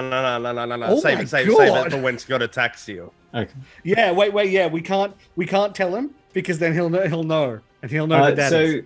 I can charge this way, like that, right? And hit with the lance at 10 foot. And you were correct. 100%. You can't. I would like to do that then, please. So.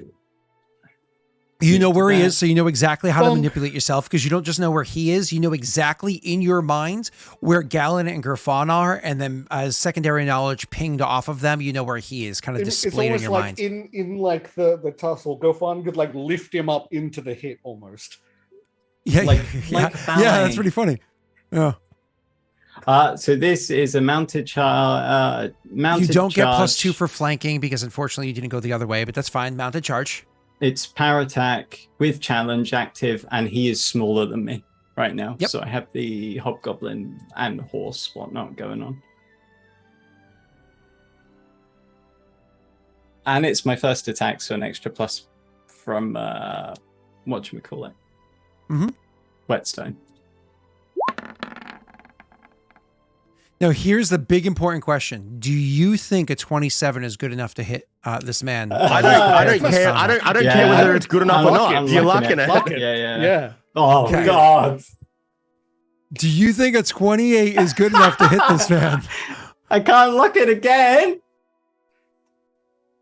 Are all of your modifiers in? Is everything all in? Are you 100%? Has he added does he get a bonus from the collective?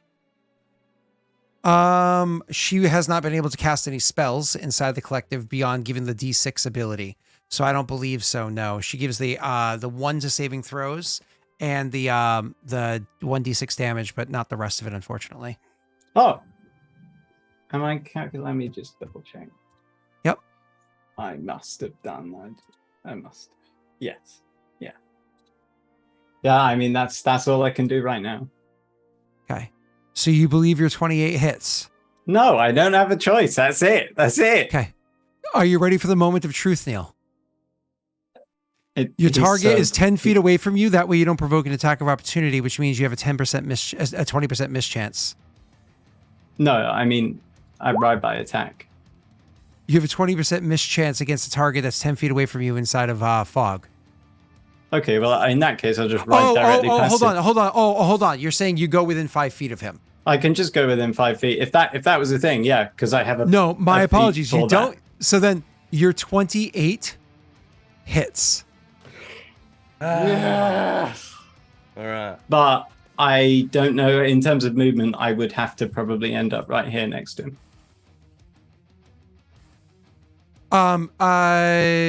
Because of where you actually could have stopped right here, or even right here. Yeah. I that say works. there so we can 5 foot. Yeah, step. yeah, that works fine for me. Didn't like that. Don't forget the 1d6 at the end. It doesn't get multiplied, right? Oh my Oh, god! Had he crit? Jesus Christ! look at that crit damage. That is Fuck. disgusting, isn't it? Did you say an extra 1d6? Yeah, from Minerva. Remember at the end. If only he could take death from massive damage. So 77 points of damage. Jesus fuck. Ugh. Okay. I'm making sure that I'm getting that holy water on him this turn. Is your weapon magical? Don't worry, Nope. Tesh, because I'm going to hit him with it again. Weapon is And not it is magic. silver. Use your energy I know. blast. It's not silver. So He has Okay. the It art. is. Because I'm after, It is I'm after silver. you. It Oh is my silver. Put the It is. alchemical silver on it. Yeah, we did. Oh, yeah. Alchemical silver. So I take 5 more points of damage because it's silvered. Okay. All right. Cool. It's good that I'm after you, Jake. Because if you hit, I can just do my all-out attacks. If you All I miss, have to do I is can hit him with with splash, one. splash damage. It's easy. I know. It's easy as fuck. Yeah. I that's what I mean. It's great because it means I Yeah, don't have I to get you, I get you, worry. Yeah. Yeah. Are you sure you're okay to keep playing, Scott? I don't want to screw up your work day. I am just about there. Give me 1 second. So she is going to cast a spell right now. Feeling where people are in their mind. She is going to cast a spell right now. If you guys accept it, to switch your location with somebody else in the team, Tristan. She wants to switch you and Viggo. That would switch him to on the roof. Yeah, Yeah. then he can charge over him and like down. That's fantastic. Yeah, I guess. Why not? You could charge next turn. You'd be able to do it. As, So, long as, but I can, she- as long as I can see him on the roof, which again, I'm in on a mind's horse, eye. Yep. so Yep. probably. But Could he she's go gonna to put. like this square? Because Yep, he's exactly that. Yep. Perfect. And does She that mean uses I'm her power? adjacent to? No, Drake? you're still one step. One. You 10 can feet be away. if you want to be, but I imagine you want to be. 10 She feet pops away. you 10 I don't feet want to away. be. Okay, that's good. Yep. I'm good with that. Yeah. That's Yeah. She actually would have put you, right here where he can't just, so closer to Griffon. So still 10 feet away, It's right? harder for him to get yeah, to yeah, you. Yeah. So she actually is going to, you can feel this manipulation in your mind and see like the future plan. And when both of you agree to it, which is weird because you've never dealt with this beforehand, you literally just feel the world around you collapse in on you. And all of a sudden, like your horse steps forward onto the roof of the mausoleum. And Viggo, you have grass underneath your feet. And you're just sitting there like, what the fuck? Okay. Just like see Knowing this is a vomit thing, piling I'm gonna out from start- the visor of Triss's helmet, just like. Yeah. Knowing this is a thing, I might start setting myself up at like angles for you to charge. Because if I end up next to him, I can get away. I can. That just, is actually a very cool move. I yeah, won't that's lie. really fucking good.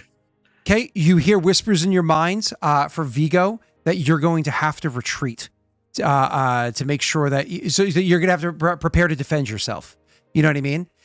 Galen, unfortunately, is so heavily injured. If he takes one more hit, he No, will I'm not. I assume you mean Griffon. Yeah, that guy he's so heavily hit that unfortunately, if he gets it one more time, he dies. And you could hear the echoes in his mind to retreat, to run away, to retreat. And he says, "Appreciate the commands." And then instead, he falls into a full defensive action and smashes his shield with his sword and says, "You want my soul? You're gonna have to work for it." And kind of like hunkers down and gets ready for the next attack. Grafana's not going to leave Viggo unguarded. That's not what he does. Kriat, we Viggo's skip. We go to Viggo's turn. Yeah, well, thanks, Gafun. I'll salute you, bud. Oh, Wait a second. Hang on. my turns of blood. Can I cast Force Strain on others? I am going to. Can you tell me what that Sweet Rust does again? Sweet Rest is after you fall asleep. it's It allows you but to What does it do? heal negative levels with advantage. Okay, all right. All right. Well, I am going to go to like here, but like around because I have 60 feet of movement. Yep. You move around. Yep. Yeah, and I will. Wait, he can 5-foot step. I'm gonna throw it from here because it's 10 feet and hit him with the splash damage. Yep. And then I'm gonna move like over here. Okay. And so you can throw it on the ground. Just assume it's an AC 12. Oh no. Sorry, AC 10. It's normal this time. Yeah, I can't miss, If you roll natural 1, you do. I suppose. Where is it? The only natural 1 was from a nerve who could have given you guys more buffs early on, but okay, yep, you easily hit. You smash the ground. It hits him for what, 13? Yeah, 13. Okay. And you don't get the extra D6 or anything like that because her ability lasts for 1 round, I believe. I'm going to confirm that in a second. After that's going to be Galen's turn. Galen, what are you doing? I am actually going to position myself over here. So just make sure that's within 30 feet because I would have. Yeah, perfect. So that I am in position for a swap after the fact. You would get the for D6, Triss. sorry. All right, cool. Pardon? You would have gotten the D6. And after she swaps you guys, she also would have given you an additional ability. Keep going, I'm listening. Who would have got the D6? So does he do 2 D6 of damage? 1 for last time and 1 for this time? Same, just the 1 D6 if you hit. I'm just looking at her other abilities here. She's going to use guard target is going to be the next one she uses. So, and her target is going to be Gerfon. That's what she uses swift action on.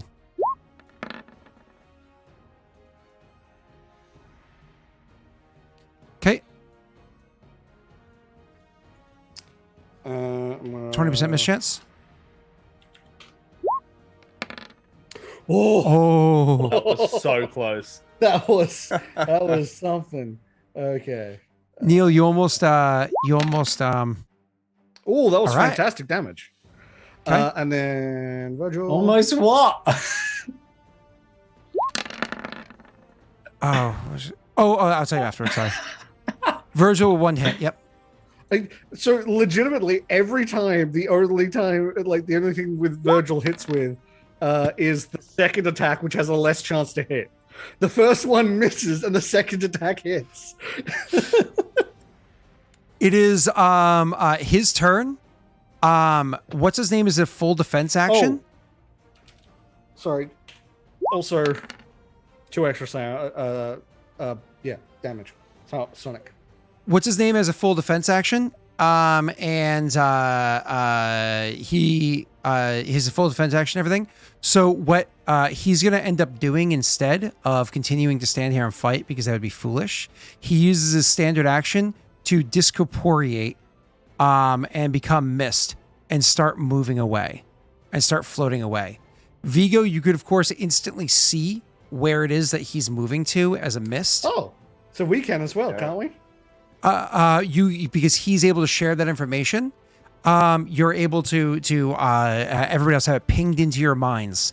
As long as you stay within 100 feet of Minerve, and he stays within 30 feet of your of you because of the range of your ability. Everybody within 100 feet of her can see it as well. So he's starting to he standard action do that, and then move action move 20 feet. But he doesn't just like run just anywhere. Obviously, he starts moving into the mausoleum. There are not slits on all sides, so he goes 5, 10, 15, and starts going into the corner, just like he originally came out of a corner beforehand, right? And starts slipping into the corner of the mausoleum over here, right? But because it takes time to go into this, you don't just instantly go in. He's still half in, half out.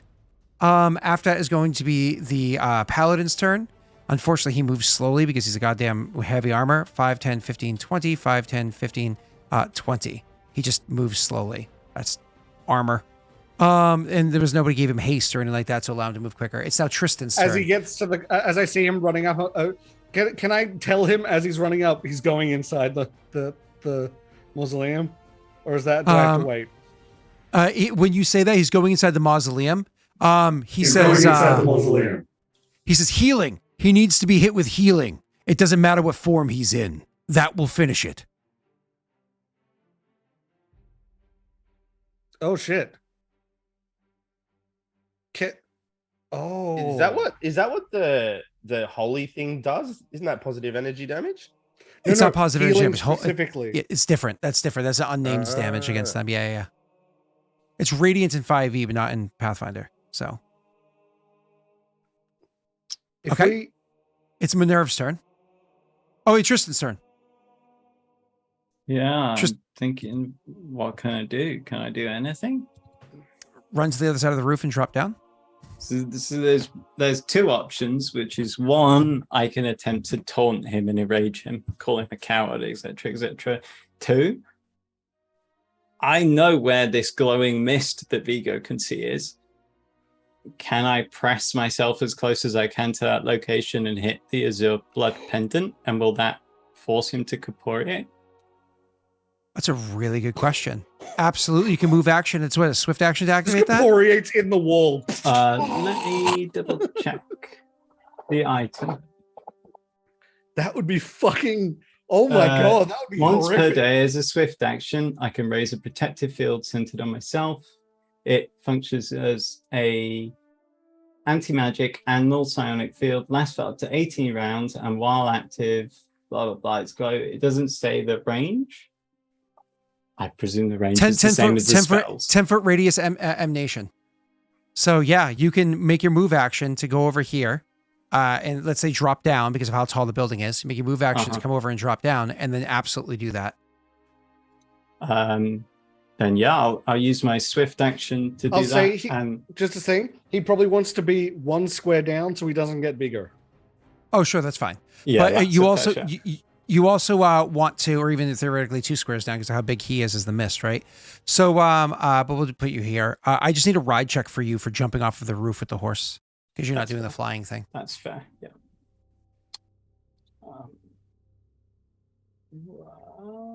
Check. Oh fuck! Absolutely. you like Carrick down, and it's like, and it's like it's heavy. Like you definitely like blew out Carrick's knees to rattle around in the saddle. Yeah. But despite that, you grab the object and you engage the object, and it immediately works, and it immediately in a 10-foot radius emanation off of you, right? It absolutely takes effect. It is a supernatural ability to be able to turn into fog that ends supernatural abilities just like it stops Dragon's Fire.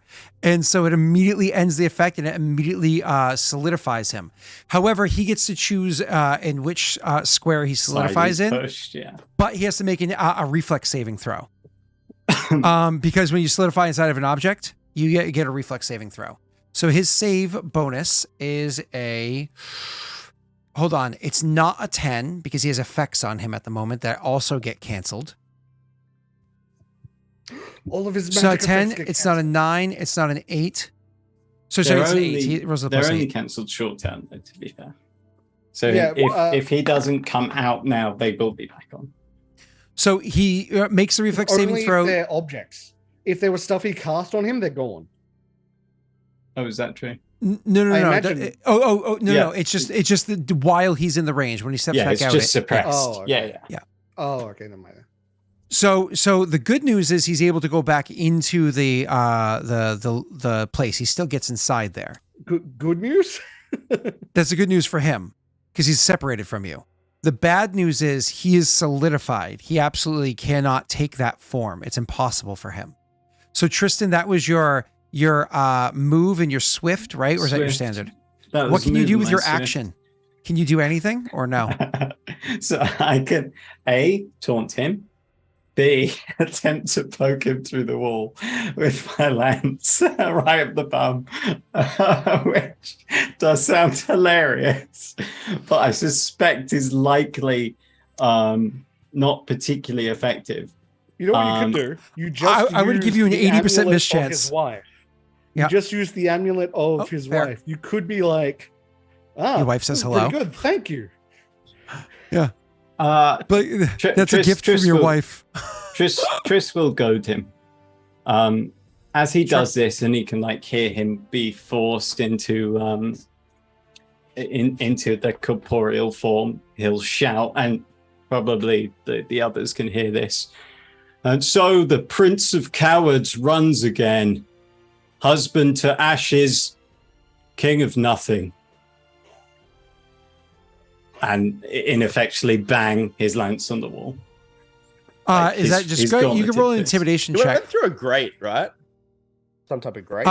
It's like a water runoff thing, but yeah. Go ahead and roll me your intimidation, and you deliver that amazingly.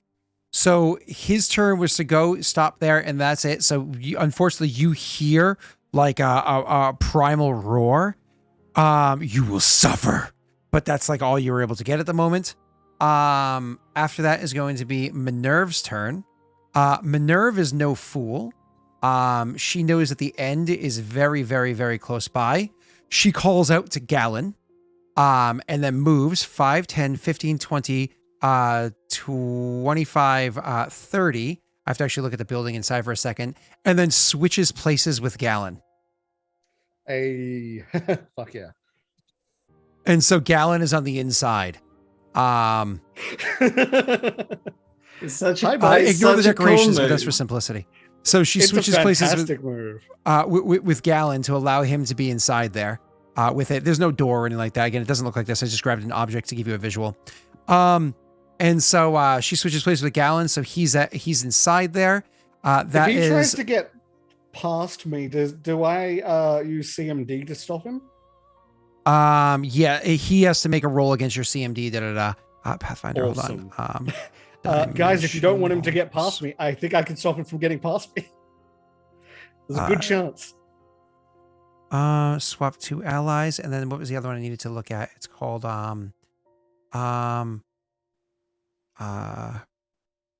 And just for clarification, I imagine these doors are fully open, so like Tristan could charge through them, right? Yeah. They're a busted for no open. particular reason. Just give me half a tick. I'm trying to, because like all of her abilities I have to be looked up one at a time. Improved. That's the word. So we're going with the wrong word. Improved. Unfortunately, I think it's Snugger in chat, my friend. God damn it. Yeah, she can't do that because it's again standard action. All right.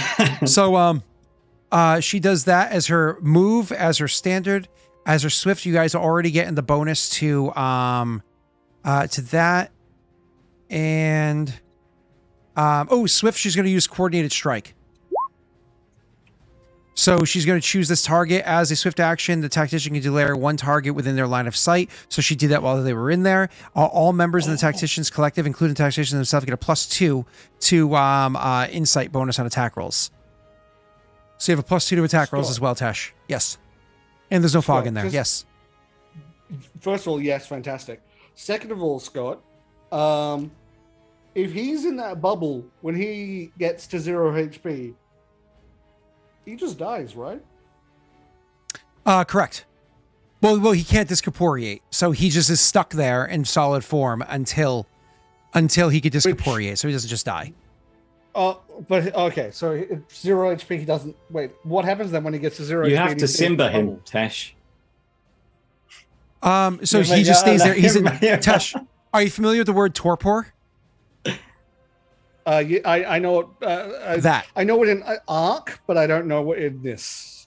Torpor. So he's stuck. He's just effectively a corpse, but he can reanimate as soon as he has blah blah blah. He's just stuck there. All right. Okay. So after that is going to be Viggo's turn. Right. So that grate he went in, I can't hit him with like splash damage through it? You could try.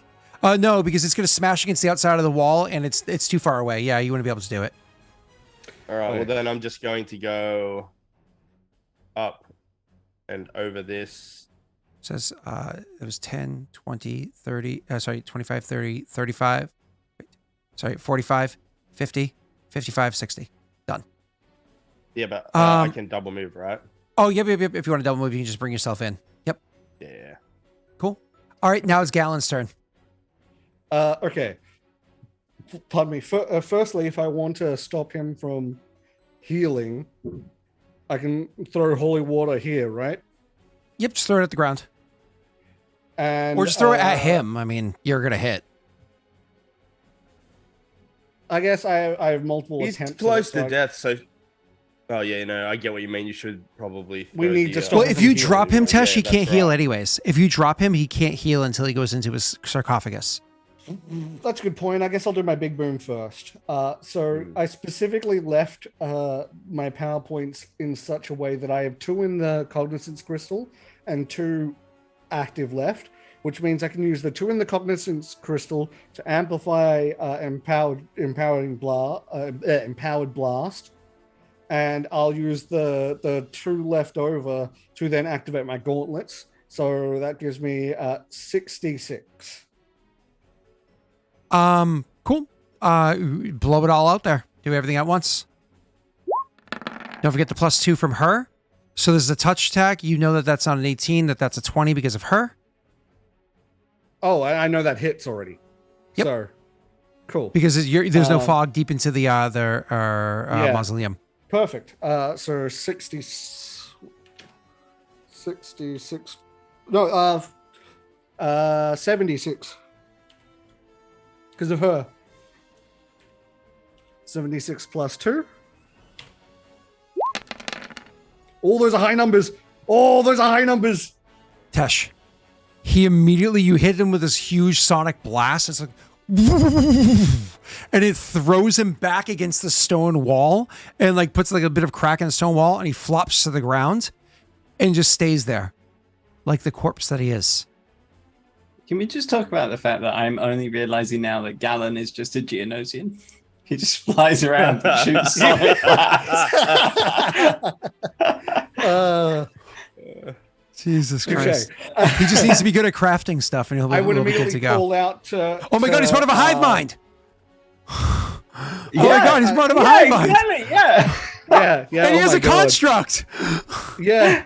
He literally has a little droid with him. He's a little AI droid with him. Oh my God.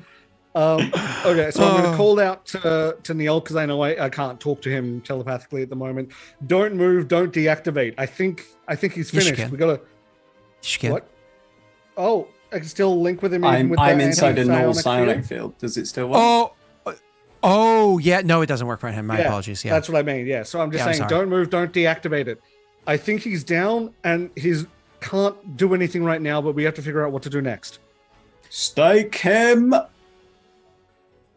Will that when work? when he hears you yell out loud, stake him, you'll actually hear from the paladin who's in the other corner, which has the other vents inside it because it's in the corners, right? He calls out, he's like, is he down? It's like, is he down? Oh, sorry. Yes. Sever the head. I have holy wafers.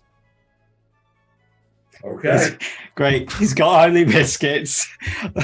I'm gonna don't worry. The paladin brought the holy McVitties. We're fine. So this will look really sort of cool because I'll pull out my my bastard sword and walk over, and as I like enter the field, the crystal would sort of like pull off as I enter the field, and then just.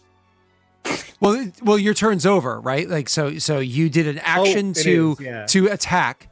Right, and then so you would be able to move over. I didn't realize we weren't out of turn and stay where you're not going to lose your abilities. So stay there, right? And you would stop. I would be holding out my bastard sword for whoever comes up. Well, don't forget the paladin had a secondary person that he left behind here, right?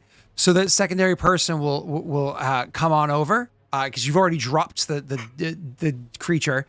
He'll come over. He'll take your sword because it's finely made or whatever, and Oh wait, no, it's a bastard sword. No, he takes his weapon. He takes his axe. Fair enough. It's symbolic. And he will do the lobbing of the head to chop the head off. So he'll walk over, standard action, chop the head off, and that will be that. And then because we can flash forward a bunch, it's Tristan's turn. Tristan doesn't want to move, so Tristan stays there. Minerve will start making her way back around. So she'll go 5, 10, 15, 20, 25, 30, 35, 40, 45, 50, 55, 60. You'll have Gerfon will continue making his way around to go in there. 5, 10, 15, 20, 25, 30, 35, 40, 45, 50, 55, 60, 65, 70, because he can move up to 80 feet. So he goes to 70. And he will start like putting his hands on the top of the sarcophagus, but not doing anything about it.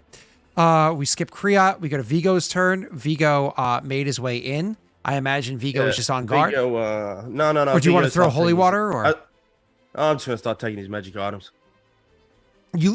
As Viggo walks up to him, all of his spells and effects and everything drop off of him. He is visible, which you already lost your invisibility forever ago if you had it on you. Yeah. But you're visible, normal. This is all kind of like washes. You literally feel weird as literally even your memory of your spells, everything completely washes over you. And it's genuinely disorienting. And you're like, oh. And you just reach down and you start picking at the body. But you also realize, because you could easily walk up to him, holy water is not magical. You can pour that on him if you wanted to.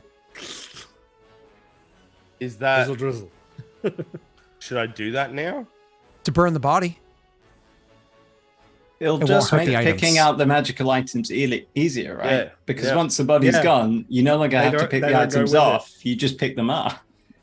Like normal stuff, I believe normal gear will probably go with it, but magical stuff doesn't. Nothing will be destroyed by the holy water. No, but they burn up. So, yeah, they turn to ash.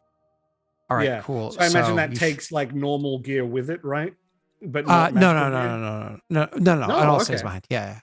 So you do that, Viggo? Yeah, with the goal of taking his items. Yeah, of course, obviously. So you blob that all over him just because you feel weird, and you can still see his skin starts to burn and sizzle and whatnot. His body there starts to turn to ash immediately afterwards. Galen's turn.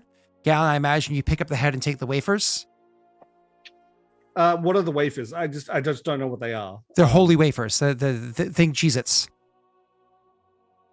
Okay, so I guess I put them in his mouth. This is me, Tesh, not knowing about any of this. These are like Christ crackers. This is a standard Pathfinder thing. Holy wafers. So this is just something I don't know, but Galen would probably know. Yeah. Nope. He stays where he is. So he maybe even steps up to it. I put it in his mouth. Do I? Yeah, you put it in his mouth. Yeah. You put it in his mouth, and as you do that, the paladin next to you will hand you like a ceremonial dagger, and he says, "Stab it through the bottom," like more or less, like stab it through the bottom of the mouth, and you do that, and like literally, it all starts to turn to ash in your hands.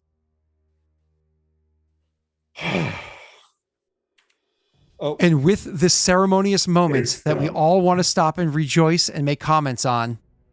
Thank you, everybody, for coming by. We're going to have to rejoice this moment next session because I am so late. I got to go do a bunch of things. I actually need to inform you of something before next week. So. Yep, that's fine. All right, everybody, thank you all so much. Thank fuck he's dead. Yeah, Jesus Christ. You know what? Hats off to Gerfon. MVP. Yeah, he was the star of the show. Oh, yeah. Definitely. Oh, absolutely. All right, bye, everybody.